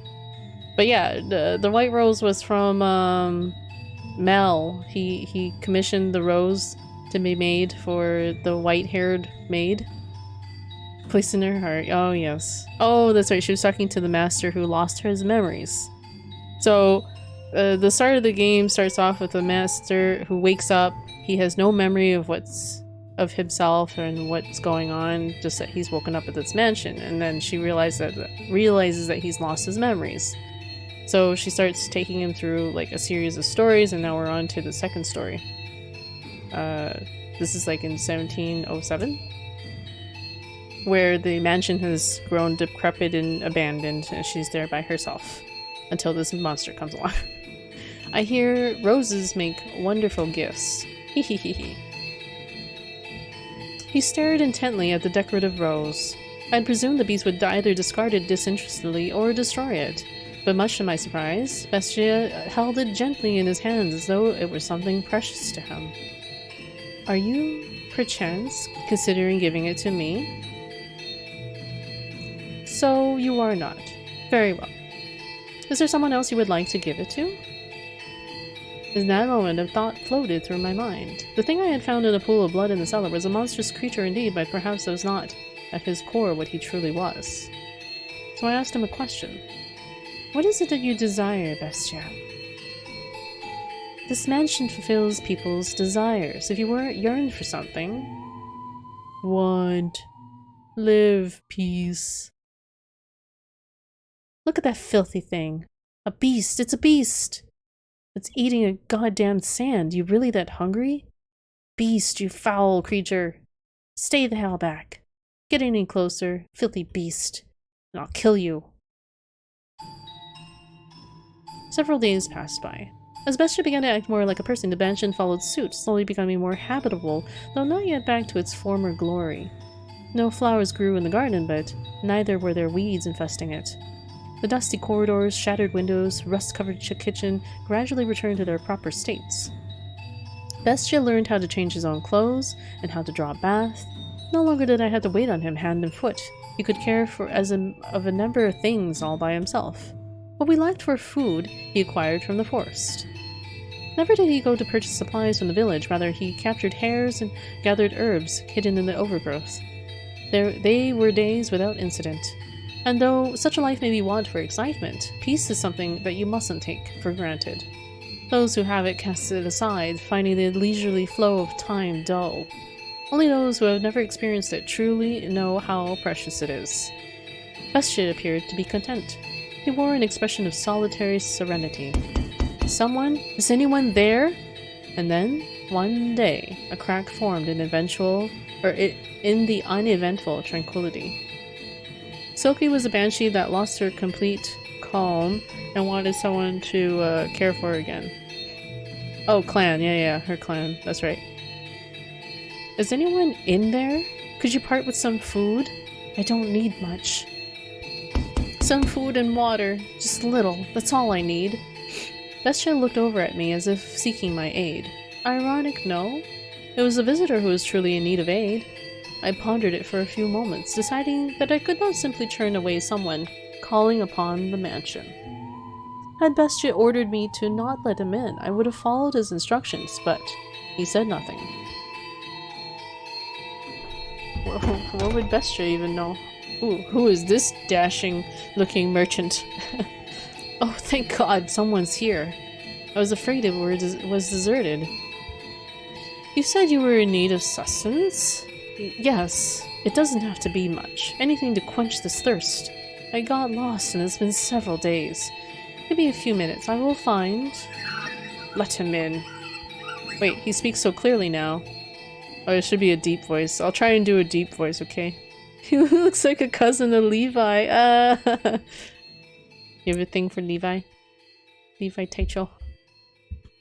I was quite startled. When had the beast learned to act so much like a human? When had he learned to speak so clearly and to behave so much like a master? Ah! Upon seeing Bestia, a look of terror appeared to cross the wanderer's face for a moment. To my eyes, Bestia was the very image of a head of house, but to an outsider, he probably appeared to be nothing more than the beast in man's clothing. Prepare him a meal in the bed. I suspect he is quite tired. Thank you very much. But in time, the fear drained from the man's face. Bestia sat precariously on the border between man and beast. Though he still had his doubts, the wanderer revised his first impression, deciding Bestia was human. As the wolf had fooled the little girl in the forest, he too had succeeded in playing the role of a man. This music is really overbearing. A little bit. I'm gonna turn it down. I didn't think this music would continue on. It's just very chimey. It's super chimey. I thought I was a goner for a while there, but you really came to the rescue. Let's use up all the sluts. Wow, this is even close to Alias's story. Kind of. A little bit, maybe? And a meal like this on top of that? You really didn't have to. Though I guess that's not an appropriate thing to say as I'm eating. What kind of meat is this? Hare. It's damned tender for a rabbit. And here I thought it was beef. You have quite the skilled chef. Hehehe. Oh, is she the one who cooked this? Is she your wife? Oh no, I am merely a servant. A female servant, huh? Don't see that very often. This match is just full of surprises, I can hardly believe it. Lost for days, and as soon as I think I'm dead, there it is. Thinking back on it now, it's miraculous. But why are you two living alone in a house on a cliff? Oh, I beg your pardon. Asking so many questions without telling you about myself. My apologies, just a little too excited to finally see other people. I'm a merchant. I do international trade. Until a few years back, spice exports pretty much all came from one place. But now that we've established trade routes of our own, my country's fighting tooth and nail to push its exports. And in fact, some have lost a few teeth in the fight already. But that's just how it works. It's a cutthroat world. You do what you must to survive. That's just how it works, the merchant said, with a sorrowful look on his face. He was quite clearly putting on a show, though. Confidence in himself and his homeland radiated from that man. I came to this land to do business, but, much to my chagrin, I somehow ended up lost in the forest. Had I wandered around for much longer, I'd have lost the chance to ever see my beloved again. Your beloved? Yes, sir. I'm constantly out on business, so we only get to see each other a few times a year. But she always waits for my return. I'd like to introduce you to her if I ever get the chance. She's a pretty girl, if not especially striking. Is that so? The merchant was a man of many words, and I, for one, did not mind a lively supper table. Though I know not how Bestia felt, at the very least I was glad we had invited the wanderer into the mansion. He was, after all, holding a proper conversation with someone, and he seemed to be having success concealing his piercing, beast-like gaze. However... Oh, right. I stopped by the village before entering the forest, and I heard a bone-chilling tale there. As soon as the merchant brought up the subject, a palpable tension spread throughout the room. They say there have been sightings of a beast. Dun dun dun. It's a creature unlike anything anyone's seen before. Hello, Taco. Good morning. How you doing, man? I want volume 13 of it, but it's not out for now. Oh, he is Dutch. Wait, who's Dutch? The merchant? Wow, what clue gave you that? The fact that he was Dutch. Not a wolf or a bear or anything like that. It even attacked a village once, killing several people. Thankfully, the men managed to drive it out, but the creature's still alive. There's nothing in this world scarier than a vicious beast. So, you should keep an eye out. Wouldn't want to accidentally let a murderous beast into your home. At the villager's insistence, I had the smithy forge me a knife. Is that knife? Huh? With you now? Well, yeah, I've got it on me. Only good to defend myself with, but it's better than... That knife. You brought that knife. You're here to kill me with that knife! What? You're going to stab me again and again with that knife like they did last time. That's why you're here, isn't it? What are you talking about? What's gone into you? Stab and stab and stab! Calm down, what are you so worried about? I'm not gonna hurt you with this. Oh. Rating article. Okay, hugs. The Dutch were the only, have routes to the Spice Islands. Oh, okay. They had a monopoly on pepper and so. Oh, okay. This completely changed direction. That turned around real quick. Oh, here, I'll turn up the music now that it's changed. Dan, dan, dan. Sounds like some, like, RPG fight music. What did you just say? Eek! I'd like to imagine that before the wolf ate the poor little girl, he said, "Is this what I always look like?" That beast! What's your problem? What's wrong? Talk like a human. It's me! Stop, stay back! Get any closer and I'll stab you to death! You act like you only just realized I'm a beast. Eek! That's right, I'm a beast! I killed them. Stay back, and I'll do the same to you! Ah, help! In his hand, Bestia held his sword. Perhaps it had been hidden under the table, or maybe behind his chair. Regardless, it was as though he had expected this to happen. The merchant kicked aside a chair, attempting to flee, but Bestia closed the distance in an instant, knocking him back. He lost his balance and slammed against the wall, but still he made to escape, though the beast stood blocking his path. No, please stop this. Don't kill me. My beloved is waiting for me back home. I can't leave her behind. And why should I care? Wow. Oh no! Levi's cousin dead. The music changed now. The cat gif fits with the music rhythm. Okay, now it fits again. Lol. The dreadful scream echoed throughout the dining room. I reflexively covered my ears. Please help! Anyone! Someone! No one's going to come for you.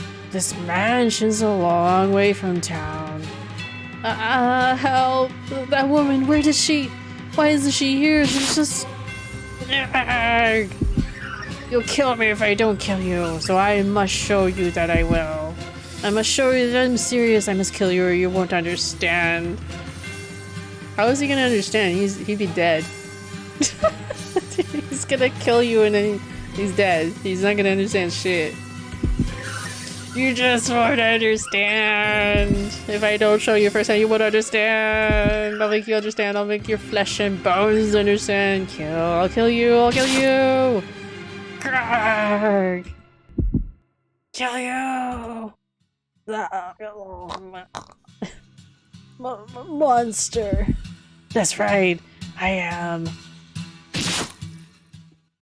a beast.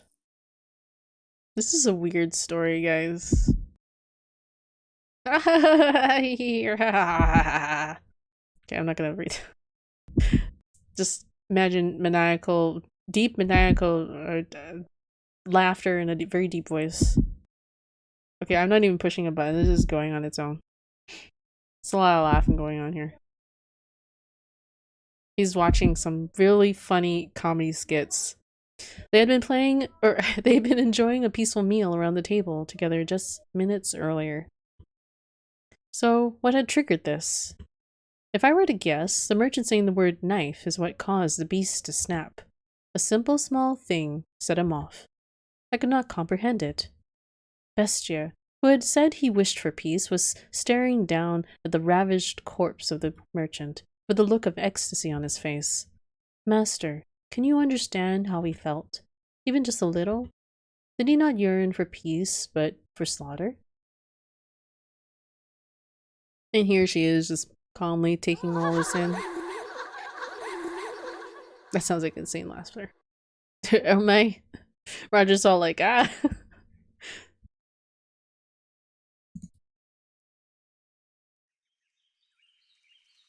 Where's the stair? This is what I imagine Roger's doing. All right, that does it for today's shopping. Oh look, it's a pretty girl. That's a very interesting outfit she's got going on there. Like, that looks very Eastern. Although, like, this open chest area here is kind of not something you often see. Who dis? I missed some stuff? No, you didn't. This is the first time we're seeing her. First time we're seeing this chickie boo.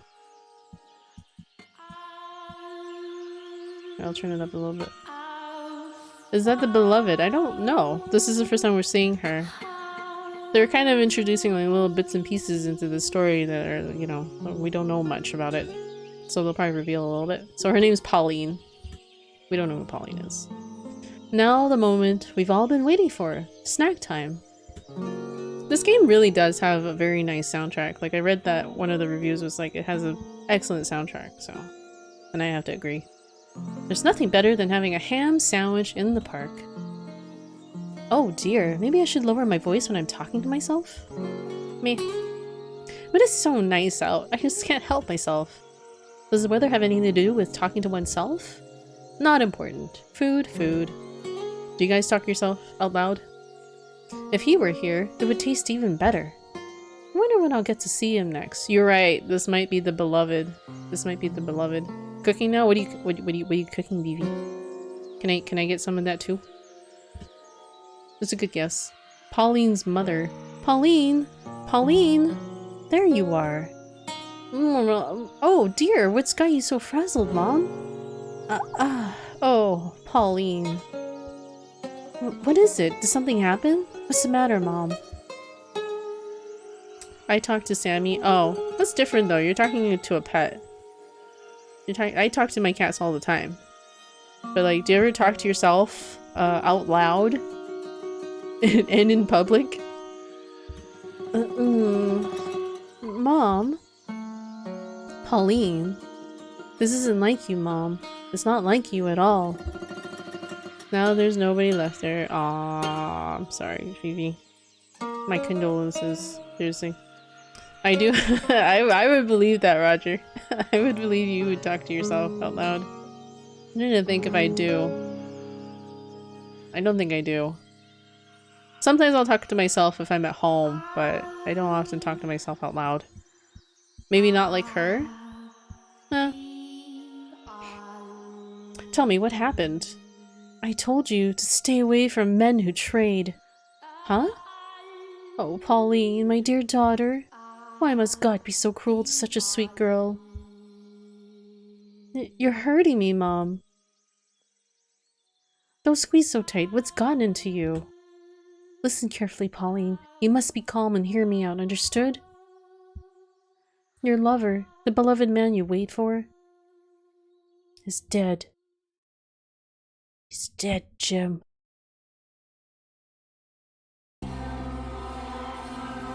The beast's humanity began slipping away from him after that encounter. He had returned to the thing I had found in the cellar. Actually, he prowled the mansion's halls, looking more barbaric than ever. Despite all the effort he had put into learning to act like a human, he now ripped the velvet curtains off the wall, howling shrilly, stomping back and forth through the hallways and ravaging the garden. I watched him intently, though from a distance. Bestia was not merely a beast, but an out-of-control, bloodthirsty beast. Just a few days ago we'd been tending the garden together, but that was no longer possible. I was quite disappointed. Eventually Bestia discovered my hiding place. I had not felt regret in a very long time, but I felt deep regret in that moment. More! Don't have enough, not enough. I need more, I need more. I must satisfy these urges. Are you saying peace was not enough to sate you? Did I mishear you when you asked for peace? I was mistaken. Asking for peace won't solve anything. Blood, despair, eyes filled with terror. These are the things I need. And I've always known it. You said this mansion fulfills people's desires. Then... give me prey. No more hares. Live humans. Why did I ever teach him to speak human language? The regret is real here. The regret is real here. That maid is a cutie patootie. She sure is. There's something about maids though, isn't it? Before long, the mansion granted his wish. Once a week, a villager or traveling merchant from somewhere would wander into the forest, ending up at the mansion on the cliff. Though something felt suspicious about the man who greeted them at the door. On the surface, he looked like a proper nobleman. So, they all eventually chose to trust Bestia. The mansion had an air of loneliness about it, but it was inadequate to provide rest for their weary feet. There was food and a bed, and most comforting of all, there were other people. The lord of the house treated the lost souls like esteemed guests. He poured them fine wine and had me cook for them. No one suspected the slightest that he was a beast. He put on a reasonably convincing act because, yes, I had taught him how to behave like a master. The visitors all went to bed contented. But, as I am sure you can imagine, Master, they would never see the light of day again. The penetratingly bright sunlight particular to this area. A beast! It's a beast! You disgusting creature. You hideous monster. Kill him! If that's how you humans want to do things, then I'll play your little game. I'll play it even better than you. I'll kill you. I'll slaughter you! Oh, see, this was one of the images they showed on Steam, so that's why I was like, oh, this must be like a bit of horror. No, please don't! That's it. Cry for me. Beg for your life. Pray for my mercy. Weep and struggle and suffer and die. No one understands. No one can possibly understand my despair. What did I ever do? Was it because I'm a beast? When did I become a beast? Why do beasts have to die? Beasts are savage, and so they must die. I'm a beast, therefore I'm savage. In which case, I'll kill them. I'll show them what makes a beast so terrifying. Okay, lots of laughter here. Moonlight crept through the torn velvet curtains, shining down upon the blood-soaked beast. It was a sight that would incite terror in anyone. Look at this. No one can even stand up to me. Humans have no chance against beasts. More. I need more. Give me more prey.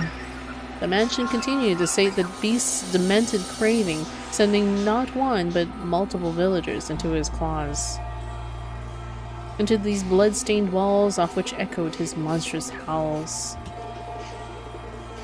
Stop, please, I'm begging you, spare me. Oh god. Sorry, I'm not familiar with your god. Beasts have no need of gods. Okay. This is meh compared to Nelly's yandere thing, yeah. But I mean, this is like near the beginning of the story, so I'm sure there's gonna be a twist. There's gotta be a twist of some sort, guys. You know what I think this is? I think this is a Beauty and the Beast story. This is a Beauty and the Beast story. I have a wife and son back at the village. Please let me return to them. Why don't you bring them back to me? I'll send them to the same place you're going. These lines are corny. I am with child. Please let me go. Are you now? In that case, I'll kill the baby first. Oh my god. You damned monster. That's right, I'm a monster. And by killing, no one can defy me. I have to show the world that beasts are the most frightening things on this earth. The beast began to change his style, making sick banquets out of his kills. Some days he would tie his guts up in the cellar, playing with them for hours until they finally died. Some days he would drain them of their blood and bathe in it. Some days he would spread them out on the table and feast upon them. Every week, another atrocious party. He did everything imaginable. Ew, this is so cheesy. Oh, you think these are all variations of popular tales? Not really, but I suspect because they presented Pauline. They showed Pauline. It's like, why would they show Pauline other than she's gonna be brought back into the story, right? She may be hunting down her beloved to see what happened to him, and then she'll come across this and maybe she'll change him. I don't know. Or maybe he'll just kill her. Who knows? I am confident I can do anything I am asked. Though you can surely imagine my surprise at having to use the cooking skills I learned while serving the flaxen-haired family to do that. I can only wonder if it actually tasted any good. Bastia's particular sword was always with him for his twisted banquets of self-gratification. However much blood stained it, it never lost its sheen. It was as though the sword drank of the flesh of humans. Master, can you imagine just how wretched I felt? The mansion, once a beautiful sight to behold, reeked of death and acrimony. The stench of rotting flesh seeped up from the cellar. Even the years it spent forsaken and in ruins were preferable to that. Or perhaps I only had myself to blame. It was I who invited the beast into the mansion.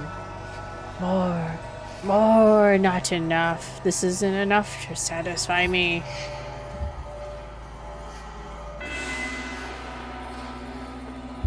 But Bestia still sought to hold more of his perverse parties. Lost villagers were no longer enough to quell his urges. He was, indeed, a genuine beast. And in time, this is what he began to wish for. Can't you get me any better prey? Something truly exquisite. The perfect prey to quench this maddening thirst of mine. Do you know what he meant when he asked for the perfect prey, Master? Perhaps a hero, someone courageous enough to stand up to him, with whom he could enjoy a battle to the death. Perhaps a dazzling young nymph to satisfy his other primal urges. Oh no, this is gonna turn into a hentai.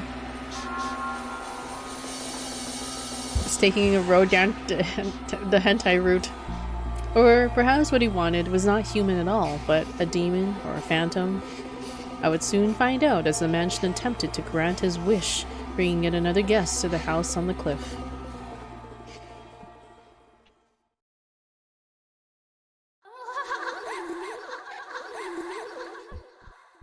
Hentai.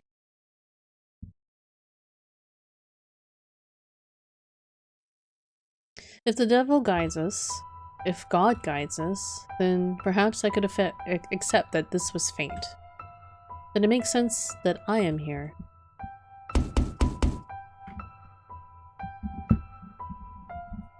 I'm just trying to reposition my keyboard. Is anyone there? I've lost my way. Would you please be so kind as to spare me a little food? Ah, there. There it is. There comes the poor little offering. They never learn. They just keep coming again and again. The mansion keeps granting my wish. I would be glad to provide you some food, and you are welcome to stay the night, get some rest. I will have a room prepared. The white-haired girl, what? Oh no! She comes back. Really? Huh. Wait. This is confusing. That's not the same white-haired girl, is it? Because this was 100 years later. Not sure if the sake is still good to use. Well, I drank some. Can sake go bad? Can it go off? I mean, I suppose you can still cook with it? Maybe? Then, I suppose I shall take you up on your generosity. I've been wandering for a very, very long time. What was that, Master? You recognize her? I imagine you would. That white hair, those red eyes, skin, the color of freshly fallen snow, and that flawlessly beautiful visage, you cannot possibly mistake her for anyone else. She reincarnated? Maybe. Here, they might explain here. And no, it is not someone who happens to resemble her. I can understand why you would be surprised, Master. At first, I could hardly believe my own eyes.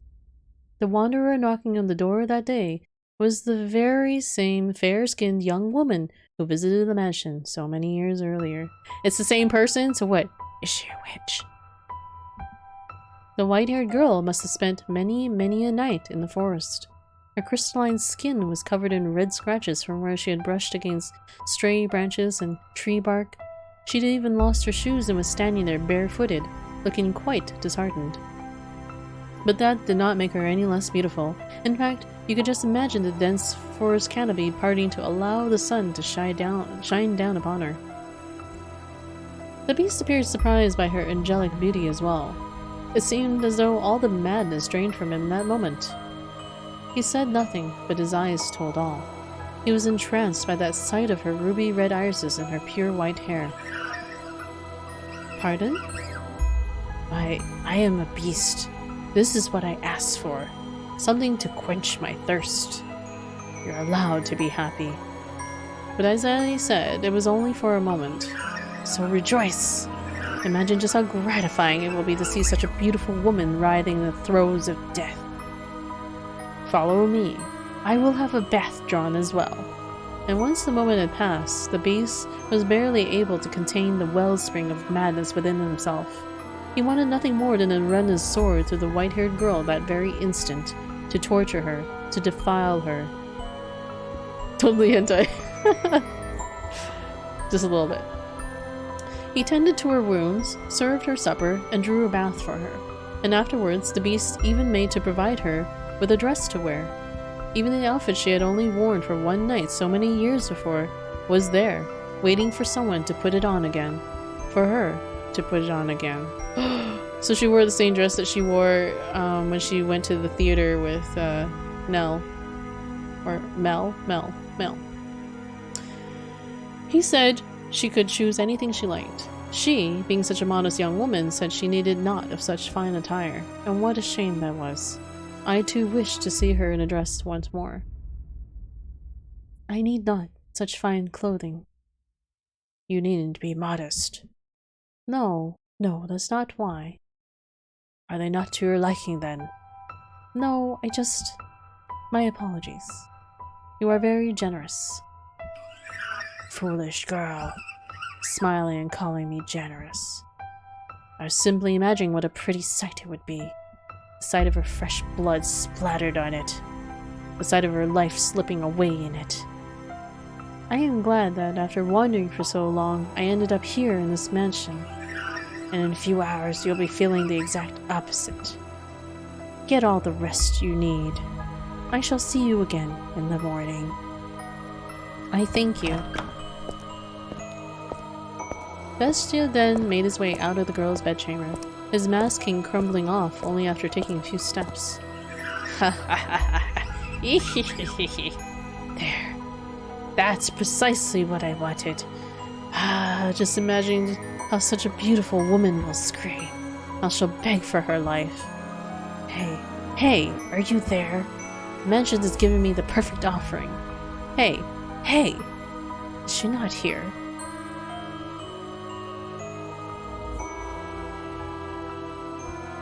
Is someone there? Yes, I came by to ask if there was anything you needed. I cannot offer you anything extravagant and not like before, but I am here to provide you with anything in my capacity. I appreciate the offer, but I need nothing. Being allowed to stay the night is more than enough. Do you work here in the mansion? Yes, indeed I do. She doesn't recognize her? I have been here for a very, very long time.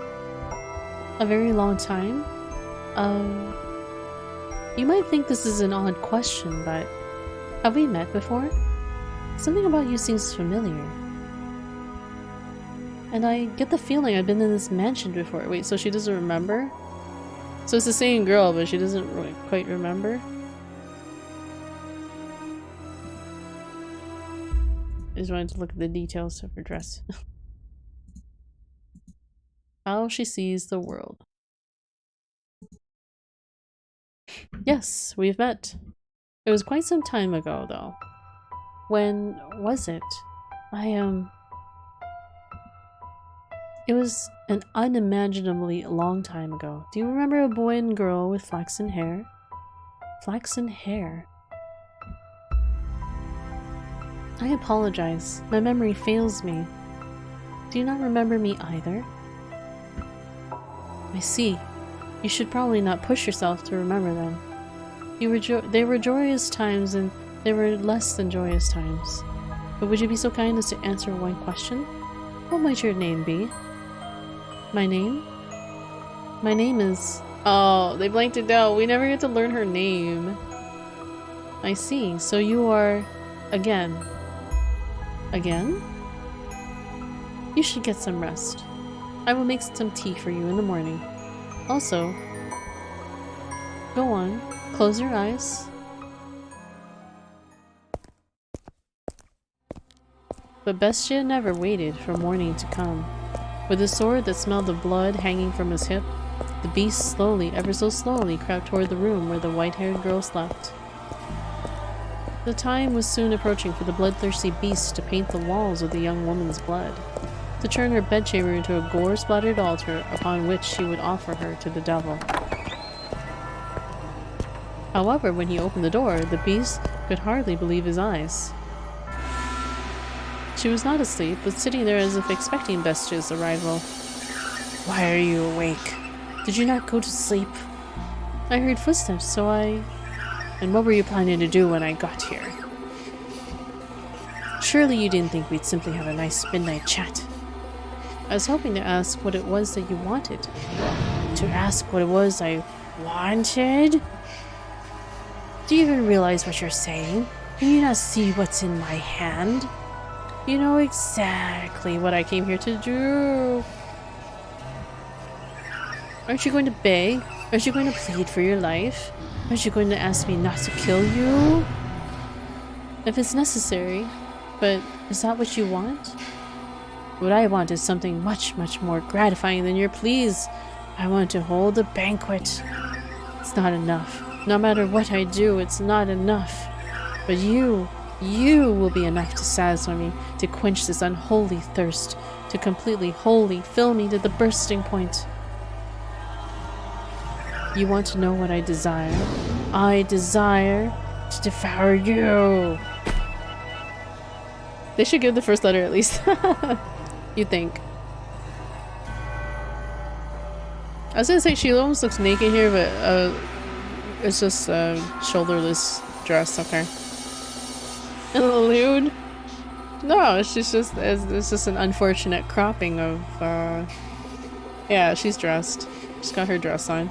Although I don't remember the dress being that low cut around the shoulders. Maybe it was. Ah! Bestia shoved the girl back, slamming her into the mattress. He then stabbed his sword through the sheets beside her, looking down upon the girl, the moonlight at his back. Clenching her slender throat with one hand, he drew his sword once more, holding the tip but inches from her nose. This sounds kind of like... I'm not gonna say. No matter how much blood it drank, the sword continued to shine gloriously as though it had just come from the forge. It was an awe-inspiring, tear-shedding blade, the sight of which would cause anyone to imagine the misfortune about to befall them. Go on, mock me, ridiculed, hideous, barbaric beast standing before you. From the moment you saw me, you thought me unsettling, no? Skating Pancake has redeemed for snow, so... oh wait, that's too fast, not that one. Where's the snow one? Here? There. Metaphor, not analogy. I redeem because it's snowing outside. Nice. I don't think it's snowing here. My bad. It might be an analogy to rape. Maybe.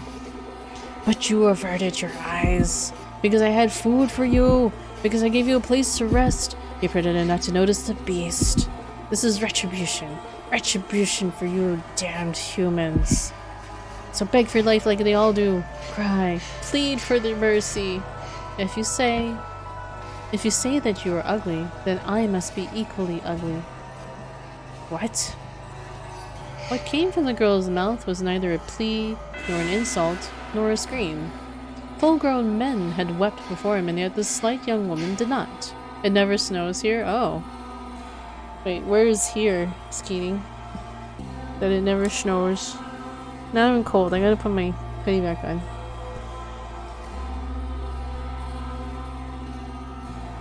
I is cold again.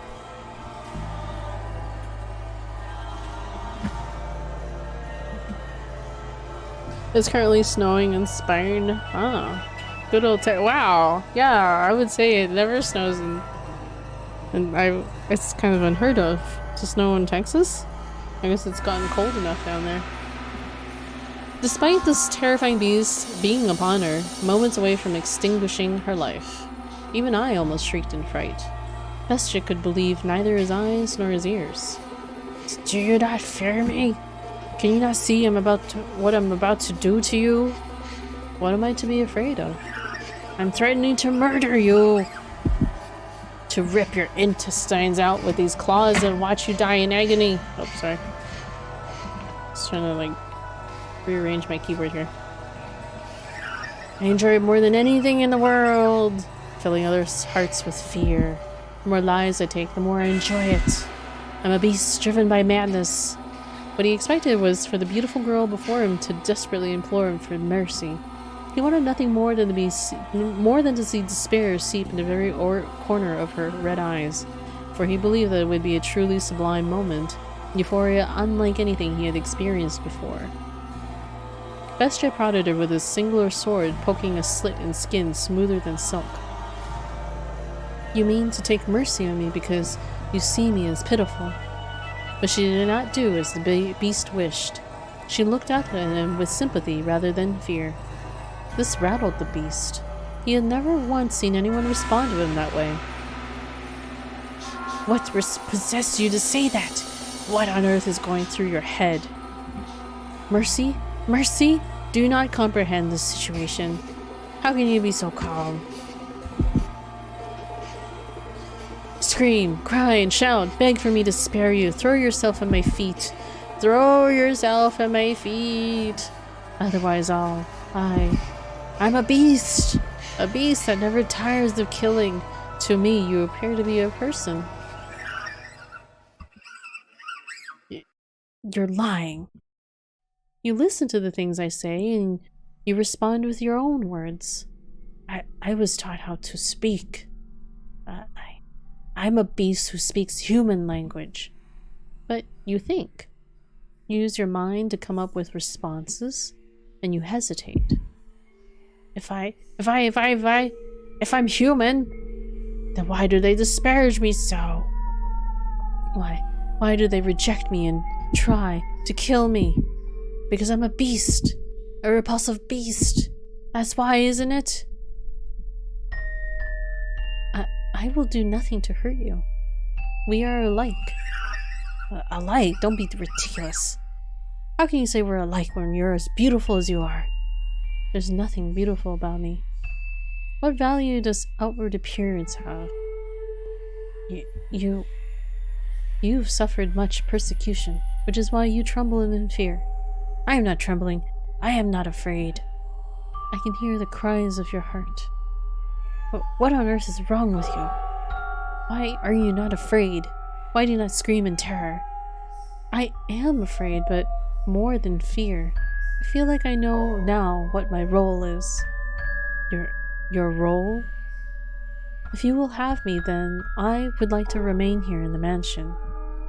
Are you mad? I will eventually kill you! Torture you, put you through hell, make you wish you were never born. That does not change my mind. Please, allow me to stay.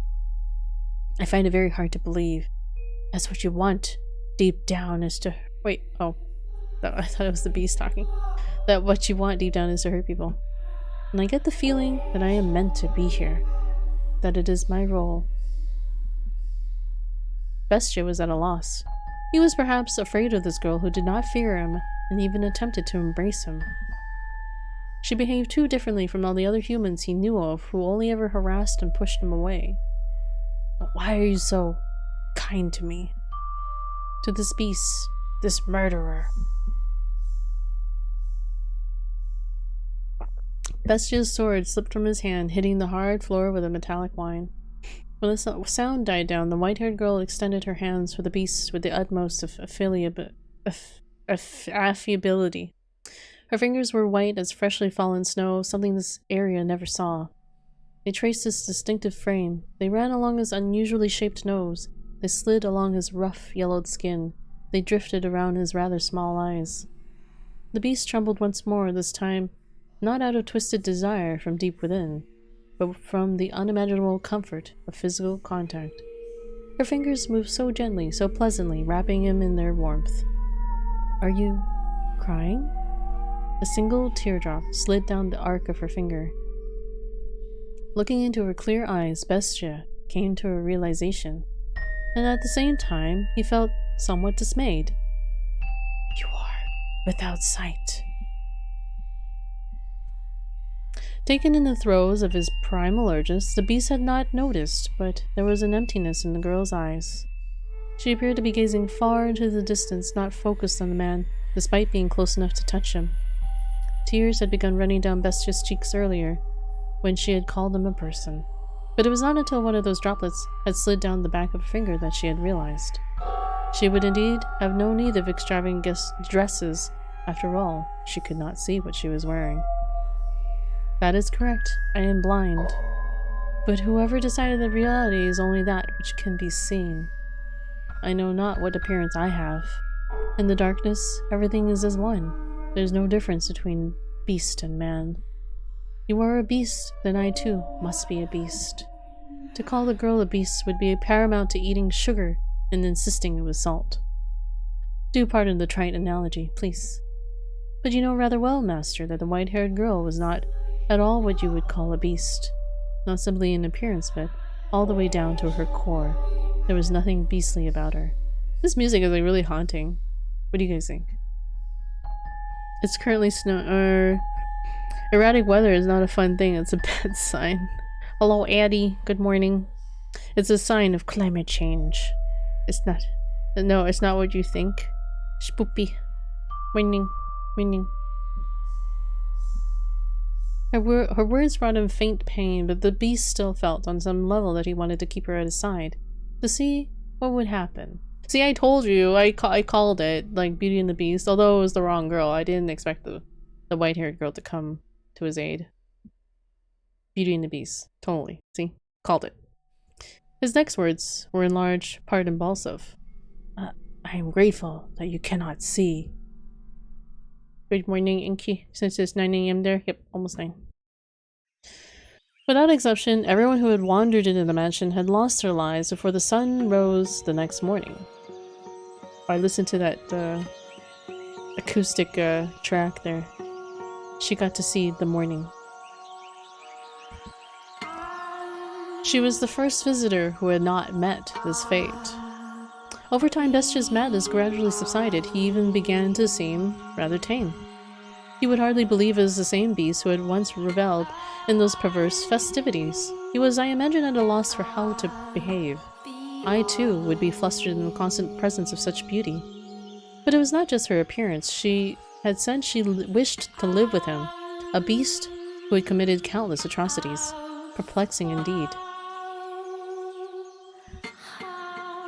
What is the matter?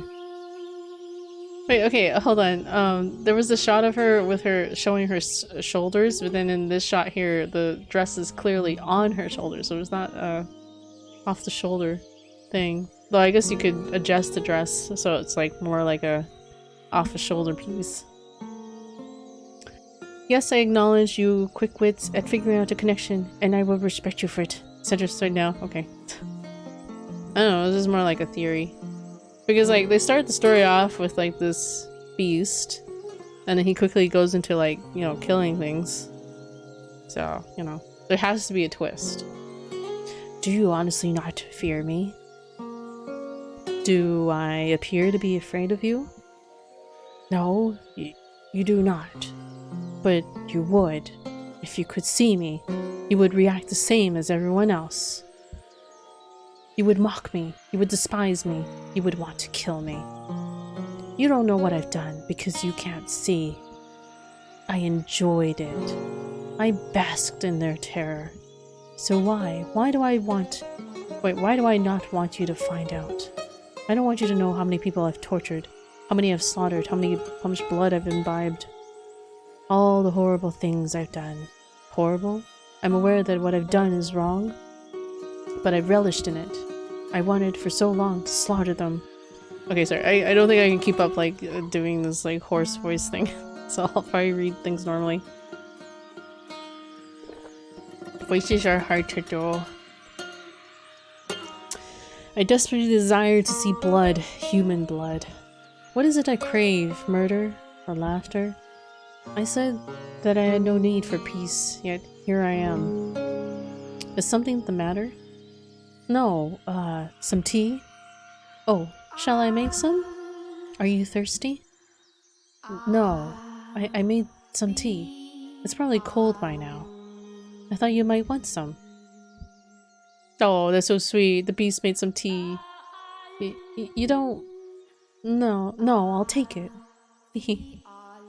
What are you laughing for? Because I'm happy.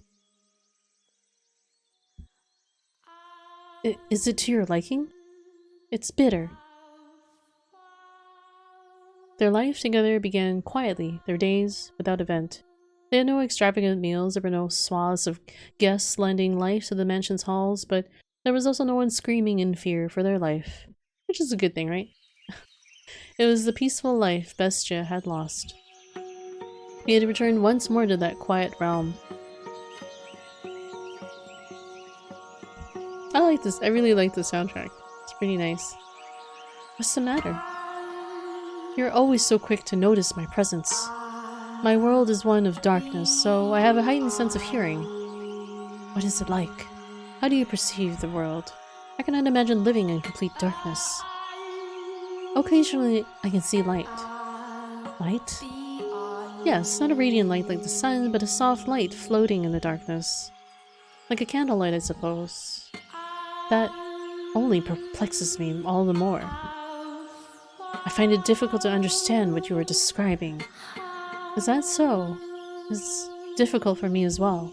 I'm not sure how to explain it, but it's not complete darkness. I can sense your presence, for instance. I can tell how windy it is from the way the windows vibrate. And also, I also feel as though I can sense the wavering of emotions. The candlelight begins to flicker erratically, from fear, intense sorrow, or other similar emotions. My emotions? I do not know. It could be yours, and it could be mine. This mansion is a very peculiar place. Well, the candlelight is always wavering, yet it always seems somehow stable. It makes me feel as though this is where I belong. I don't think I understand. I am a beast, so I lack the intelligence. But you... I'm going to go hunting.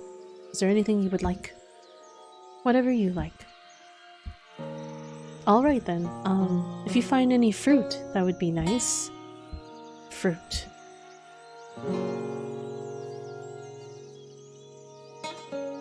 Ah, it's sour. You picked it before it was ripe. I didn't know. Is that a bad thing? I don't know anything. I cannot see, but if fruit is still green, you are not supposed to eat it yet. I guess this implies that she was able to see at one point if she knows it's supposed to be green.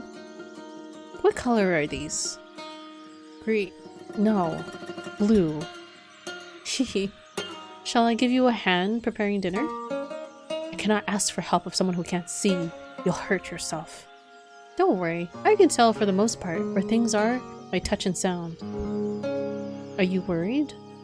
Worried. Worried. Worried. The thought of blood dripping down her finger doesn't excite me. What's going on? What on earth has happened to me? If I appear to be in any danger of harming myself, please let me know. Then you have nothing to worry about. You do not seem any more comfortable in the kitchen than me. She always cooks the... Where does she go? Huh? She always comes when I call. Oh, so the maid hasn't been around to take care of them. I had hidden myself away. Bestia had learned how to go about his daily life without my assistance, and the two of them had no need of others in their peaceful world. Oh my, what is the matter, master? Hehe. I was not lonely at all, no. It was an absolute pleasure simply watching them. I mean that. It was not my role to be at his side, nor was I the one to be at hers. If she could make Bestia into the master of the house, then my presence was unnecessary. I appear when I am needed, as I appear to serve the flaxen-haired family, nothing more. If they sought a servant, then would I show myself? Yes, certainly. After some time, they began to sleep in the same bed. Oh dear, no, not for the reason you're imagining, master. You thought no such thing? Hehe. Though they slept in the same bed, they did not lay together. They did so, it seemed, because they were more comfortable in the same place. The two acted more like family than lovers. Hey. Hello? Are you asleep? No, I'm awake. The candlelight wavering? Right now, it is very calm. I see. Say, tell me about your childhood. What, me? Won't you? My childhood. Yes, I have no such stories to tell. When I was a child, I lost everything. My mother, father, brothers, everyone. Wait, the beast had a family? So for as long as I can remember, I did not have a father. I lived alone with my mother, but I never felt like that was a bad thing. Was she kind? Yes, very. She was a compassionate woman. But we were poor, and because I cannot see, my mother was the only one who could work. She would be away for such long stretches of time, supposedly because she served at a respectable house. I do not know whether or not that was true. Perhaps she was doing much more demanding work. I never asked. I believed not asking was best for her. From time to time, I would receive letters from her.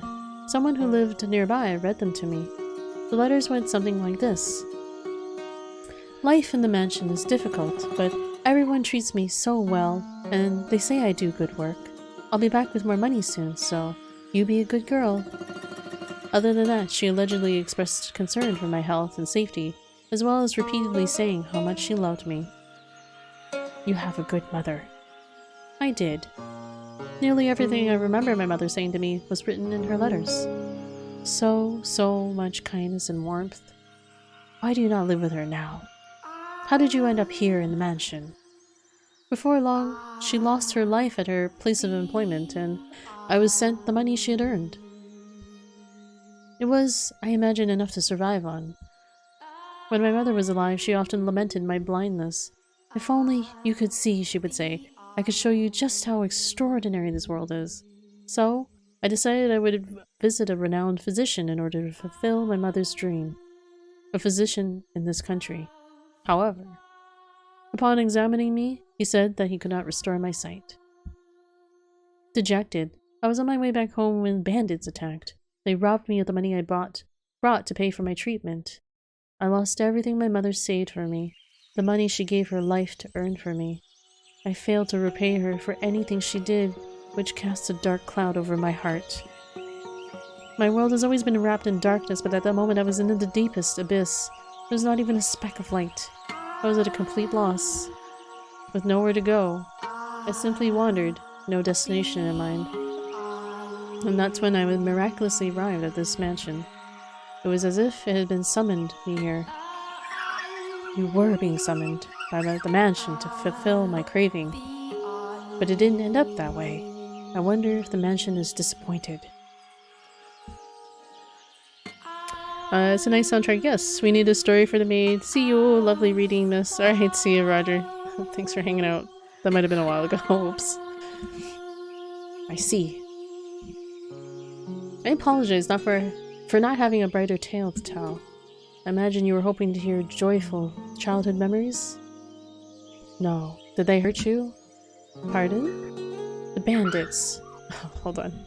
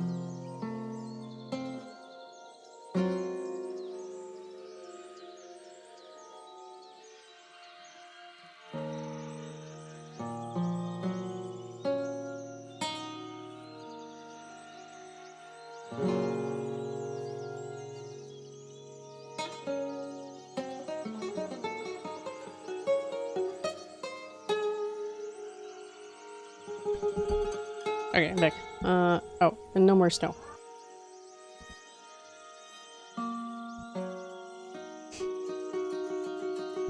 The bandits. Bandits. When they attacked, were you hurt? What is this story called? Serenity. Oh, I see why they titled this How She Sees the World. Ironic.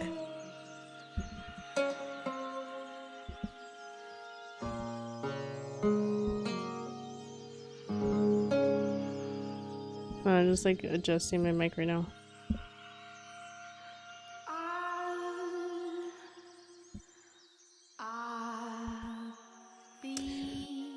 You are so compassionate.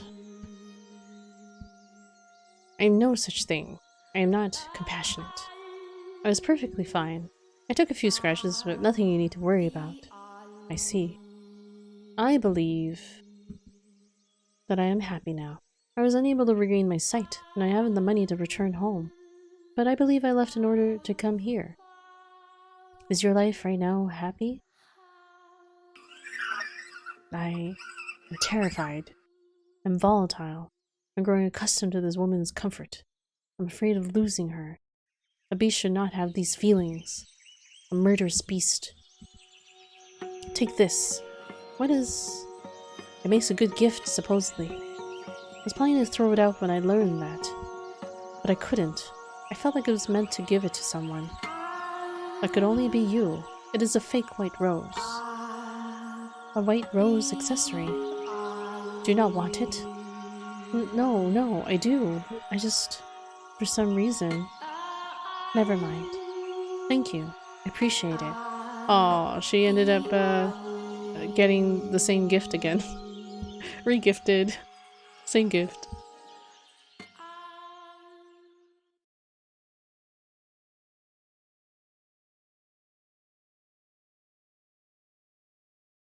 Oh, there's no music here.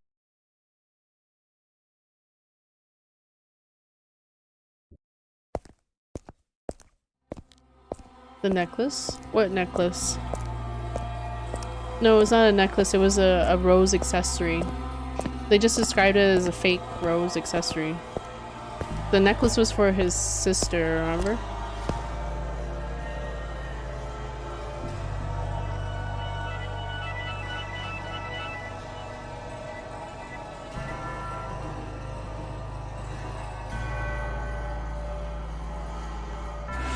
Do you not desire more prey? But you were so hungry for blood before. I've had enough. I don't need any more.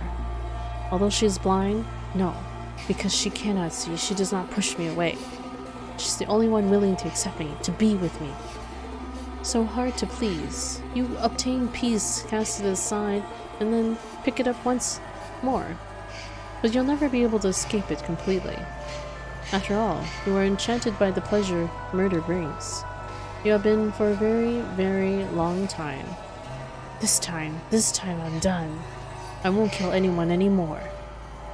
Being with her is far more satisfying than the joy killing brought me. To be with her is what I truly want.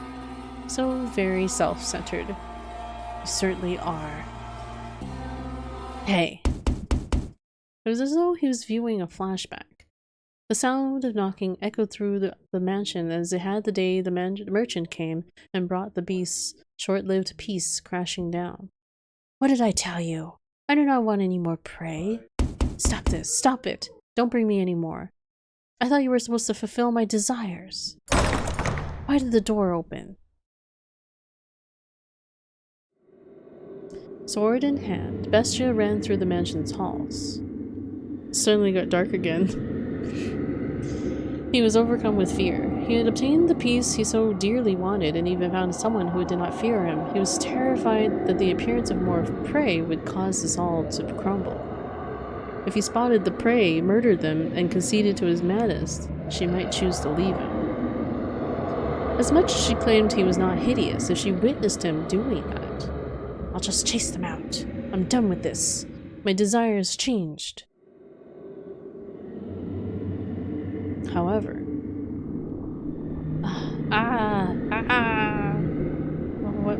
why? Bestia shuddered in terror at the sight. Oh, it's another creature. Stay back. Stay away from me. He broke into a run. It was not, after all, helpless prey that had entered the mansion. That thing is... The monster's voice seemed to slither along the floors behind him. It felt as though, if he were to turn around, it would be right there on top of him. Why are you chasing me? Bestia shouted with fear in his voice, uncharacteristic of the beast, who had so readily slaughtered his prey.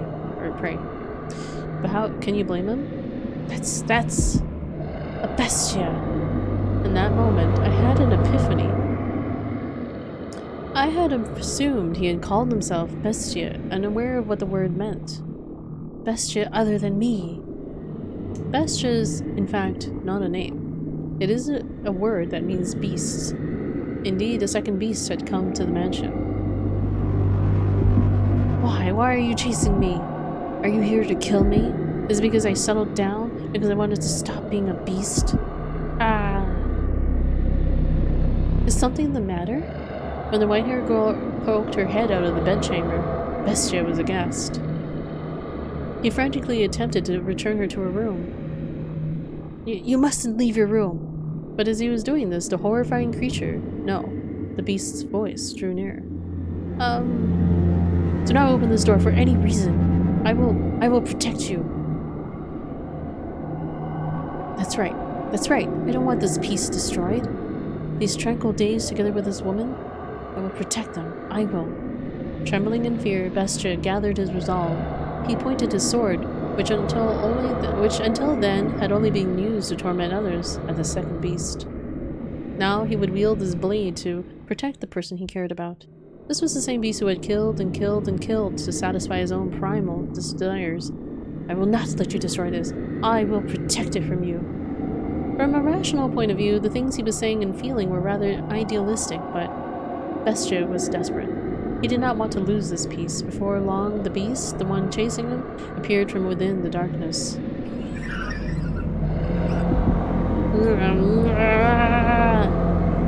Say, Master, if resolve was the only thing necessary for one to act courageously, would that not mean nearly everyone could become a hero?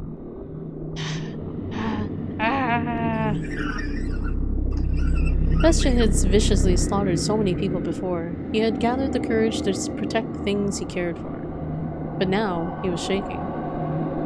He did not gallantly bring his sword down upon the approaching beast. Instead, he trembled visibly from head to toe. He must have been quite terrified at the beast's appearance. Stop! No! Stay away from me! No! Stay back! Seeing Bestia so scared, I imagine the beast thought it was a prime opportunity, for it slowly, ever so slowly, ambled toward him. If I don't kill it, it will kill me, and I have to kill it. I have to kill it, so I have to kill it, so I have to kill it. I have to kill it, I have to kill it. And that was the moment Bestia's mind ran off the rails of sanity. Kill, kill, kill, kill, kill. He lifted his sword up above his head, facing the approaching beast. Rawr! Ah! Sorry, I can't do these voices justice. And ferociously, swung it down upon his assailant. Again and again and again. Screaming horrifically at the top of his lungs. He continued swing after swing until the other beasts had gone completely still.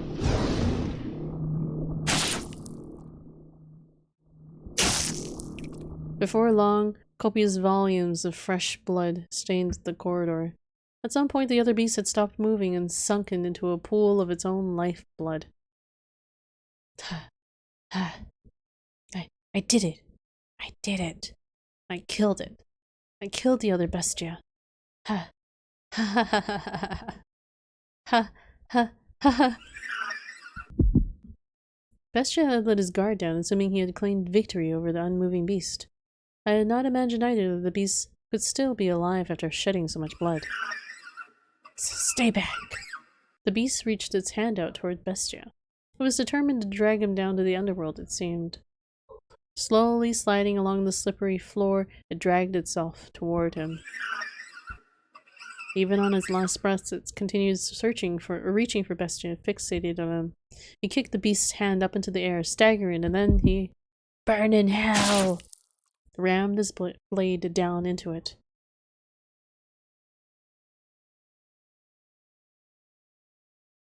Bestia's fear-stricken expression was hardly that of a knight who had just saved the maiden. Nevertheless, he had indeed eradicated the other beast.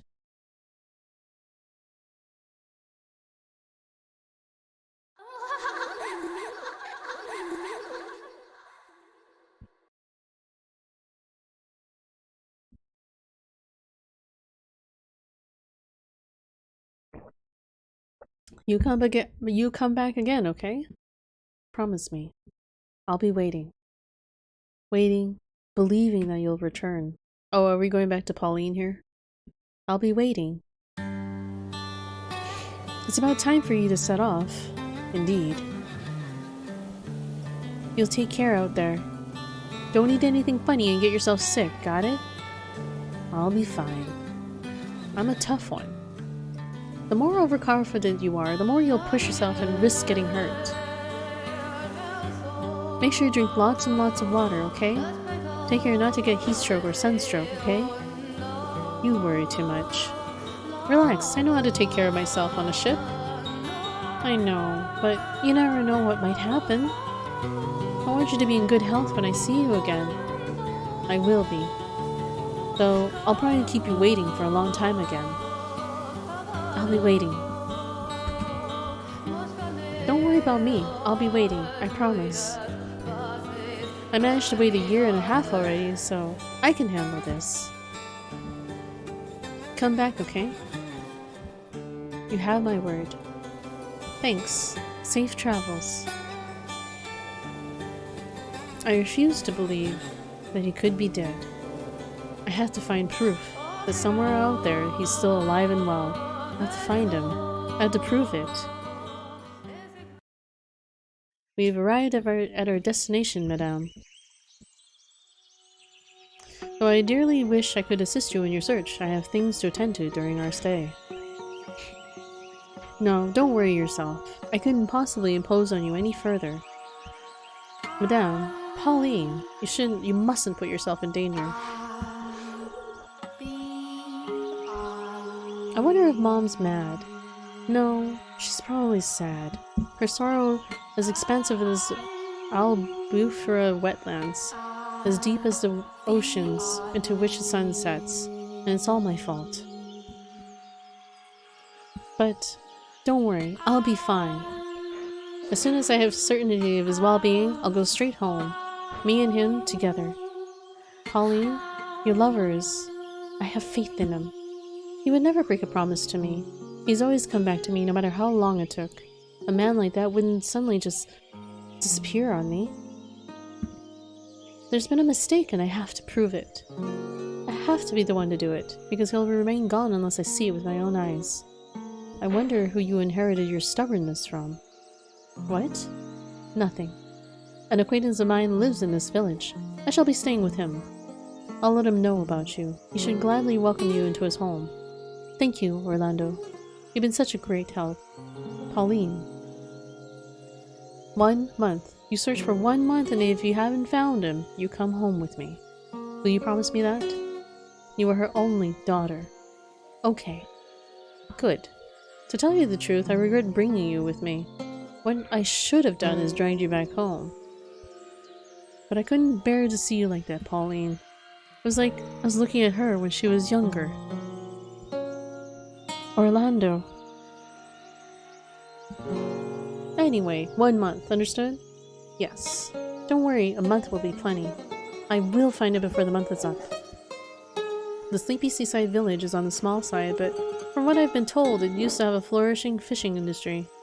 Now, though, it's like there's a fog hanging over everything. That's not too surprising, I suppose. A few months ago, the village was part of a war for control of the country, and they're now under a different rule than before. Stripped of their independence and battered by the raging tempest of war, the people's spirits had been eroded, and spiritual damage not so easily mended. Even if they were not physically harmed, there were deep wounds in their hearts. It's a lovely village, though. The breeze feels different than it does back home. Beneath it all, I'm sure the people are actually quite friendly and cheerful. A long time ago, I went on a trip to the land in the south. Just wanted to see what the title was for this. Searching for him. Okay. This country is quite a bit south of mine, too. People blessed with lots of sunlight are bound to be warm at their core. Say, Orlando. Yes? May I take a look around the village? I don't see why not. The sun's still up. I'll need some time to catch up with my acquaintance, so I suppose this is as good an opportunity as any. Do you know where to find me, madame?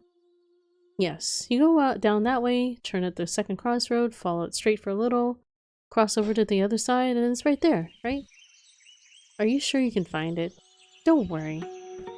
Alright then. You're planning to stay within the village today, right?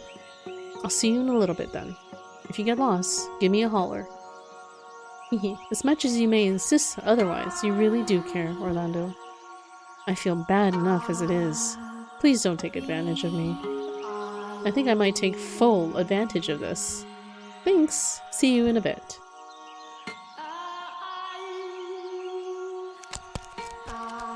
Hmm? What's he doing out here all alone, I wonder?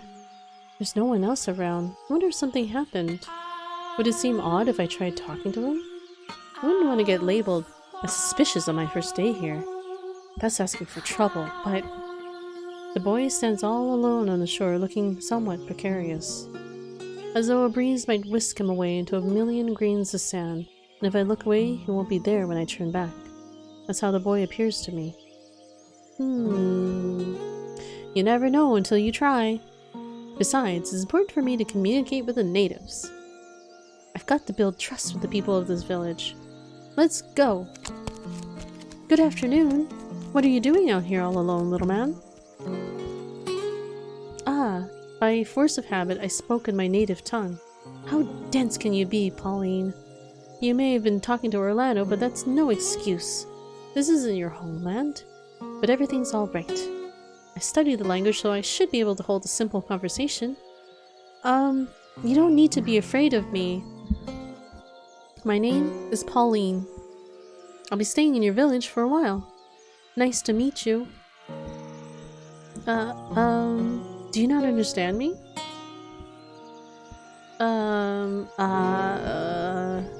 My name is Pauline.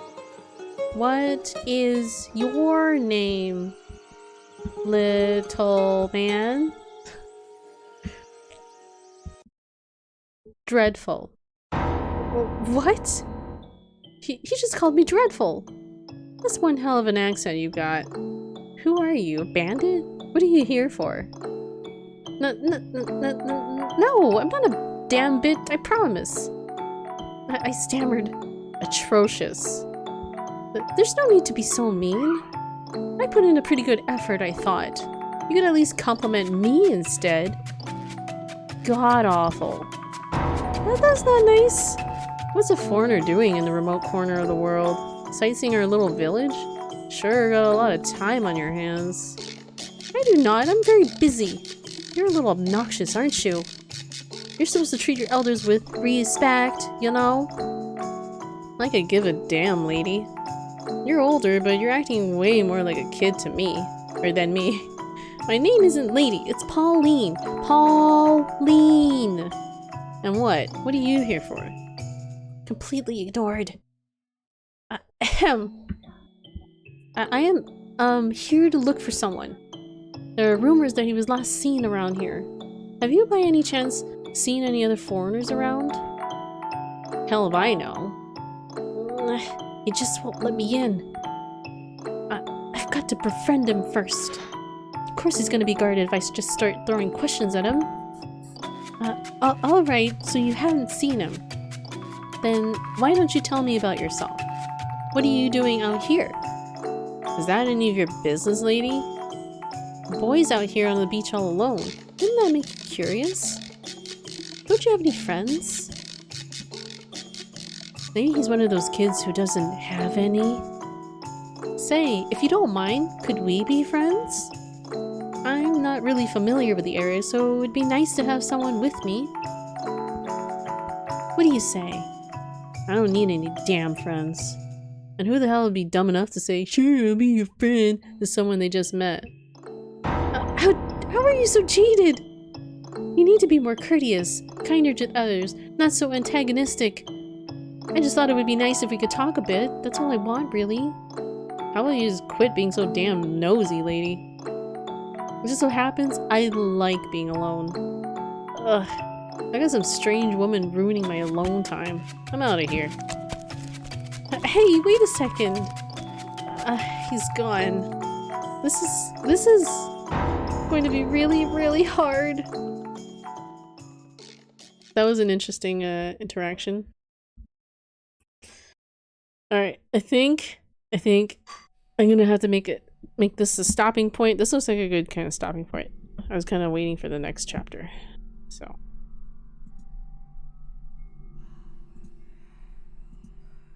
Because my throat's starting to give out. So I'm gonna give it a break.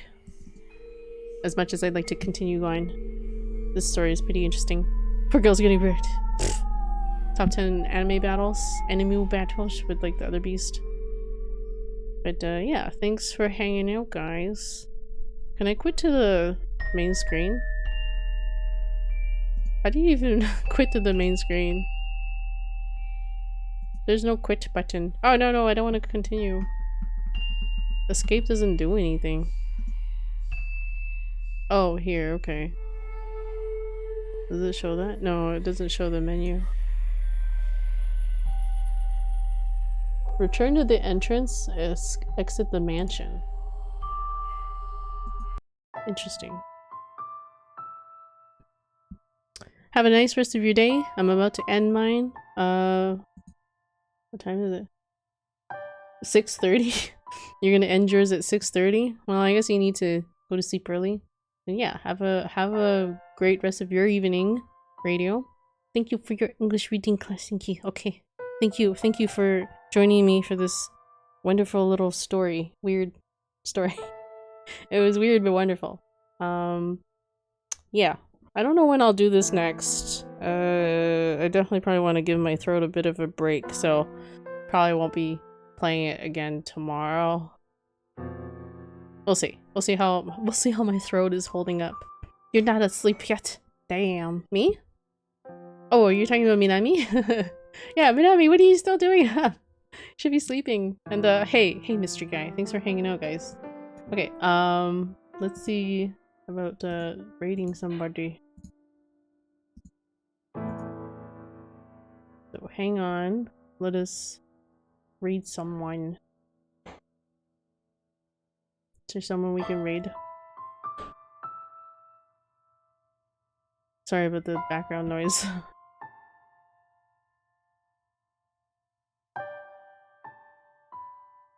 Is there anyone playing this game? I bet you're not. Does anyone have any suggestions? Wait, but is it 1 p.m. not 1 a.m.? Here? It's 9:30. It's 9:30. For you it would be 1 p.m. 1:30 p.m.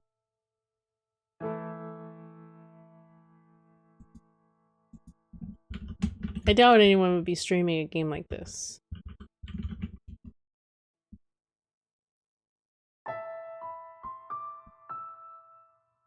Yeah, no, I'm the only one streaming.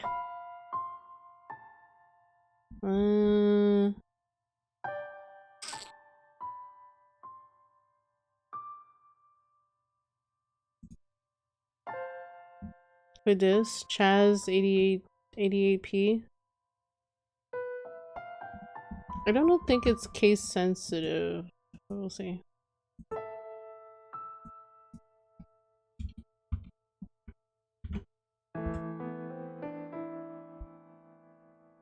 Yeah, it's not.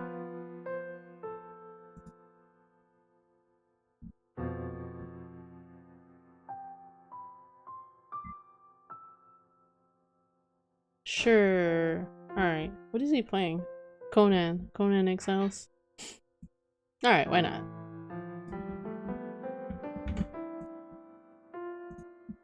Some time ago he did a 36-hour charity stream for leukemia. Ah.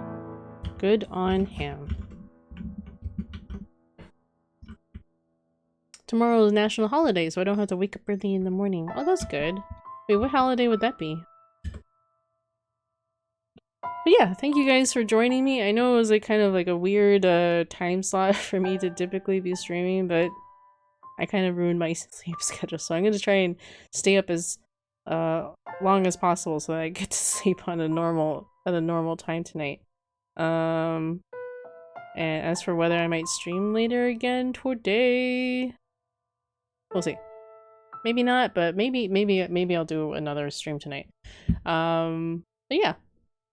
Have a great rest of your day. Oh God, I can't talk today. have a great rest of your day, guys. I will see you guys in the next stream. Thanks for hanging out.